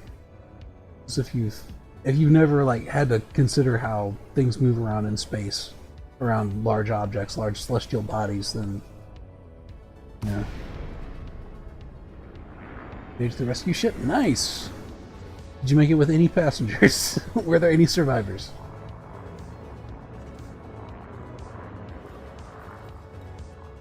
Docking request granted. Incoming mission critical message.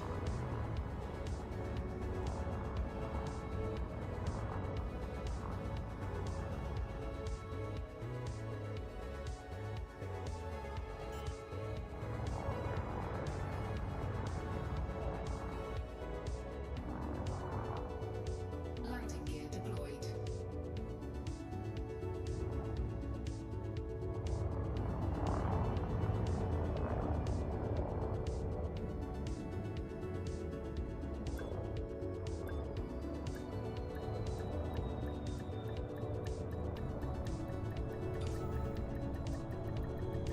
Docking successful. Engines disengaged. Hey, thanks. Yeah, landing is one of those things that you develop like a feel for over time. Everyone's really bad at docking when they first start Elite.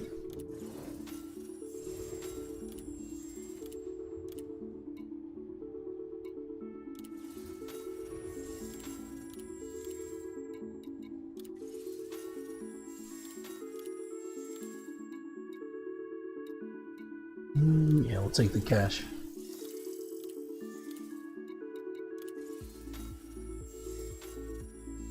You know what the docking computer thing was even called? Yeah, it's just a docking computer. There's a normal version that lets you dock in stations, and there's also an advanced version that lets you auto land on planets.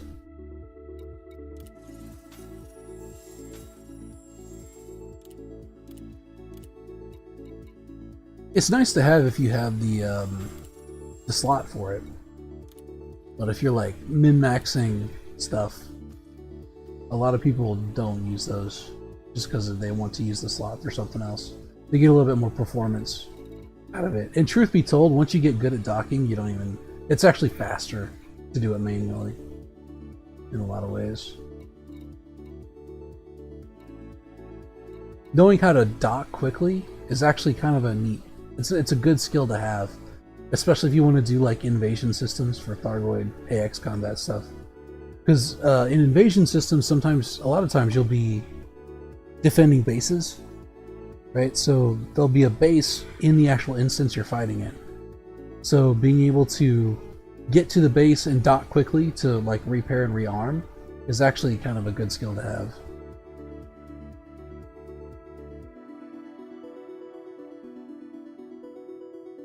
And buy a modified big cargo ship and play Euro Truck Simulator in space? Yes, you can. Just go from point B and bank money. Yes, yep, pretty much. Yep, they have very large scale raiders in this game. You will have to worry about interdictions and pirates, right? Occasionally NPCs will show up and try to interdict you out of supercruise and things. But, you know, you can try to evade them, or you can, you know, there's ways that you can get around it.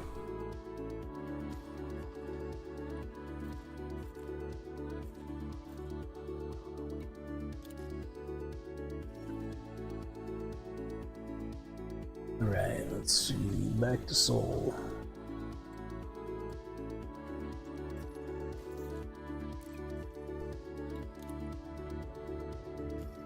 What are we at now? 62%. Slowly but surely, we're making it.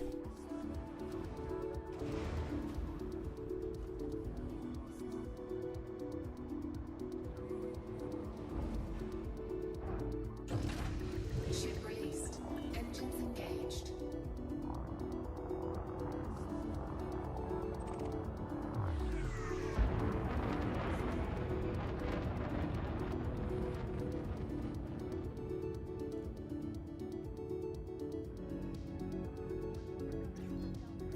Frameshift drive charging.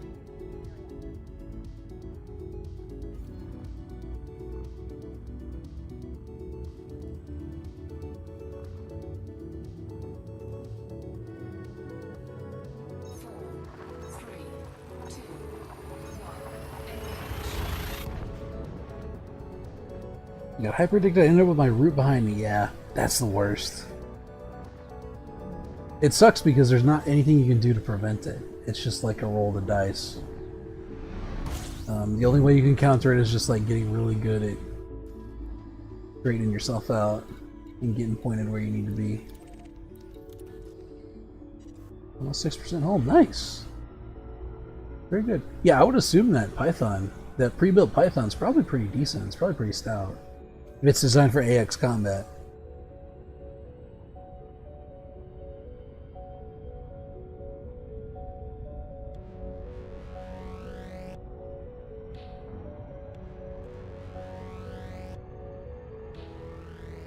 Most of the people who run AX ships that I know of don't even use shields, because Thargoid cannons essentially phase through shields for the most part, so it's more of a liability than anything, from what I understand. It increases the size of your hitbox and also generates heat, which is both things you don't want when you're fighting Thargoids. Right, so like if you want a cold orbit, and cold orbiting is a technique you use in fighting Thargoid interceptors. It'll essentially allows you to avoid damage, but you have to keep your ship under 20% heat, and then like use certain maneuvers while you're flying to avoid damage. But it's something like Thargoid interceptors lose like a certain percent of their accuracy whenever you're below 20% heat, right? Because like they can't target you properly because they can't get a good lock on you. And so if you're flying in a certain way while orbiting them under that certain amount of heat, then their main cannon can't actually shoot you, which is pretty important if you want like longevity in fighting. It's a pretty important thing if you want to solo interceptors, and there's people who do. Like absolutely mad people who are capable of soloing Thargoid interceptors. I just ran away. Yeah, I mean it's valid.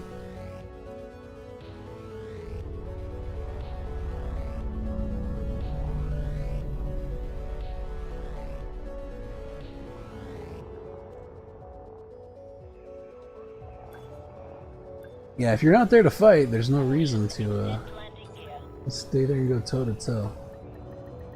These are people who are like specialized for fighting interceptors, though. It's what they go in there to do. They're raison d'etre. These are guys in the like AXI and stuff. They're all about fighting the Thargoids.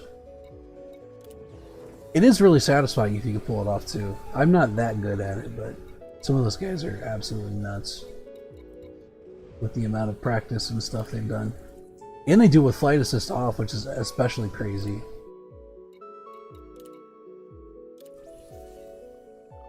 Right, they like load up,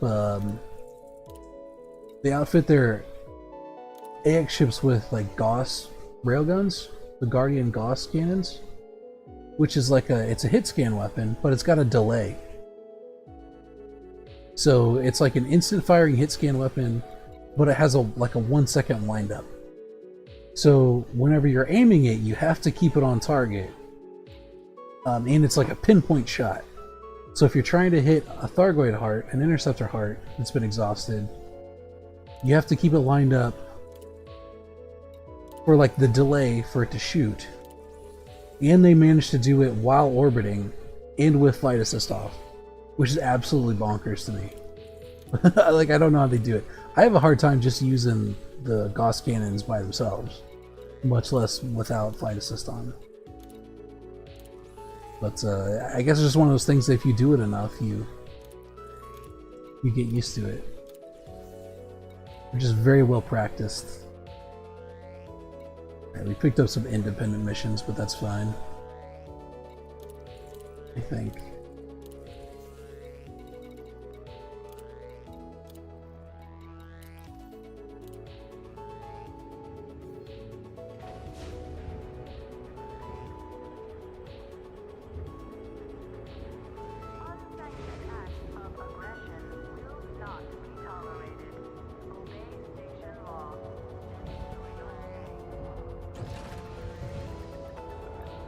Ship detach complete. Access corridor is clear.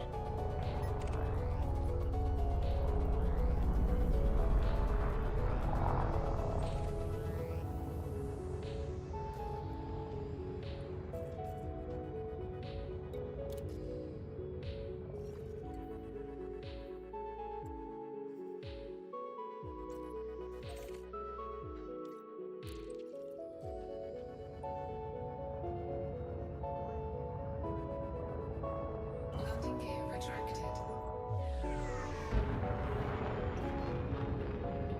Wish we could ally with them like a cult. Lore-wise, there is actually a faction that does that. I don't know if there's any representation for them in game, but yeah, there is literally a cult in the game. It's called the Far God cult. Stay safe, Commander. That essentially believes that Thargoids are harbingers of like a distant Frame shift. deep space deity.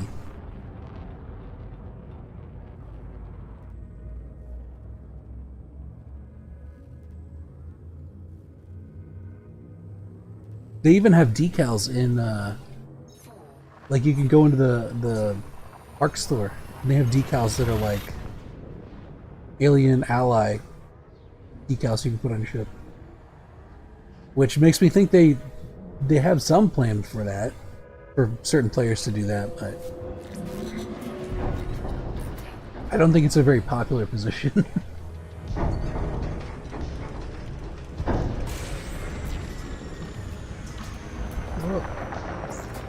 Turned around there.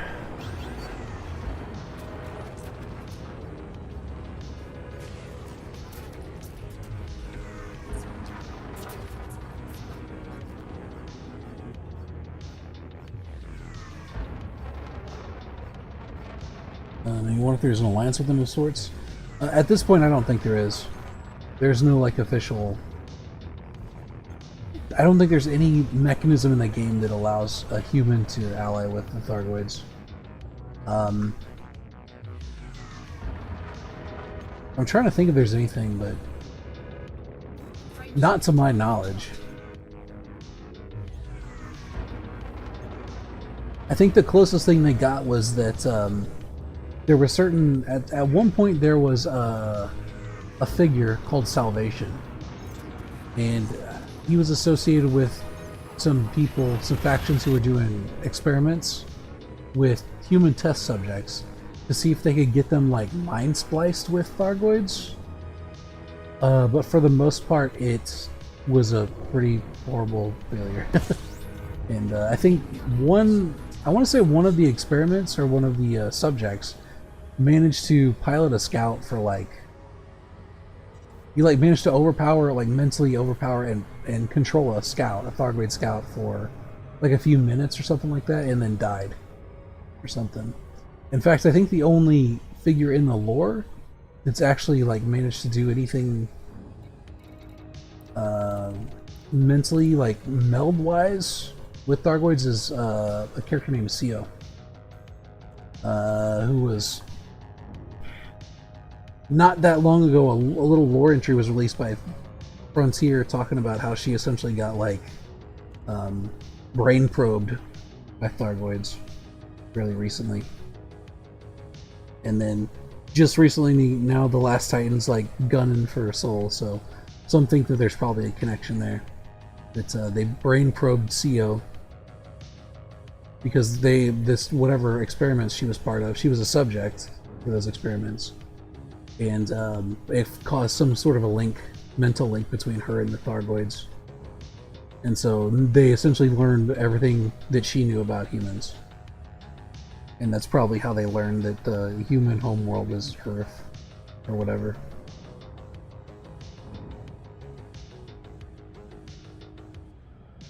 So, like, we know that there's definitely factions that are sympathetic to the Thargoids in the lore, but I don't think there's any... The Thargoids don't seem to respect them at all, essentially, is what I would say. They just treat them like any other human, which is to say, they abduct them and put them in, like, weird biosacks, and then they, like, take them back to the Titans for God knows what. It's so much like Stargate Atlantis.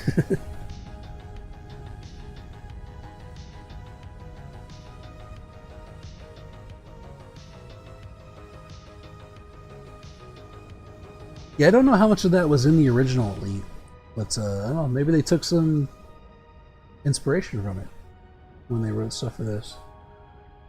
I know a fair amount of the lore was already in the old game, which came out in the 80s, so it would have predated Stargate, but it wouldn't surprise me if they took some cues with new lore entries and stuff.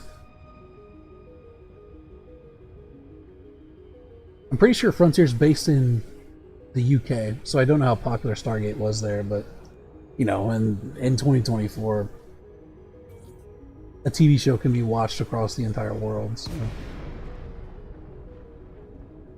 Especially if it's pretty popular.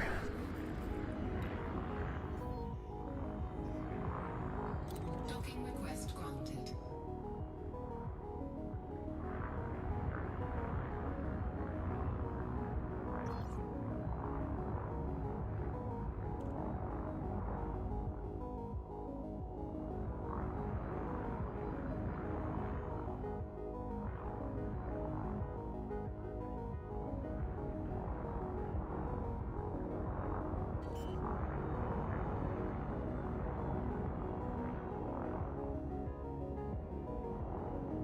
Landing gear deployed.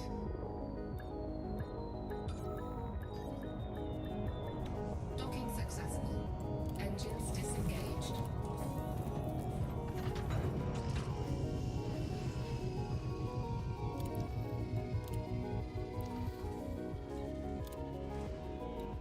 Right, 7 missions. Hopefully that'll give us a good chunk.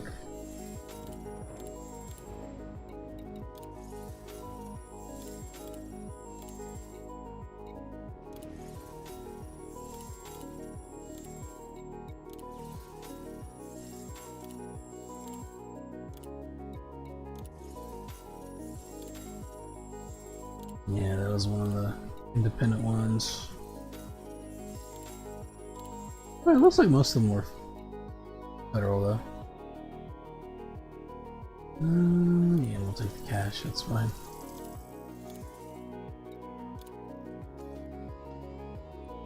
$69%. Nice.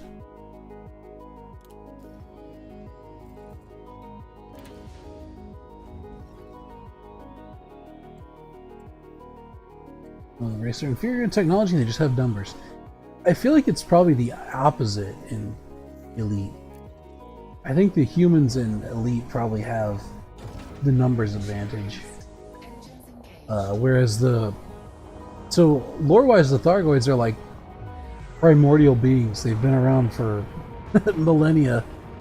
In fact, they don't necessarily know when they originated from, or even where they originated from. And pretty much all of the frameshift drive tech that humans rely on were taken from the Thargoids, so it's generally well accepted that the Thargoids are pretty well more advanced than humans are. As judged by the fact that they can, you know, interdict people out of frameshift jumps and stuff. They seem to be able to phase in and out, right? There's like speculation that Thargoids normally like live in witch space, so like even in a different dimension, and they can just hop over whenever they want. So they certainly have some crazy stuff they can do.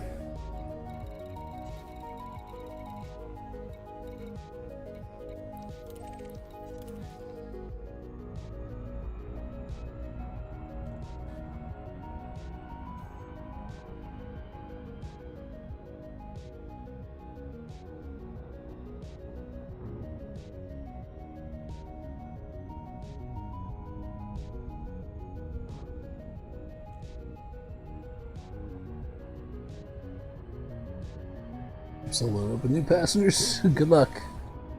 Cross your fingers.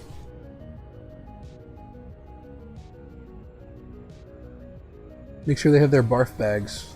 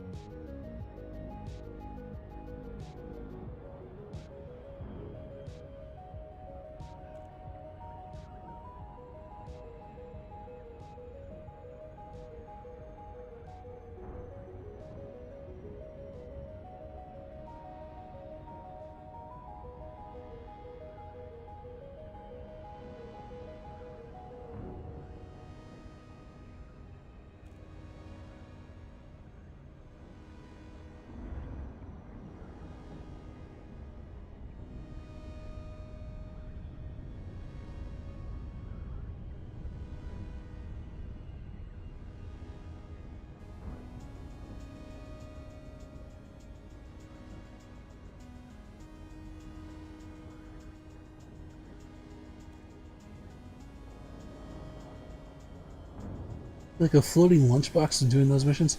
To a Thargoids, you essentially are. That's pretty much what you are.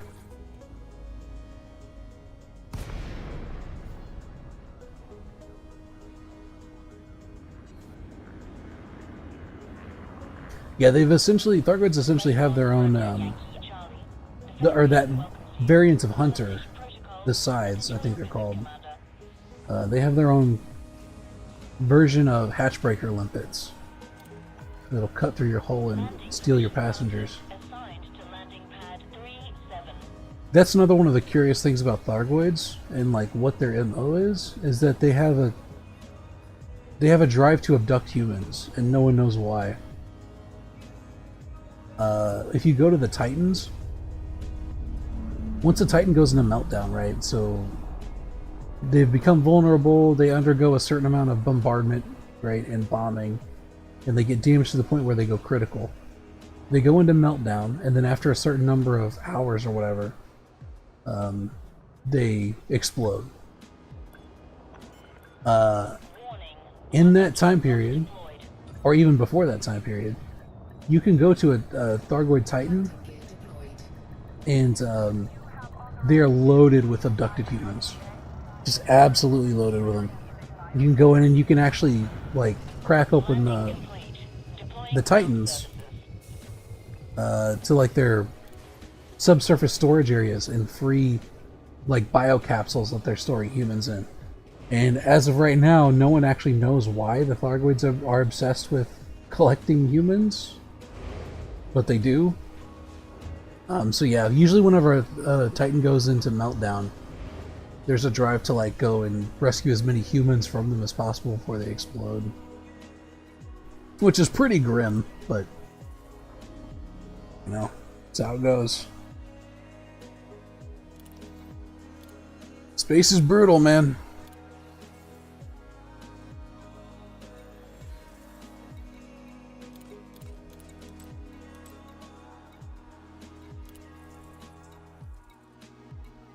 Alright, pick a cabin. Pick a cabin, any cabin.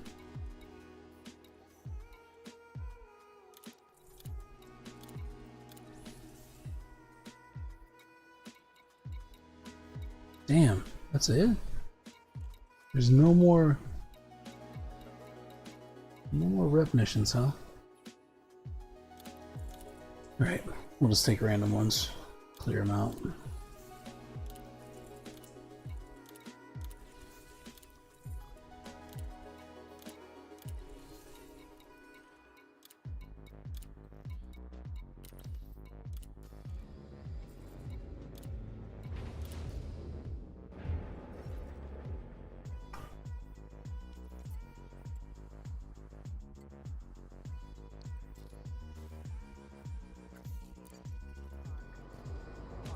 Incoming mission critical message. Landing gear retracted. Shift attach complete. Clear for egress.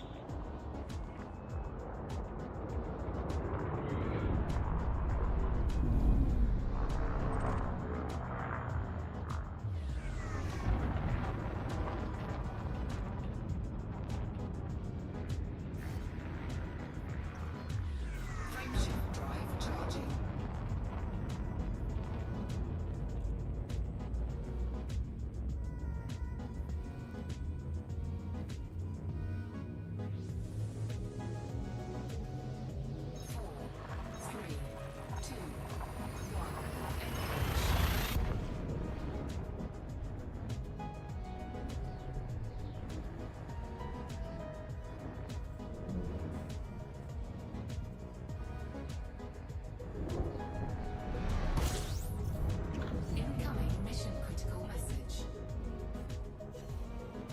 Hey, we didn't get that predicted.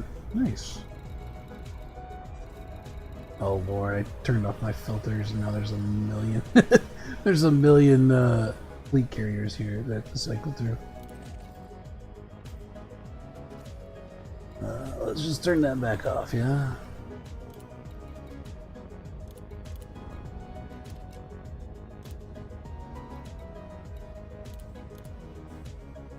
That's good enough. Warning, frameshift drive operating beyond safety limits.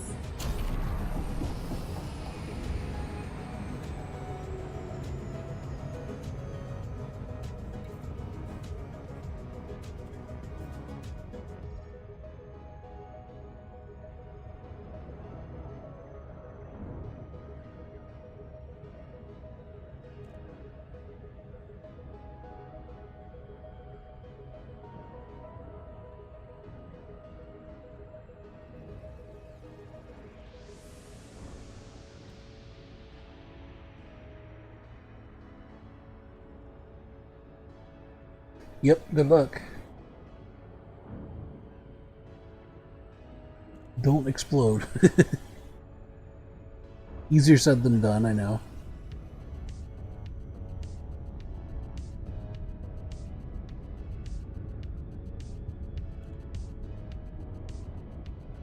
If I remember correctly, the trick is to do it off the end of the cone. Right, so you want to be like a little ways out from it.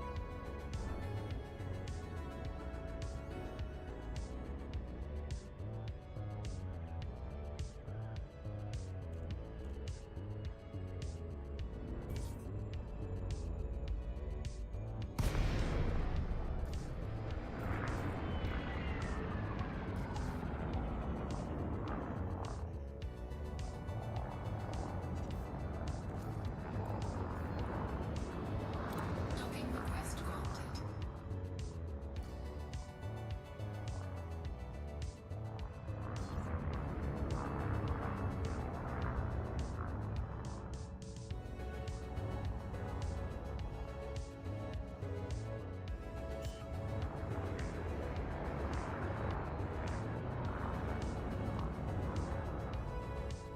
Landing gear deployed.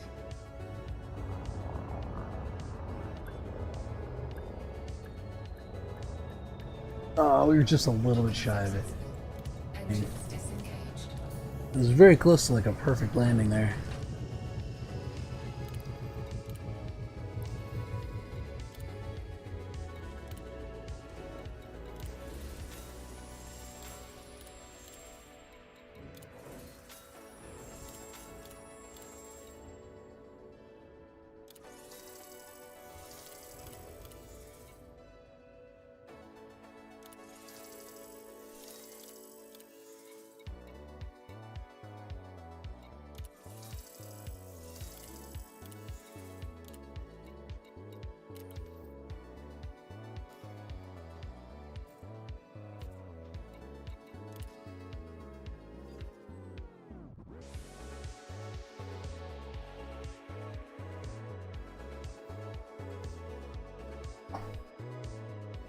I'm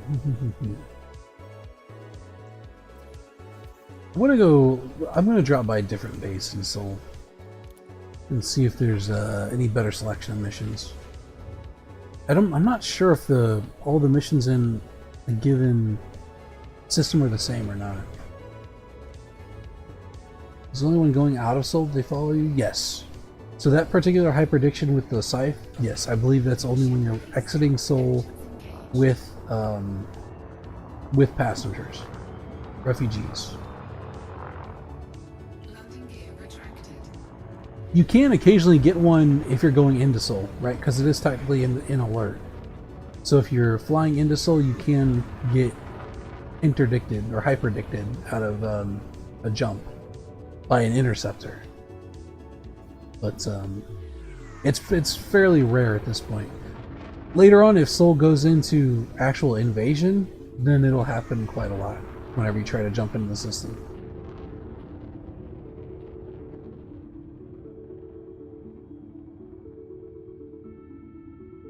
Frameshift drive charging.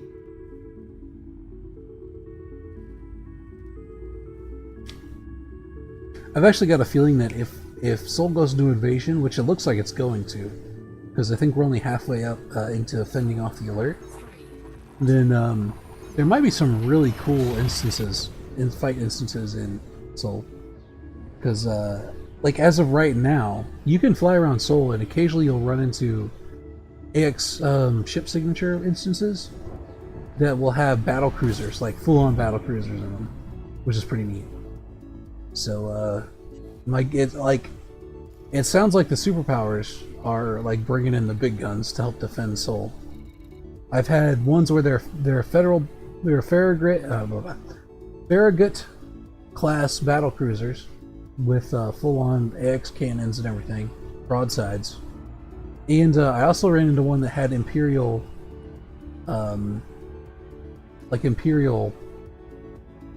big capital ships in it as well, which I've never actually seen before. It was pretty cool. So my hope is that next week we actually get some cool fights going on. I don't know how stable they'll be, but hopefully they'll be cool at least. Wish we could fly cruisers, to be honest. Yeah, unfortunately the only thing that's the closest thing we have are fleet carriers, which do have guns on them, I believe, but you can't like station them in an instance or call them into a fight. It'd be cool if you could. I think one of the things that Elite is missing is like faction wars. You know what I mean? Like, it'd be cool to have groups of players fighting against each other, almost like an EVE Online sort of thing. So it'd be neat if you could have like instances of like PvP instances crop up between factions of players, and then players could like call in their fleet carriers and stuff would be neat. You know, to provide additional firepower and stuff. But yeah, somehow I doubt they're ever gonna do that.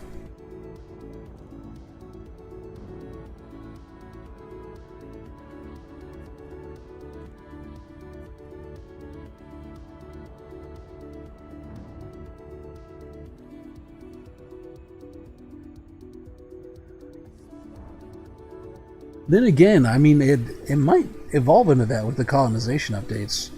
Because if you've got groups of players that are doing their own specific colonies and spreading out amongst the galaxy, like, to me it seems like a natural lead-on that they would eventually want to compete with each other and maybe eventually go to war and stuff. That would be cool. So you could have like a more structured PvP element than just gankers or whatever to the game. And then you also have this outside threat of Thargoids that could, you know, show up again at any time. I think that would be neat. It's like a content-rich environment, you know?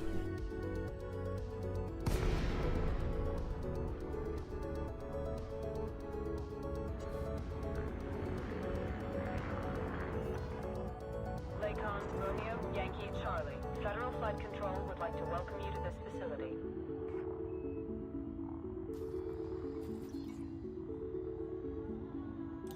Alright, let's see what Galileo has to offer. Proceed to landing pad 4-1.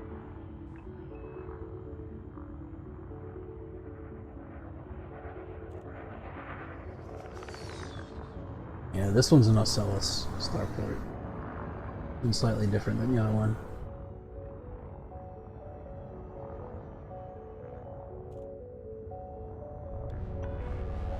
Moderate traffic around this station.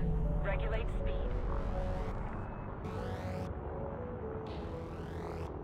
Landing gear deployed.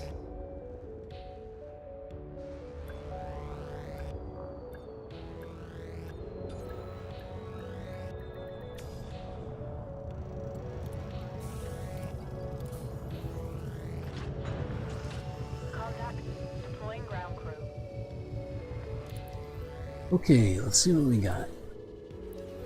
Is there any sport missions here? No, there's not. Kind of expected that. What do we got for passengers? Show me a refugees.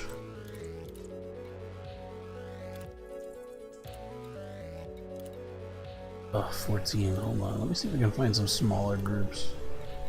I feel like those are not efficient. Alright, 2. That's pretty good.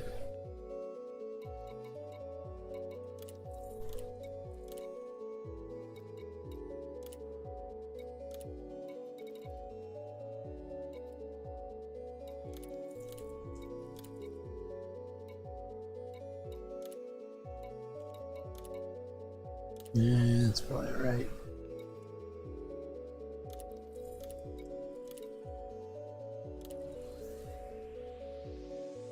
Not a single passenger lost. The target said him. Nice. Good job. It just takes a little bit of practice, you know? Once you get good at it,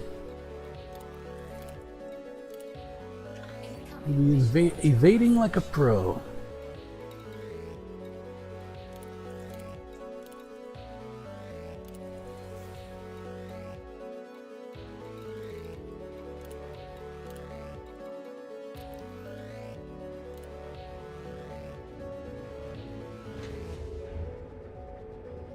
ECM for the win, yeah. ECM is really handy against those missiles. It might work on the limpets too, I don't know. I've never tried it with those.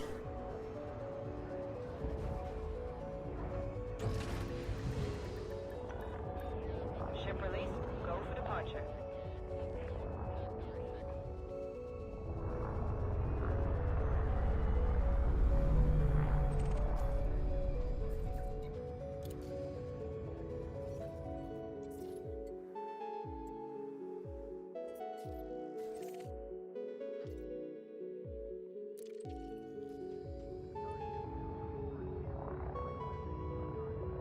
Landing gear retracted. Frameshift drive charging.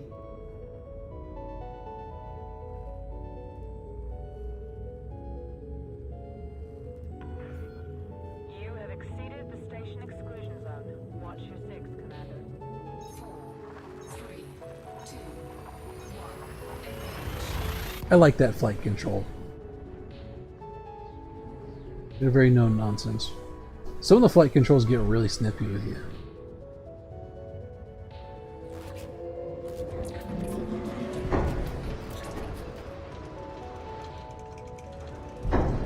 They get all judgmental. You go like two over the speed limit and they're like, they get all snippy.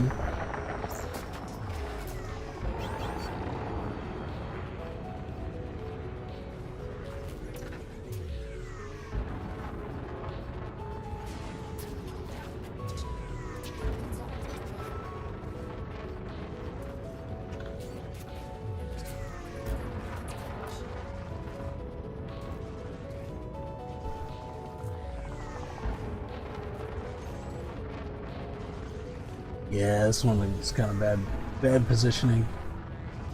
He's sticking on me pretty good. Frameshift drive charging.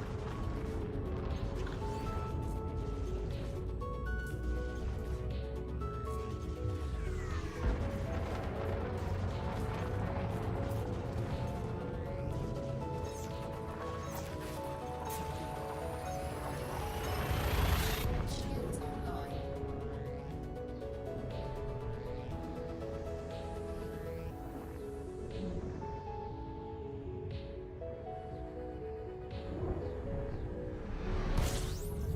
Incoming mission critical message.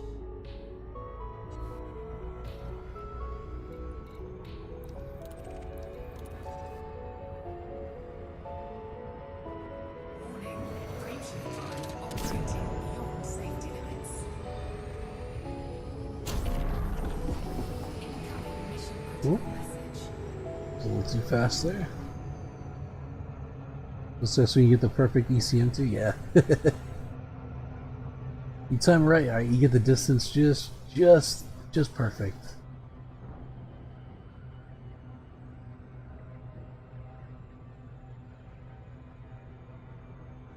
Unfortunately, those are the only missiles that ECMs work on from Thargoids. They don't work on any of the other, like caustic missiles or anything like that.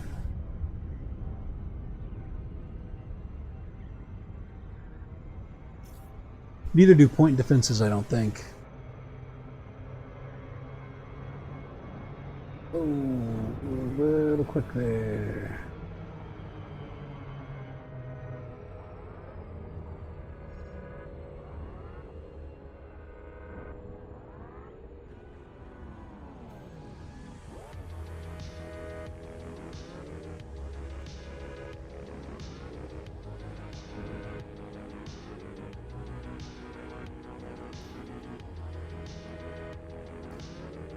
%29 away.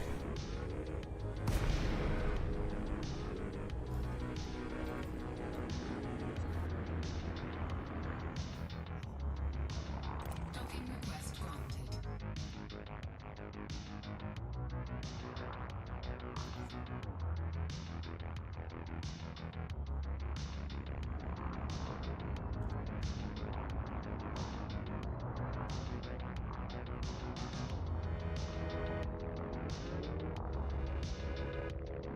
Incoming mission critical message.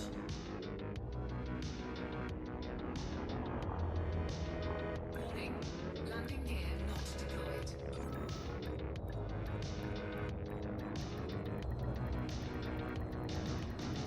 Landing gear deployed. Docking successful. Engines disengaged.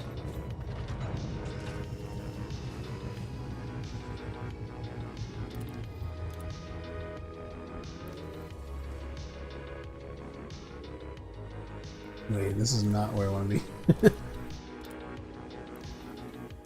There we go, that's more like it.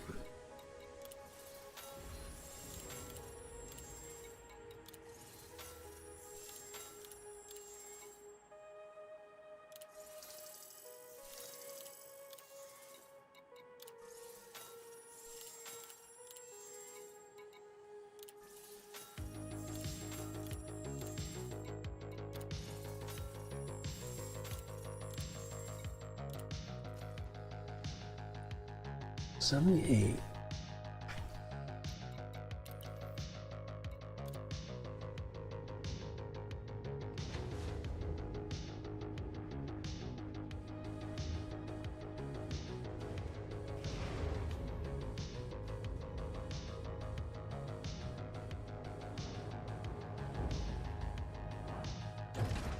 Ship released. Engines engaged. Landing gear retracted. Not Thargoids for Togoids. Yeah, there's lots of colorful names for Thargoids.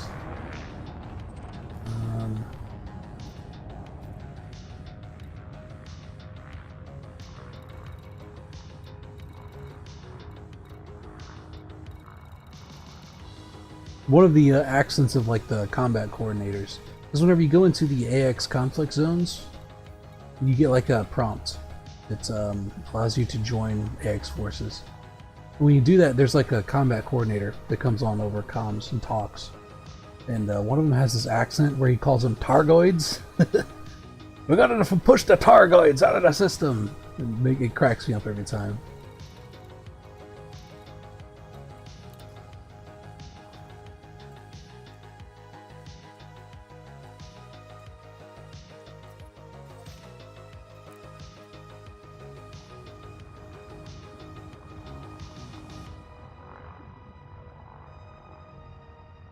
Frameshift drive charging.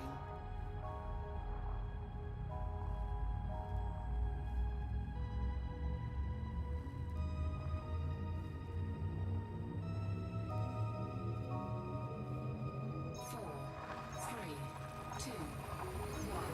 Engage.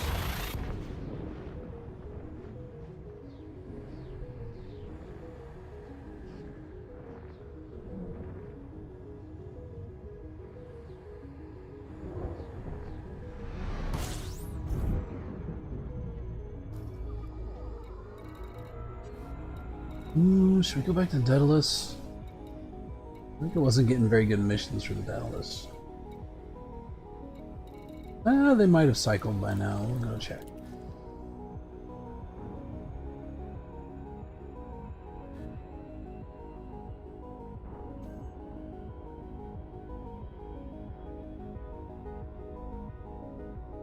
I want to say the way that it works is that the missions you don't take wind up just sticking around. So like, if I'm going in and I'm picking up all the missions that give rep rewards, eventually I'm going to wind up with missions that don't, right? Because they'll just eventually kind of stack up. So, you know, threat level could go up to 7. I believe it goes up to 8. Maybe more. There might be like threat level 9 and 10 too. I don't remember what the actual numbers are though. In my experience, the threat numbers are actually not indicative. They're not very accurate, right? They seem a little bit arbitrary. Like sometimes you'll go into like a threat 3 or a threat 4 instance and you'll get interceptors, like hefty interceptors, Medusas and stuff. And sometimes you'll go into like a threat 6 or a 7 and you'll wind up just fighting some scouts or something. I don't know. The classification systems they have for them seem a little bit arbitrary. And I don't know why. I don't know why that's the case, but...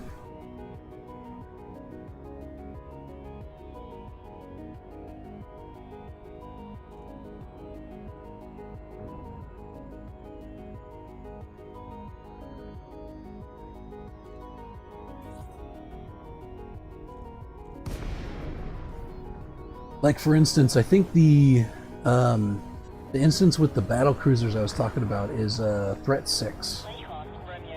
It's one of the Threat 6 AX ship signature instances. But there's another Threat 6 AX ship signature one that's identical in name. That when you jump into it is just like some debris and like maybe some Thargoids. Sometimes there's actually just friendly ships there and they hang around and there's like actually not much going on. So whereas the other one's got like battle cruisers and like multiple waves of interceptors coming in and stuff.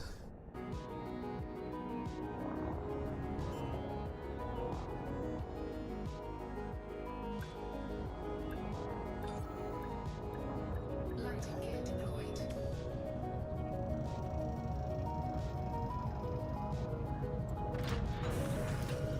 Landing complete. Systems offline.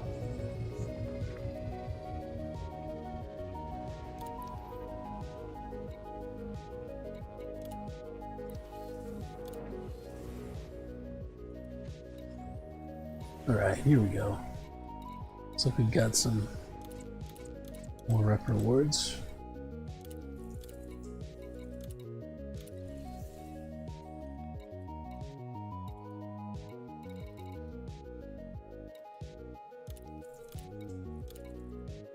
Dude, why is all that so many freaking people? I don't want to take 14 people for like a moderate rep reward. Oh god, okay, fine.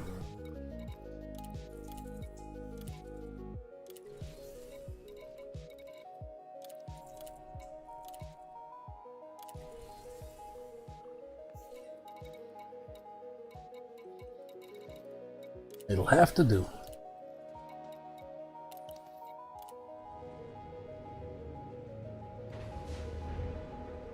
These evac missions are easy. Yeah, they're pretty good.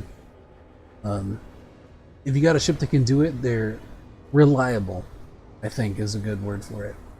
Right? Because once you get like once you got a good technique down, you can just keep doing it over and over and over again. Ship detach complete. Follow the greens on your way out. Doesn't pay quite as good as like killing Thargoids, but it's a good way to farm rep.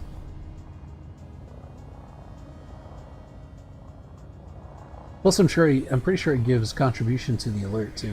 Landing gear retracted.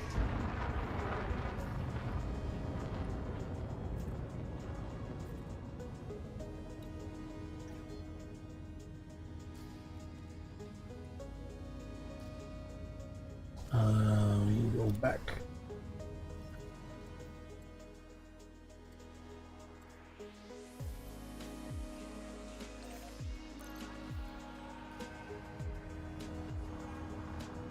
Me is one of the rewards. The engineering mats as well from this?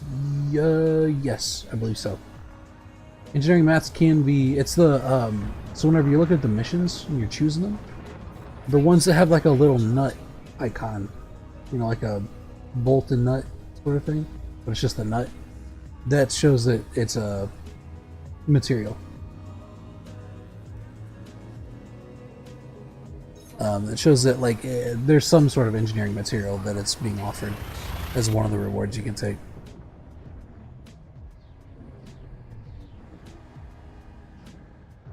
Yeah, so one will be a nut, that's materials for engineering.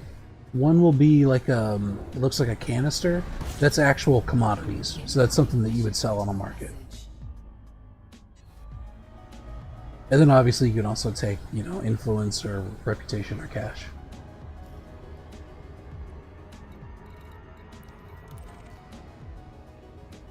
Go for mats. Yeah, materials are usually my go-to reward if I don't need reputation or cash at the moment. Because, like, you can stock up on them, they don't take up space, you're going to use them at some point. And even if you don't use them, you can take them to a material trader and actually trade them out for other materials. So, like, universally, materials are a good choice for rewards in general.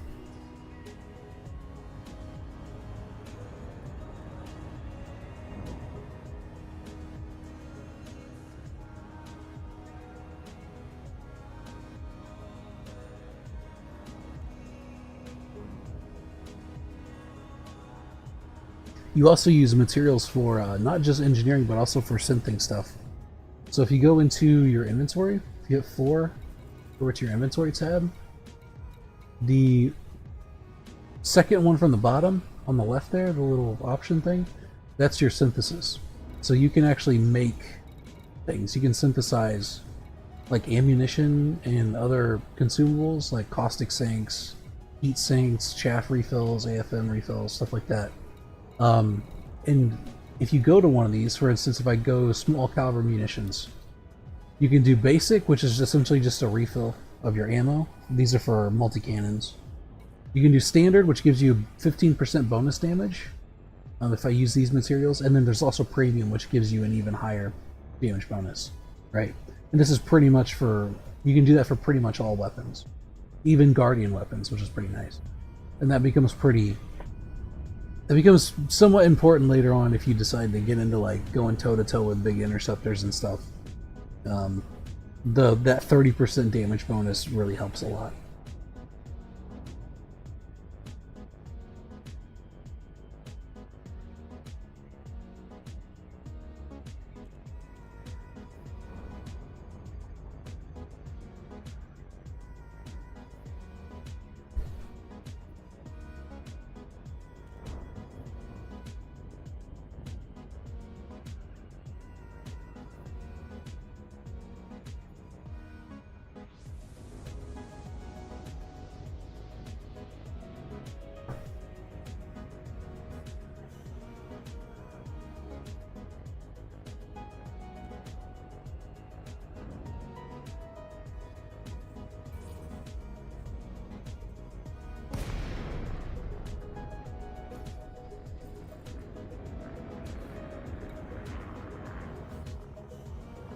Docking request granted.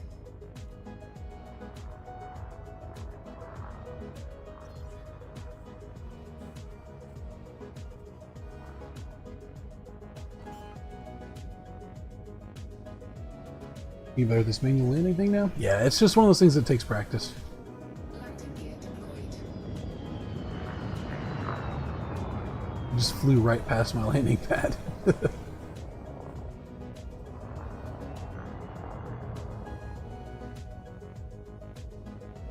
Once you learn how to use the lateral thrusts, lateral and vertical thrusts, in addition to your normal standard forward and backward throttle with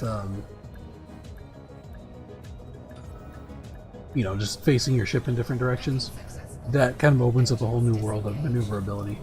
especially for docking.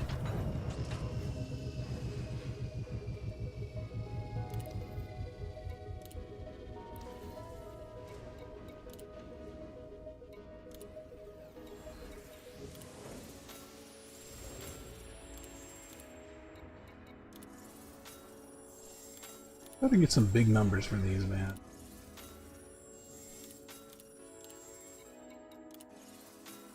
They're like full 5-pip rep rewards, so presumably they're good, but... 85%, alright, we're 15% away.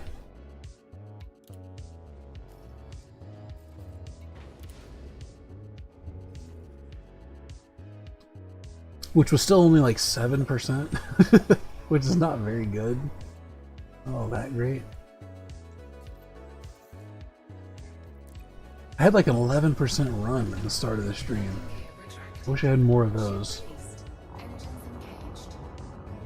Do the mats take up cargo space? No, they do not. They have their own section in the inventory. So you don't have to worry about them taking up your inventory, your cargo racks. You also don't need cargo racks to hold onto them. They're just always there in their own inventory. Frameshift drive charging.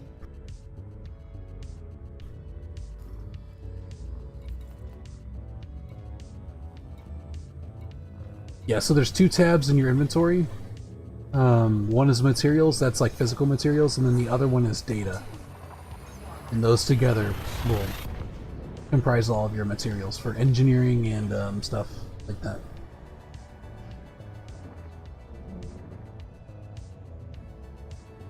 And you can hold quite a few of them.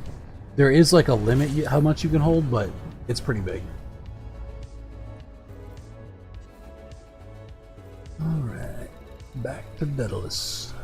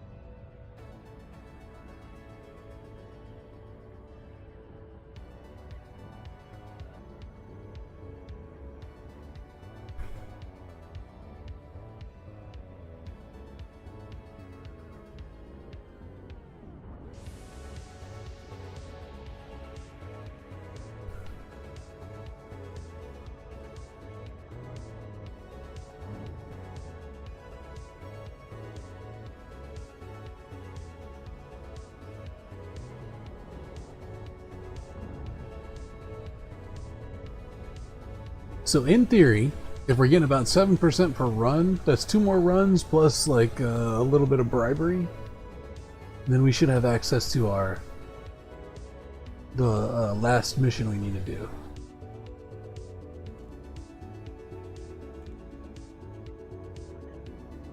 That's kind of how I'm calculating it.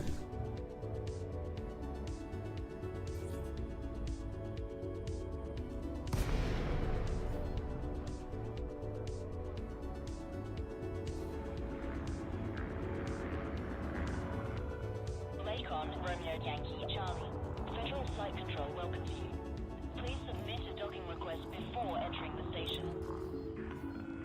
Landing authorized. Cleared to land on pad 38.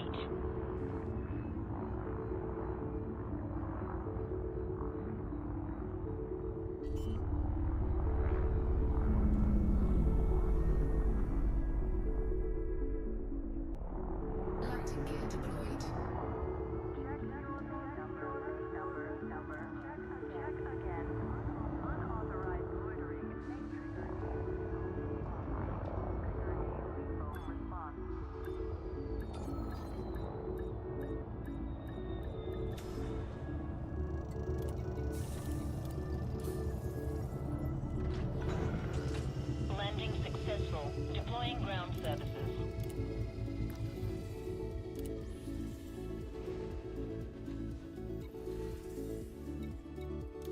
Oh, hold on. There we go.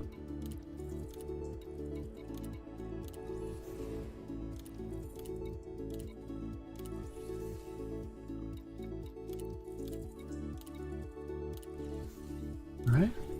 So far, so decent. Well, that one was like 9 people.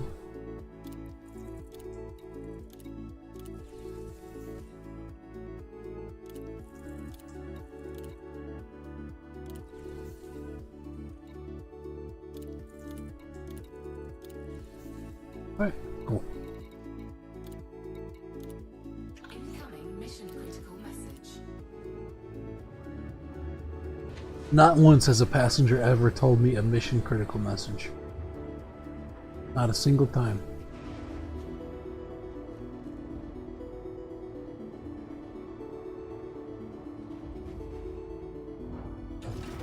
Landing gear retracted. Ship released. Clear for departure.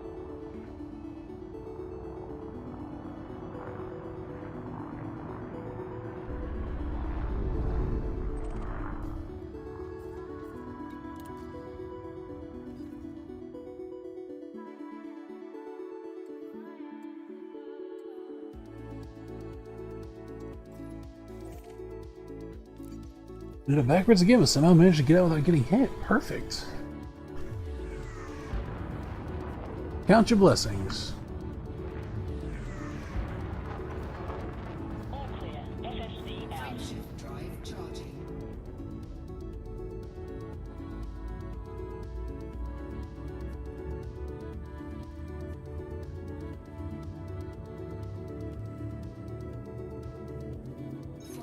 Sometimes when I'm fighting interceptors and stuff, they'll kind of bug out. Like they forget what they're doing, and they'll just kind of chill out for a second. And you can just like get free hits on them. You know, life... When good things happen, life forces you to take like the bad things with the good, you know what I mean? Because, I mean, very rarely is anything ever like wholly good or bad, you know what I mean? So when good things happen, life forces you to take the bad with the good. Then, you know, from my perspective, when bad things happen, you may as well take the good with it, you know what I mean? I've got 2 sights on me right now. Only one's shooting me though, so it's fine.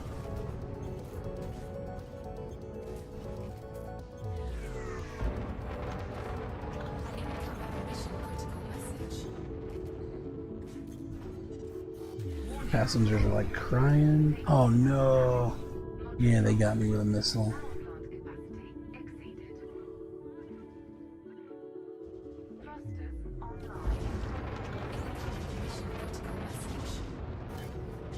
Module malfunction.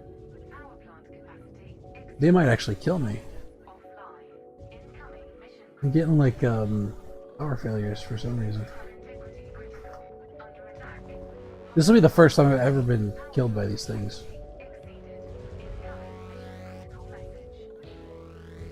Yep, I think they got me.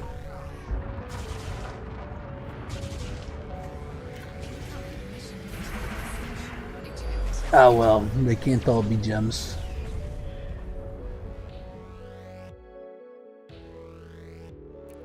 Yeah, there was 2 of them in there, and they shot missiles. They like staggered their missiles. So I ECM'd one of them, but the other one got me. I'm not entirely sure what was causing the power failures though. That was weird. I've never seen them do that before.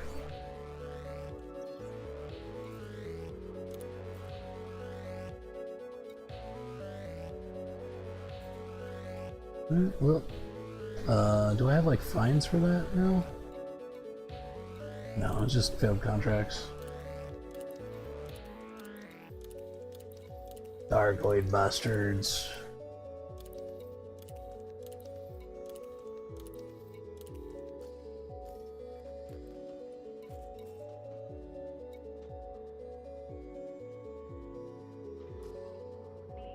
Oh well, we'll get another batch.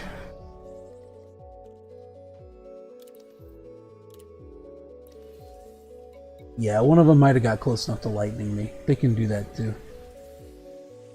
Yep. All of the hunters and all the interceptors can do that as well. It essentially like slows you down too, which hurts. It sucks.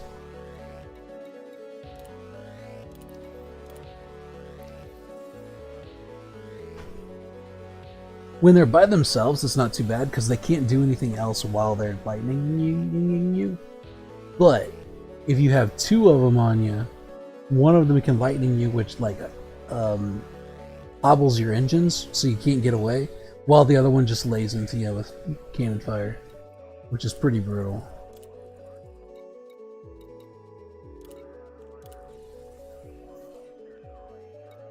So I'm gonna filter these again because there's one stupid independent faction here.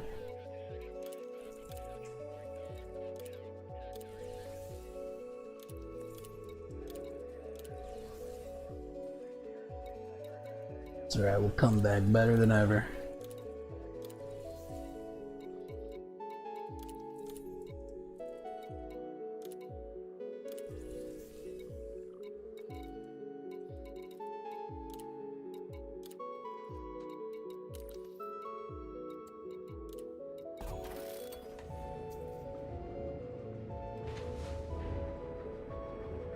Yeah, so as I understand it, when interceptors use that lightning on you, it'll cut your engine's like speed down by quite a bit. I want to say like 80% or something.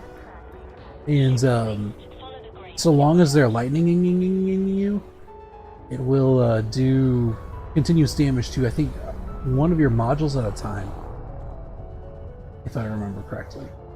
That's for the interceptors. The hunters, I believe, when they lightning you, they have they generate a shield around themselves, so they essentially can't be damaged while they're doing that. And that shield sticks around for a little bit after they've stopped. Thargoids are really brutal in this game. They're like the hardest content in the game, as far as like NPC content is concerned.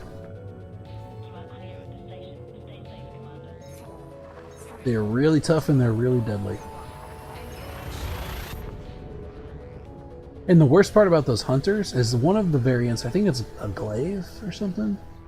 I can't remember which one it is, but one of those hunter variants has a an anti-guardian tech field.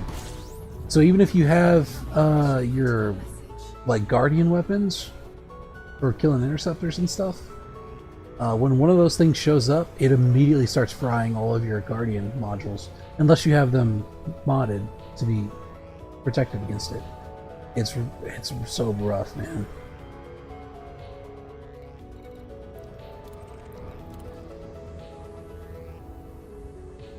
It was funny, I used to do like invasion instances before they had the engineering mods for guardian stuff to protect it from those fields. And it was funny, you'd be in an AX instance and a glaive would pop into the instance and everyone's guardian stuff would immediately start getting fried and people would just be swearing up a storm. They fucking hated the stupid glaives because they had come in and ruined everything. I actually made a ship specifically for dealing with them. I had my main interceptor AX ship, which is called the Vorpal Strike. It's an Alliance Challenger with guardian weapons on it for killing interceptors. And then I made a second AX ship called the Pleco Fish, which is a Federal assault ship with all human weaponry, human AX weaponry on it, specifically for clearing out scout swarms and killing hunters. Like Sentients can be brutal since if you attack them, they get resistance against the damage type you use, so eventually you do no damage at all. Sounds rough.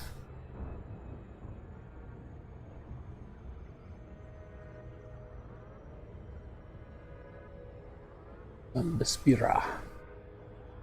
It's a good name. Yeah, the way the interceptors work, I'm not sure how familiar you are with AX Combat. For like normal Thargoids, so for hunters and for scouts, and for one of the interceptor variants, but I'll talk about that in a minute. For hunters and scouts, they essentially just act like human ships in the sense of damage. So like, they have shields, they have hull percentage. Once you get their hull percentage to 0, they explode, right? And that's pretty much how you deal with those. Hunters are like the medium-sized ships, and they are tougher than the scouts, right? Then you have the interceptors, which are the big Thargoid ships, and those don't take damage in the same way that the other ones do. So for those, what you have to do is they have these hearts inside them, and essentially, if there are hearts that are still alive inside the Thargoid that aren't destroyed, then they'll just continually respawn their health. They'll continually regenerate. And so you have to out-damage their regeneration to a certain point, to the point where a heart will exhaust, at which point it becomes vulnerable, and then you have to attack and kill the heart in order to destroy it. And then you have to do that, like, depending on the variant, you have to do that a number of times. So like a Cyclops, which is the weakest of the variants, has 4 hearts you have to do that with. And then once all 4 hearts are dead, then you can finish off the hull damage to actually kill it. But that's why it gives you millions of credits per kill, right? So Cyclopses are the weakest of the variants. They do the least amount of damage, and they only have 4 hearts. Basilisks are the next higher up. They're the fastest of all the variants, I believe. They do considerably more damage than the Cyclopses. They're considerably more resistant to hull damage than the Cyclopses, and they have 5 hearts. The next up from that are Medusas, which have, I believe, 6 hearts. And then up from that you have Hydras, which have 8 hearts. And each one of those step-ups has higher health, higher resistance to damage, and considerably higher damage than the previous one. So like, once you get into fighting Hydras, it's like, it's insane. You have like groups of guys just hammering on Hydras for extended minutes to kill them in AX instances. It's really fun though. If you get a group of players together and just go hunting interceptors in groups, it's really fun. Pays well too. I think killing a Hydra gets you like 70 million credits or something like that. It's quite a lot.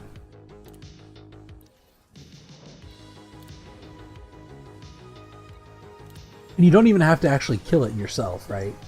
So long, like, everyone who does damage to the Hydra gets the full credit.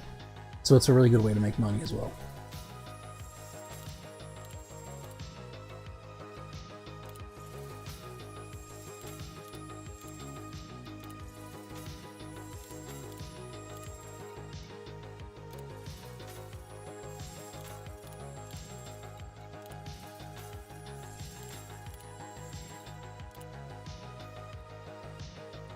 Alright, what are we at to now?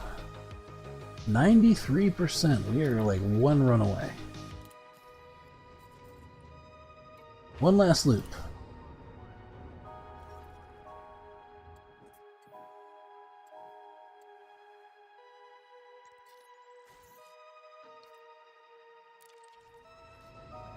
Yeah, the thing about the interceptor hearts is that there's 2 ways you can deal with them.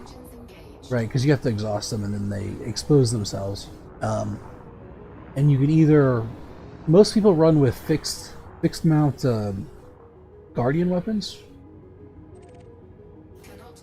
So they like, you know, have Gauss cannons or whatever. I use mod shards on mine, on my Challenger. But they're fixed, right? So you essentially go by sight. Whenever the heart exhausts, it starts to glow. And so you have to, with fixed weapons, you have to manually aim at the heart, and once you hammer it enough, it'll eventually die. The other way is that you can use gimbaled weapons, like AXMCs or something. This really only works on Cyclopses, because they don't do enough damage to outpace the regeneration of the hull on higher level interceptors.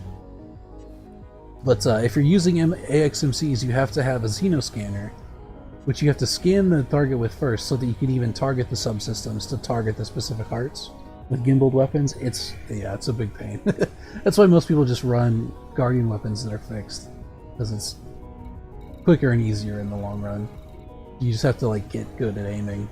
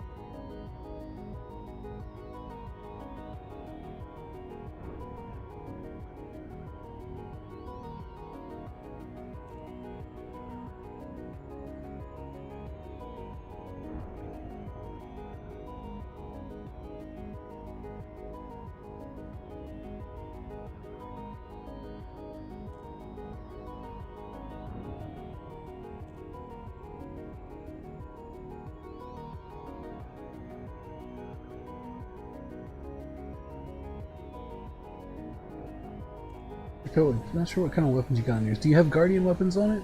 Or do you have human eggs weapons? There's only 3 kinds of Guardian weapons. And they're more or less like tweaked versions of human weapons.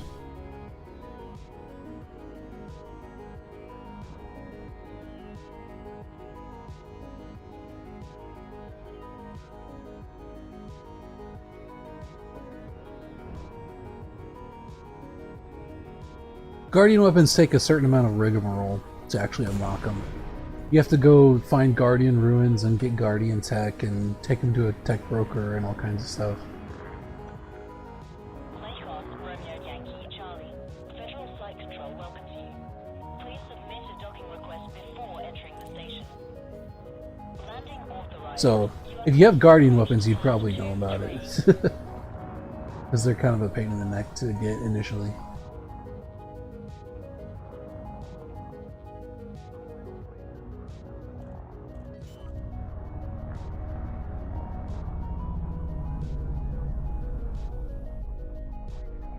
Landing gear deployed.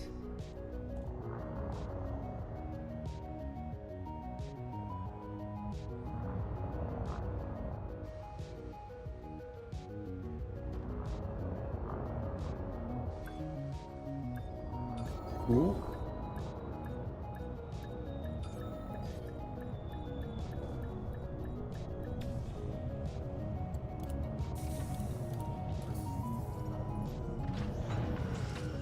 Touchdown. Systems offline. Yes, passengers.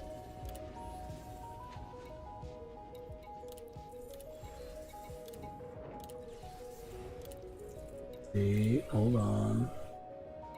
Filter. I always forget that.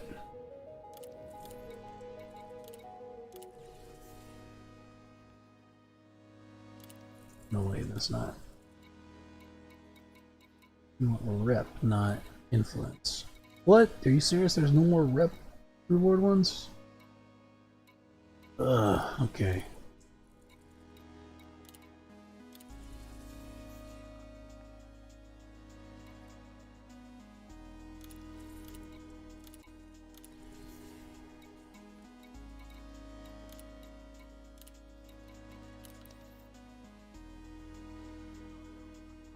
Remember when the first Guardian stuff I heard of was some artifact you could put in your cargo and would point you to the rope system.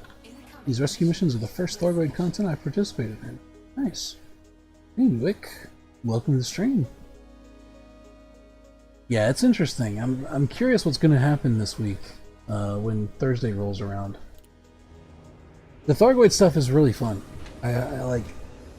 There's a learning curve to it, right? To actually get into it, but once you get into it, it's pretty fun. It's. I'm trying to figure out how to explain it. It's engaging, right? It feels kind of epic to be a part of. Transit is engaged. Clear for egress. 3 AX multi-cans and 2 AX missile racks. So I think I'm human. Yep, that is indeed human. There's actually, depending on how long ago you got those, there's actually better variants of those now. There's like an enhanced versions you can buy at the rescue megaships.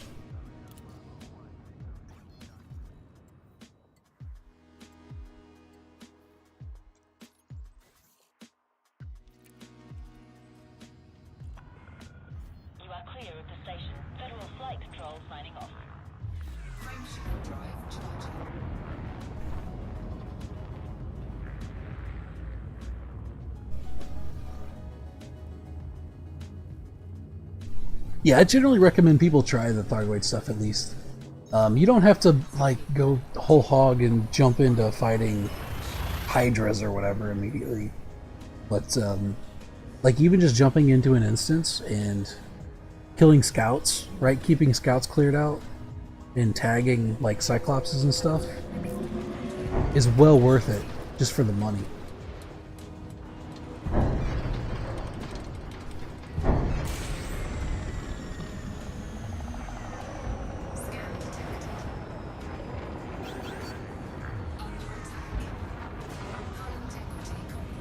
Yeah, we got 2 hunters on us again.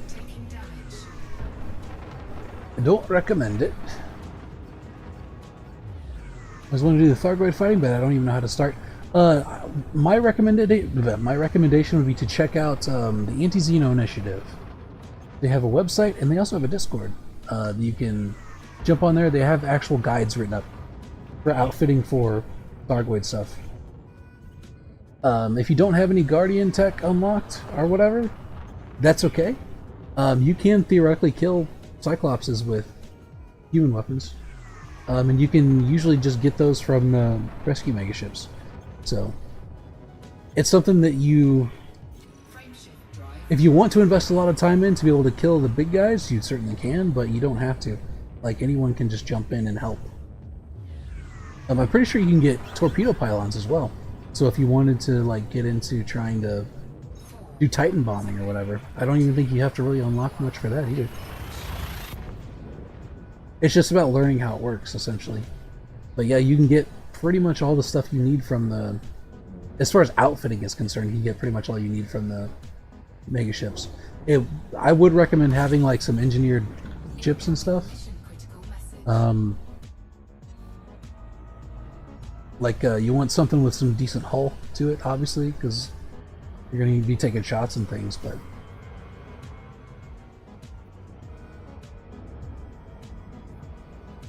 Something with decent hull and decent speed, I would say, are the most important things.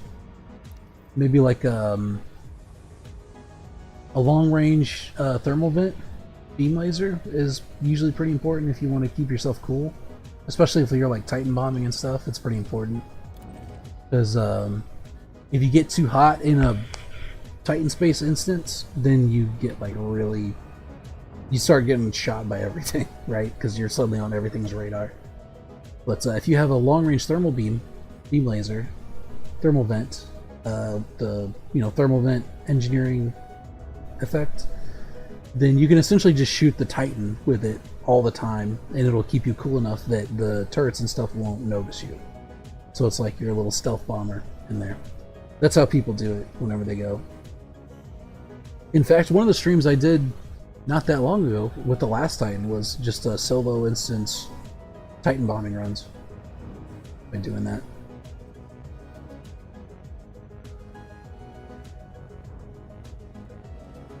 I think it was like 7 hours long or something like that. It was pretty crazy.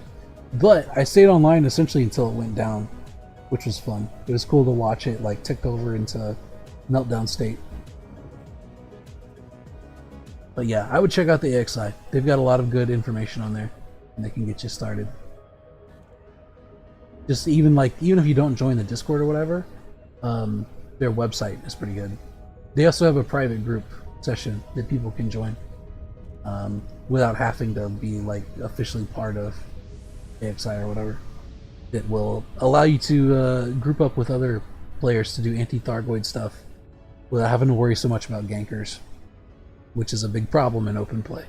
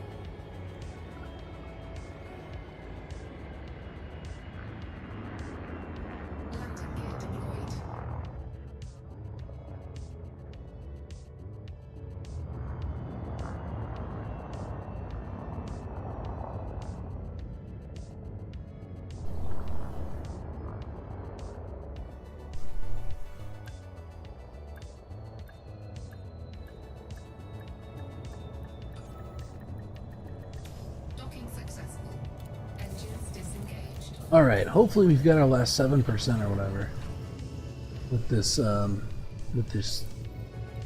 last batch of refugees.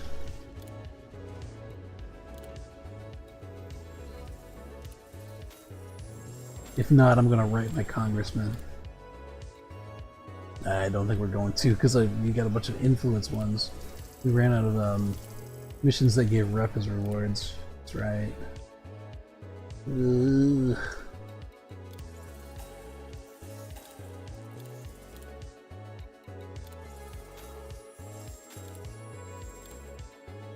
Alright, how close are we? Can I just like pay someone money to do this? 96%? That we might be able to bribe our way out of that. Let's go back to... Where's the place with a lot of federal stations? Probably not Alpha Centauri. I guess Bernard Star?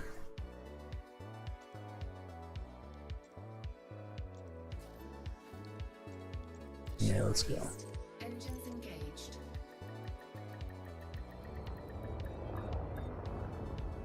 Landing gear retracted. And rescue missions quite a bit. I think they're fun. Like, they're fun enough. Well, I mean, I don't think they're fun anymore. But that's because I've been doing them for like 3 days. Just grinding them. Someone who camped deadless and 4 other players came to kill him. See, that's what I like to see. It warms my heart to see gankers get what they deserve. It sucks when you kind of like run across hackers. Those are fairly rare, but they do happen occasionally. I once saw someone who managed to take control of an interceptor. Like a Thargoid did, controlling it. It was weird. But you only rarely come into contact with those in open play. I've never run into one in the AXI private session or whatever.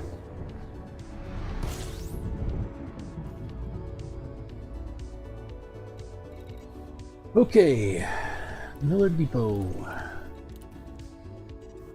Show me what you got.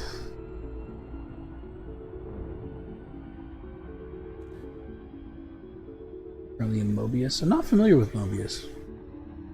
Are they just like a PvE sort of thing, or?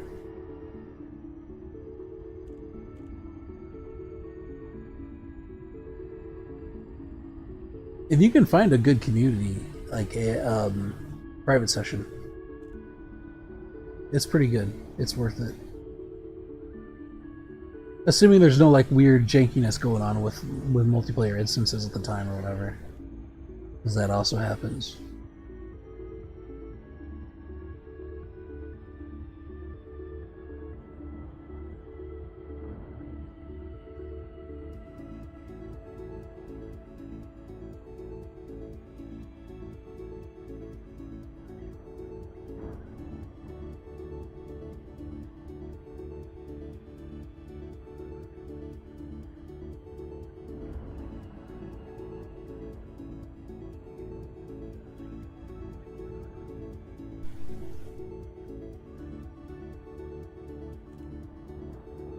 The cool thing that I like about AXI is they've got their own internal ranks, right? So it's like a prestige thing. So they have certain challenges that you can do for AX stuff. And then if you can prove that you've done those challenges, then you get ranks within the like Discord, which is kind of neat. So like if you can solo a Cyclops, then you get a particular rank. And if you can solo a Basilisk, you get a higher rank. Or if you know, if you can take down a Medusa in a wing of 2, you get a certain rank. Or if you can solo Medusa, you get a certain rank. Pretty cool.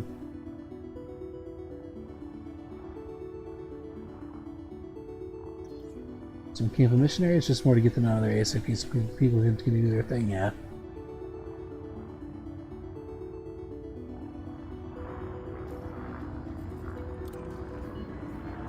Access granted. Cleared for landing on docking bay 2-2.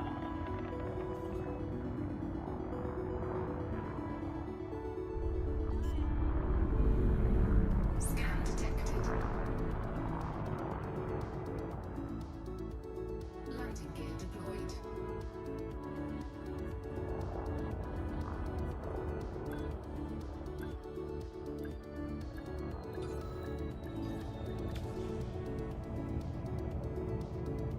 Nice. 7.5 millions. Nothing to sneeze at. Report to station services for more information, Commander. The most I've gotten on one of the passenger missions is 50 million.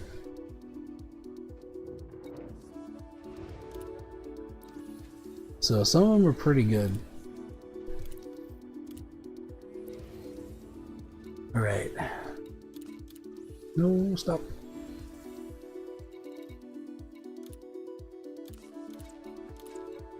Okay, who wants money? Perfect.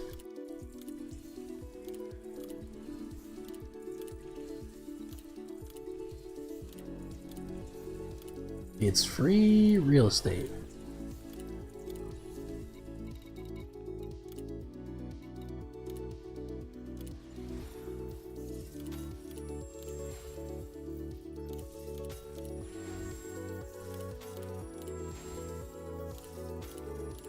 Who needs to be humanitarian when you're just rich?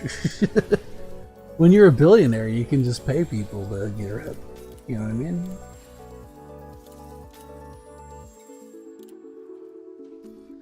Alright. We are now at 100, finally. Do you have a mission for me?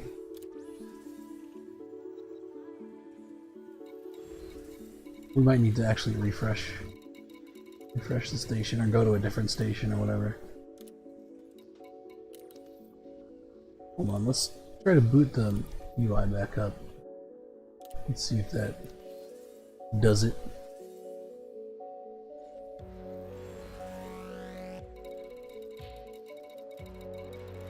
Surely we have enough. It says 100%. Okay, let's try a different base. Have a few billion, but expenses. Funny how that works.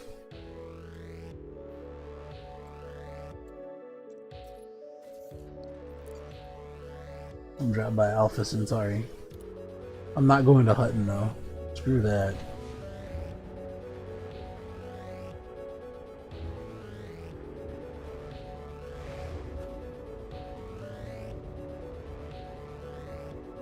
Are any of you familiar with the free Anaconda?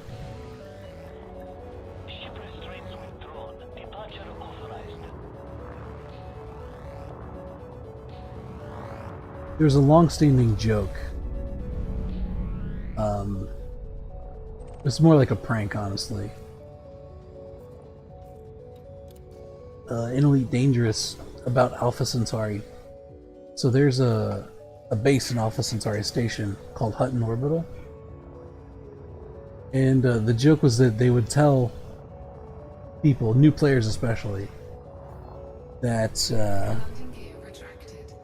if you go to Hutton Orbital, you can get a free Anaconda.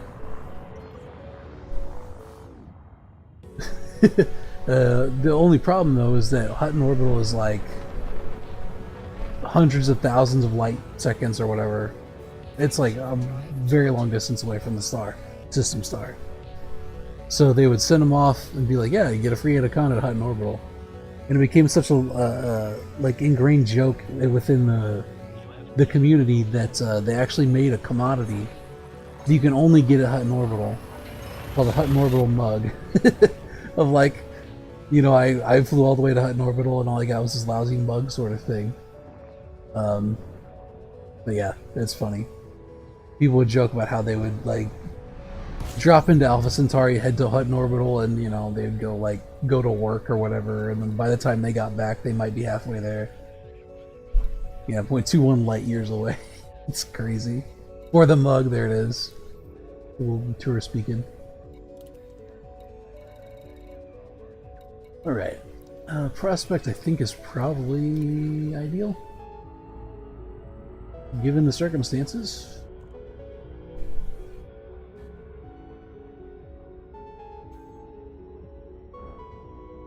I think it's federal. I could be wrong. Like, given its proximity, it's gotta be, right? There's gotta be, like, minor factions there. And 2 Thargoids at a time, yeah. Sometimes they spawn in pairs, which is pretty rough. The only refugee run, this the only one time that I've ever died on that run was to two Thargoids, and it was just like an unlucky positioning sort of thing. Convicted! Hey! I started mining an hour ago and I'm just 1 million off from getting my ship back. Nice. Glad to hear it.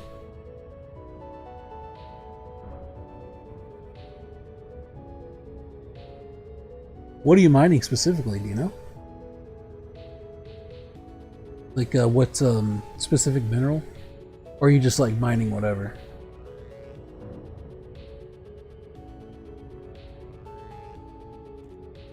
Platinum? Nice.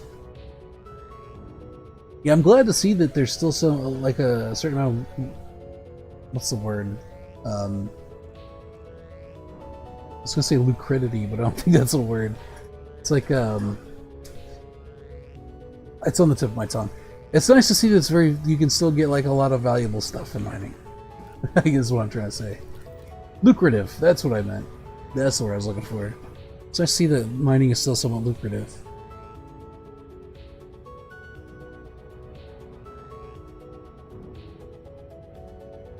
Yeah, there's actually tools, well, I don't know if they're still online or not, but at one point there were tools that you could get,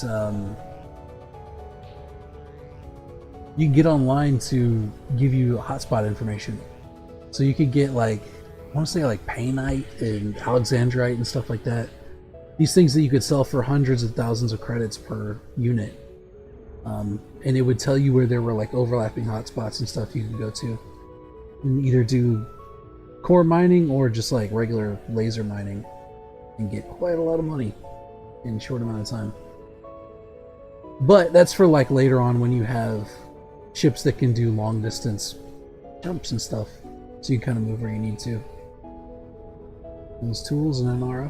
Yeah, this is one of those games where having like certain websites is a absolute godsend.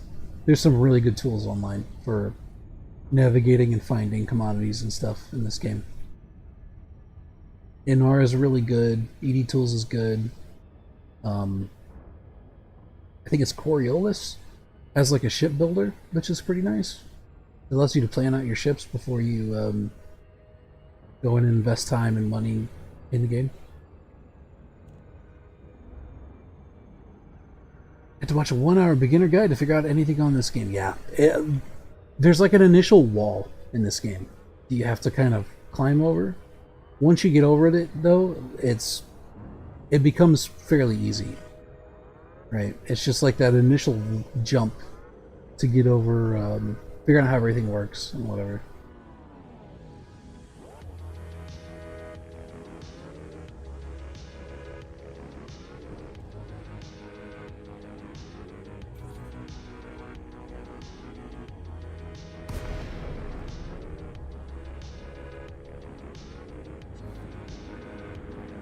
Like, I've been playing this game for a long time, and even I'm still learning stuff. Like, I'd never noticed that whenever you're in orbital flight on a planet, it gives you like latitude and longitude coordinates. I only just like realized that yesterday. Docking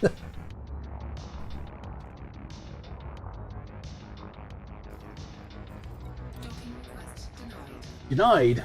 What? Why? Docking request denied. Alright, 1 second. Let me try jumping into the...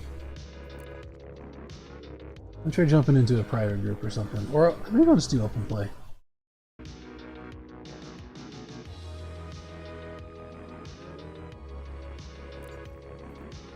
Yeah, let's do the AXI one. Sure. I just need a different instance. I think that one might be bugged. He was huge, yep.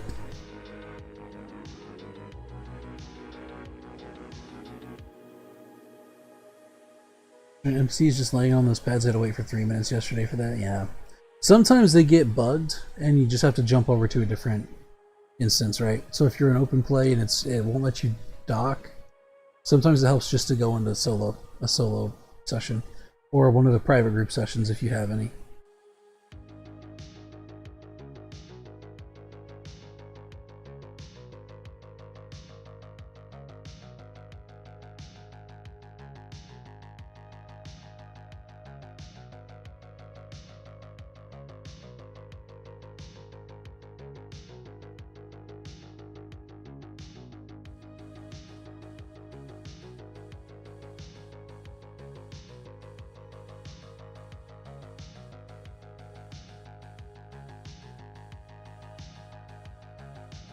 Any minute now.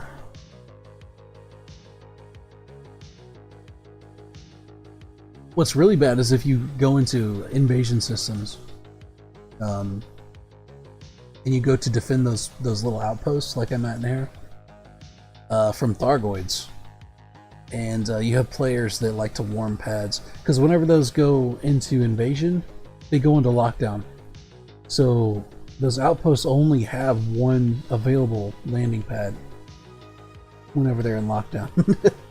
And so like everyone has to use that one pad, and it seems like there's always one player that just likes to sit there and warm it, right? He's looking at whatever, he's like tabbed out looking at YouTube videos or something like that, and everyone's out here dying, like trying to get in, get repairs and stuff. But yeah, it's usually really bad manners to warm pads in combat instances like that.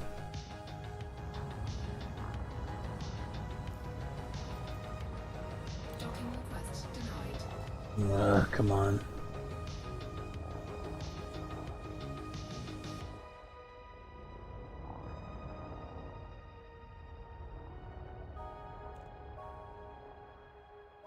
It happens. It happens a lot. Way more than you might think. Messengers are like sending messages. Yes, they yap constantly. They never shut up.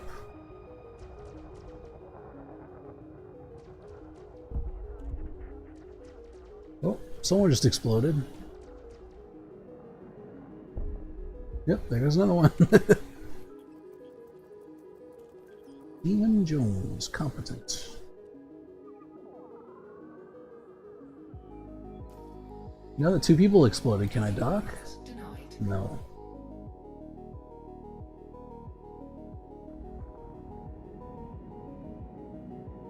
Well, this pad's getting used, so we know that's not gonna work. Oh wait, hold on.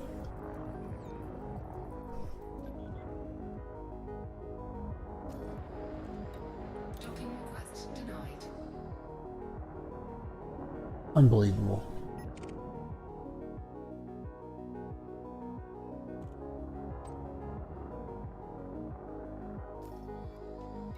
Docking request granted. Hey, there we go. About damn time.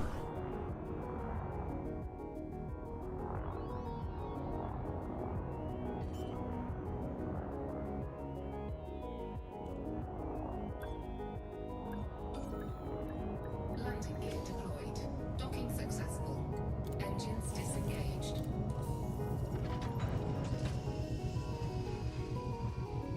Okay. Can we get a promotion mission? If not, we probably are not actually at 100%.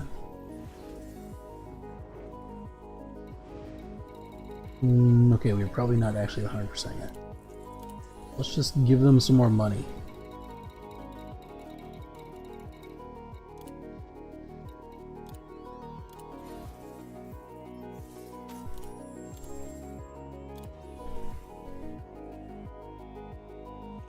Is it there now? Commercial signals for Navy retrieved block due to requirement allied.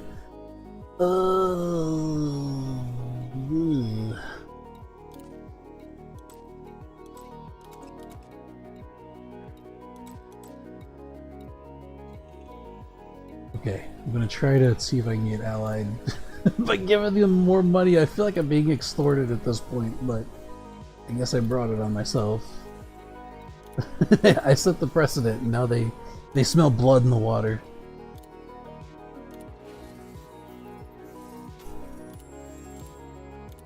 Come on, just give me the rank. Okay, I think we got it now.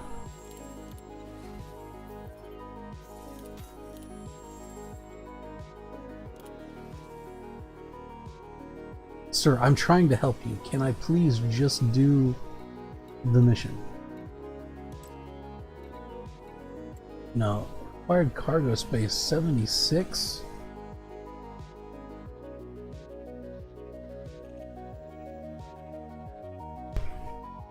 Okay, so they want me to transport some stuff somewhere. Standard Federation transports are unsuitable for this car for reasons you are not authorized to know. Standard Federation transports are unsuitable.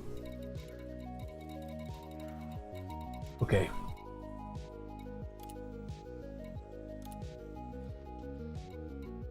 You don't have outfitting here either. Alright, I'm leaving. Let's see if we can find a base that will actually give us a proper mission.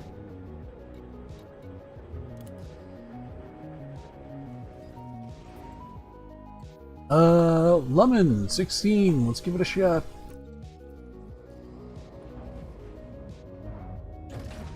Ship released. Engines engaged. I probably could do that mission if I had just had access to cargo racks here, but there's no outfitting in this base, so I'd have to go elsewhere anyway. So I may as well just look for a mission somewhere else.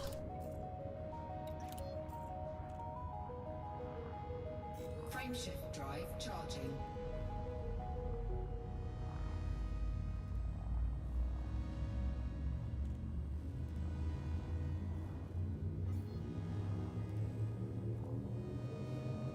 Four, three, two, one. Engage.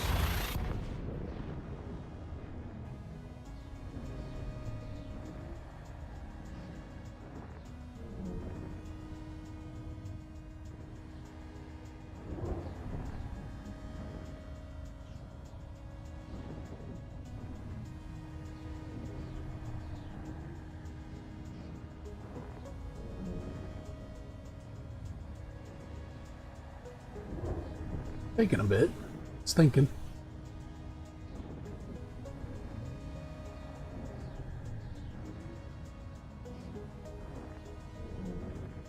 Probably because I'm in a multiplayer session.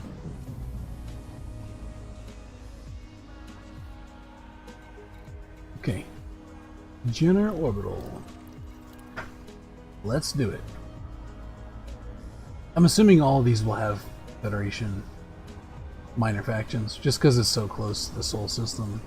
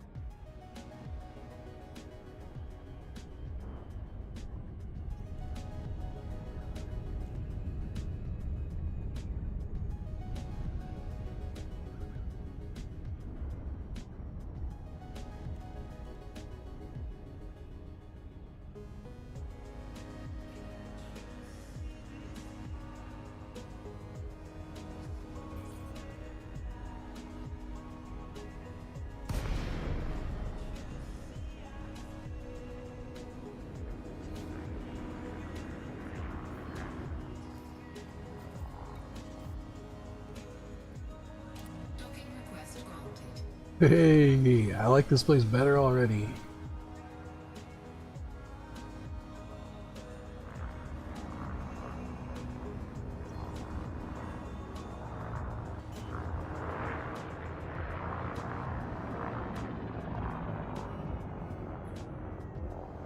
Landing gear deployed.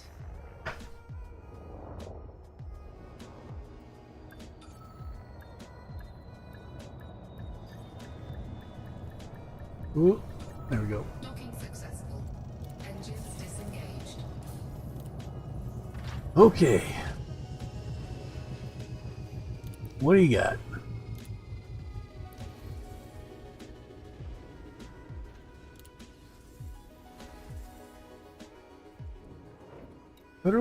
Federal Navy courier job. Deliver data to Linnea Station, the G9949 system. The data will be stored in your computer will not require any cargo space. You receive your reward upon delivery. I'll do it. That sounds easy enough.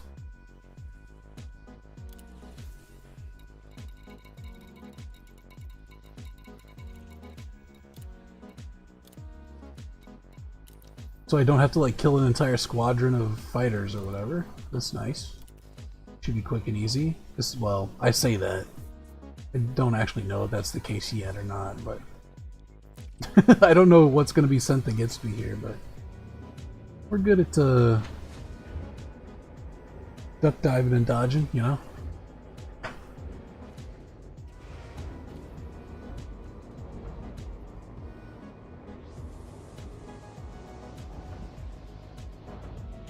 Landing gear retracted. Ship released. Engines engaged. We can get there in record time.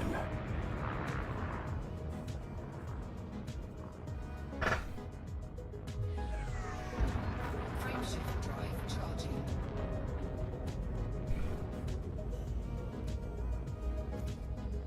Where are we taking it to specifically? Earth Defense Fleet, Anea Station.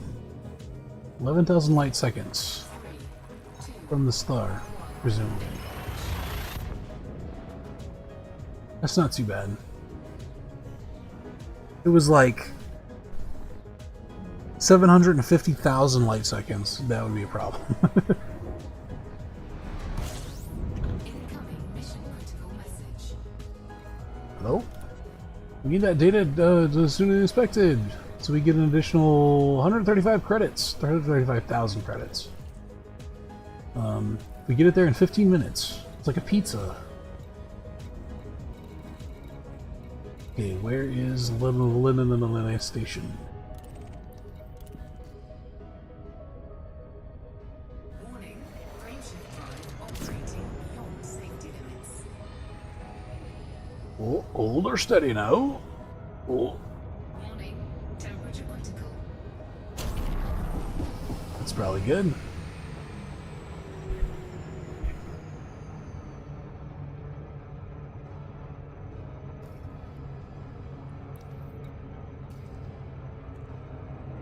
We're actually coming a little hot. Now we're good. Easy, easy, easy. Almost too easy. Would it kill him to send like an assassin or something?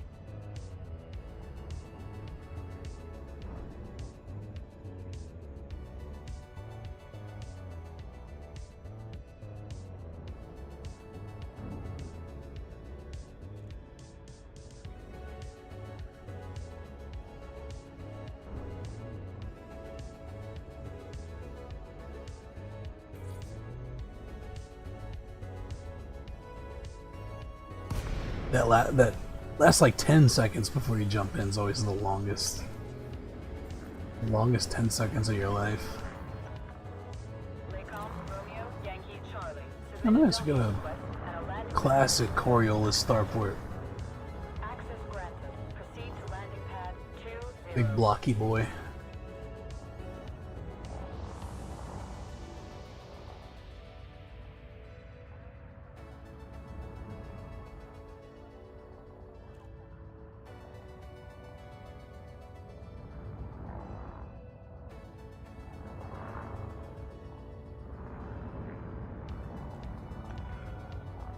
3,000 meters from touchdown.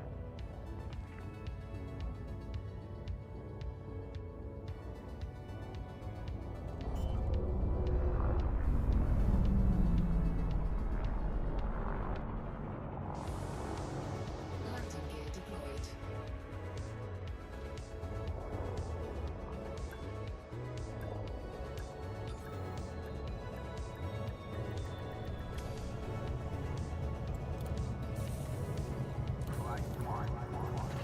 Parfait, as the French say. Ground crew have been I can make a little bit of money today. Hey, man. Any day you're making money is a good day. You don't go broke by making money. Here, take your courier stuff. Incoming message. Hey, we've been promoted.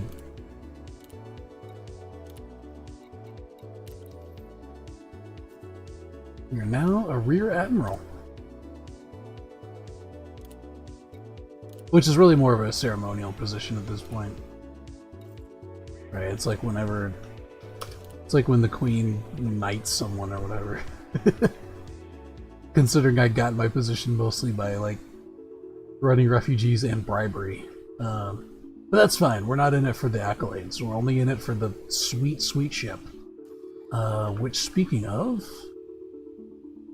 I shouldn't be able to buy now, I just gotta find out where to buy one.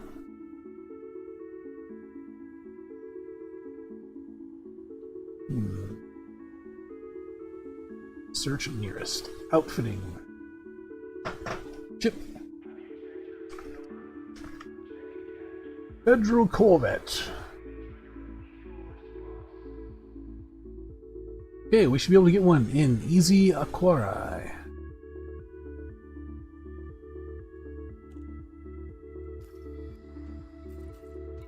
Easy peasy.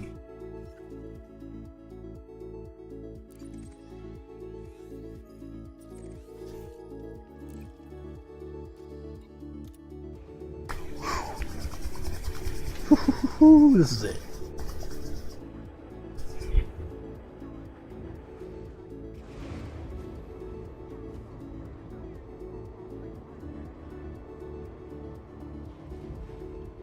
I'm gonna be pissed if I get there and they're sold out Landing gear. for all this work. extracted. Depart when ready, Commander.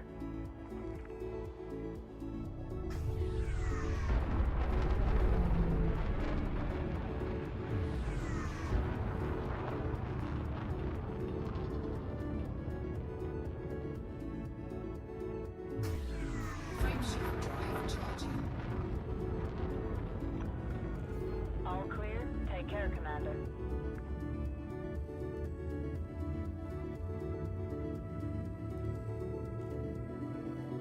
Four, three, two, one.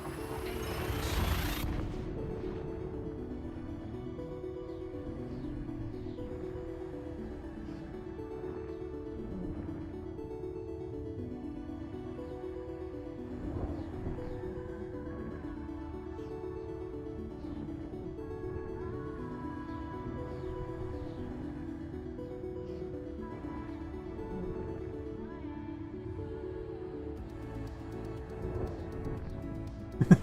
This extra long jump sequence with this music is kind of trippy.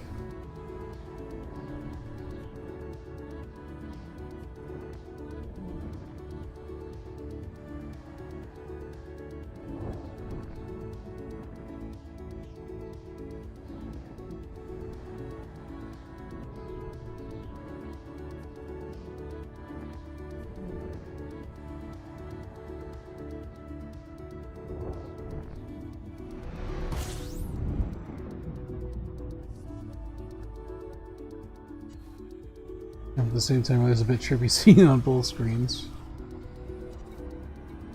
Ooh, Pulsar Fabrication! Looking for Magnus Gateway. There it is.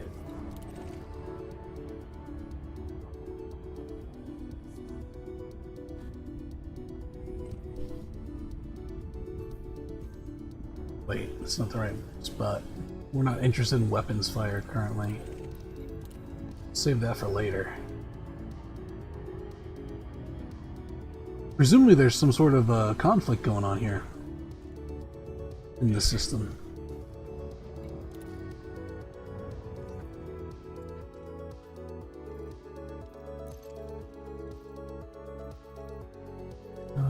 Government, state.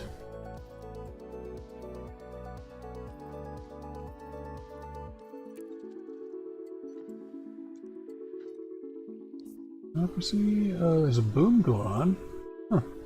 Wonder why there's, well, maybe there's like piracy or something going on. That's why there's weapons fire. Not that it's any concern of mine.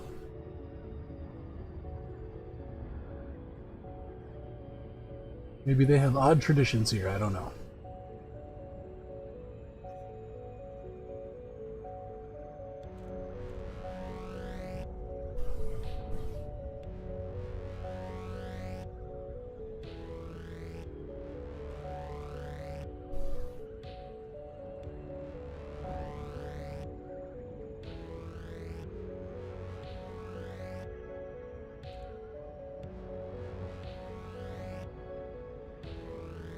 I'm gonna be pissed if I miscounted the ranks and there's like one more that I have to do. I'm gonna lose my shit.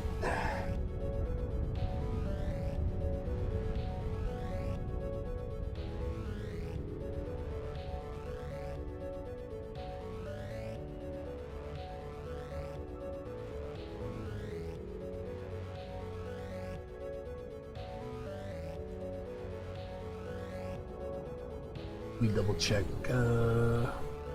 Ranks of the Federal Navy Auxiliary. 4th Officer, Post Commander, Post Captain, Rear Admiral. Yeah, we should be able to get it. Rank 12, Rear Admiral. And the Federal Corvette.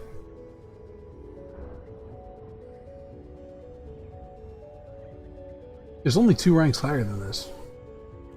Which I don't really care about because they don't give any rewards.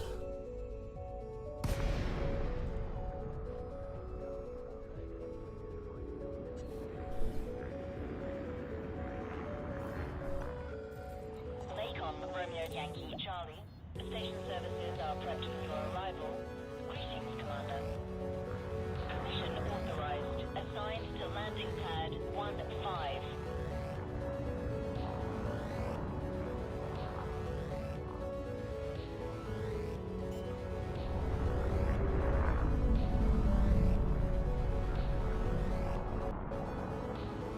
Landing gear deployed.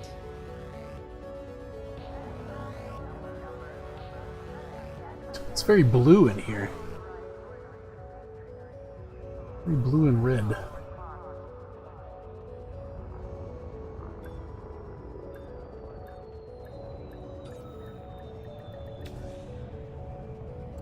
Okay. Show me the money. Landing complete. Engines disengaged. We've got... Where's that? There it is! 187 million. I don't know how much the Imperial whatever is. Is the Clipper? I don't... So each of the Imperials have their own, like, super big ship. Like the Federal ones do. But I don't remember how much it costs. The Federal Corvette is one of the most powerful combat ships on the market. With a total of 7 hard points, the ship has few rivals in terms of damage output and is remarkably maneuverable given its size.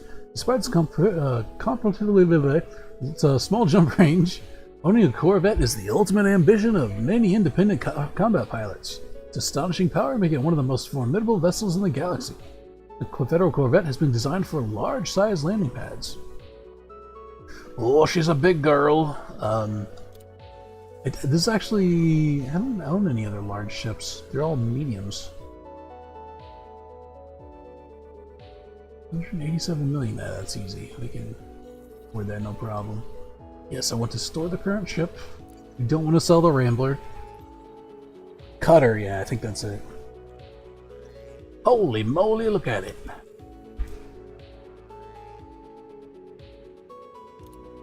You got a big nose. Nice, look at it. It's amazing. We have 2 huge hardpoints. 1 large, 2 class 2s, and 2 smalls. Which is kind of sick. I'll have to think about what to put on these, but I'm excited. What she got for utility? There's a ton of utility mounts in this thing. We could have point defenses and all kinds of shit. For internals. Yeah, that'll be stuff that will... Actually, hold on. What do we got? What is available immediately? Military grade composites, probably? Would be nice. Which cost almost as much as the ship itself? Sure. Let's go for it. Bam. Power plants, what do they got? Class 8As? Oh, they have Guardian hybrid power plants here. Interesting.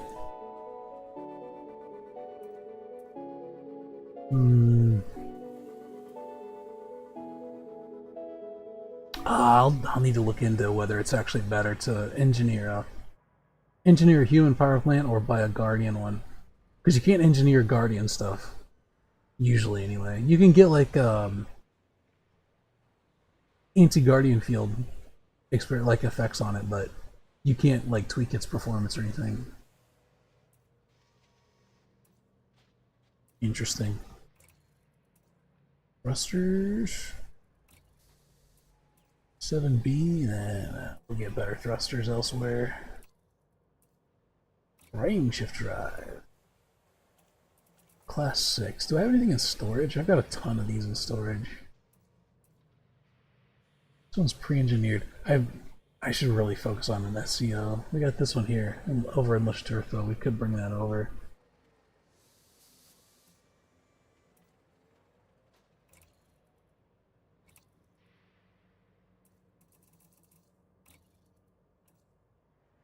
Life support, power distributors. Who needs life support? Pfft.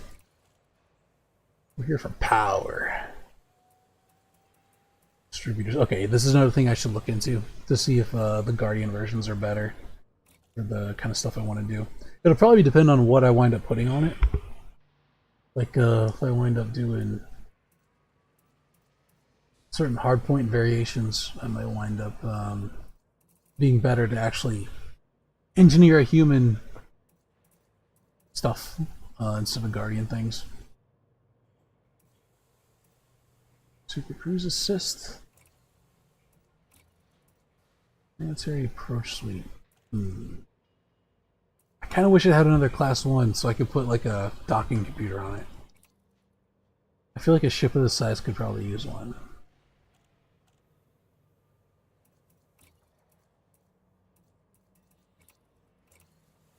Which would I prefer, a docking computer or a Super Cruise Assist? I don't know. I don't know. I'm going to take it out for a spin. I at least want to fly it a little bit.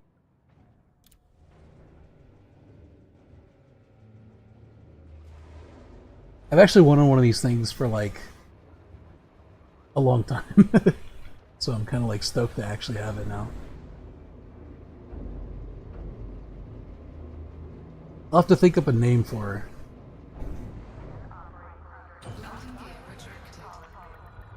Landing complement is engaged. Access He's corridor. docking computer for the Corvette. I don't trust myself to land a ship of that size. I probably could, but I feel like it would be annoying to try to fit this giant thing through the mail slot every time. Like, for a medium or smaller ship, it's hard for me to justify a docking computer, but for once you get into large ships, considering how large they actually are, like...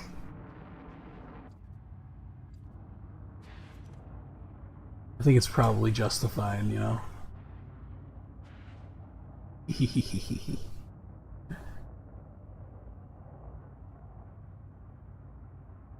That's pretty cool. I like that. I just love the way I love how the Corvette looks. It's got that like standard. It's got like a very human sci-fi aesthetic, which I really like. First time I bumped into every ship and obstacle, yeah.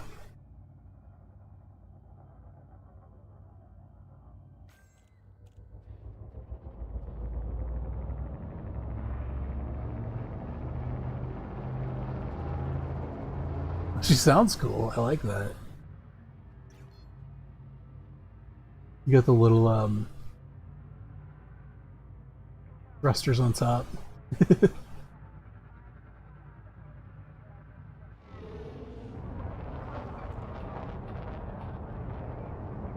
Boost sound, that's cool.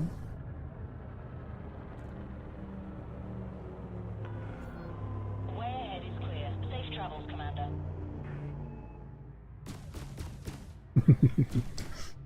Okay. Yeah, so the next, I don't know, I'm gonna try to outfit this thing as much as I can over the next week or so. I'm gonna wind up having to tow it all over the freaking galaxy to engineers and stuff like that. But at this point, I think I'm going to probably end the stream since we've been going for 7 or 6.5 hours. But I'm glad to at least have it done. It's something I've had like on a bucket list almost for Elite for a pretty long time. So I'm glad to actually have the thing up and going, and I'll have to do some research and see what the best way to outfit this thing is. And I'll probably be wrong for the first couple of times I try, but we'll see. At least it's in my possession, and maybe, I don't know, if if shit hits the fan, like if there's turns out to be a big shit fight in Seoul next week after Thursday, then I don't know, maybe we'll see it deployed or whatever. I will probably be streaming at some point, doing AX stuff, but I don't know when it'll be. Unfortunately, I don't really do much in the way of schedules or anything like that. I just kind of stream whenever I have the time. But anyway, I'm going to call it there. Thank you everyone for dropping in. Thank you, Centrix, for dropping in. Convicted. Everyone else, Muick. Everyone, I can't remember everyone's name. Unfortunately, Mystic dropped in for a little bit. That was very nice. Benzie, also thank you for the follows and stuff. That's also very cool of you. I appreciate it. Benzie, thank you for the follow. Wicked Centrix, Benzie, I think you got everyone. Yeah. If you're interested in more Elite stuff, I do stream it occasionally. I stream other games too, if anyone is also interested in more variety things. But, you know, I'm chill or whatever. People can drop in, they can do whatever they want. But yeah, I'm going to call it there. Thank you, everyone. Have a wonderful night. As always, ramble on. And, yeah. Peace, I guess.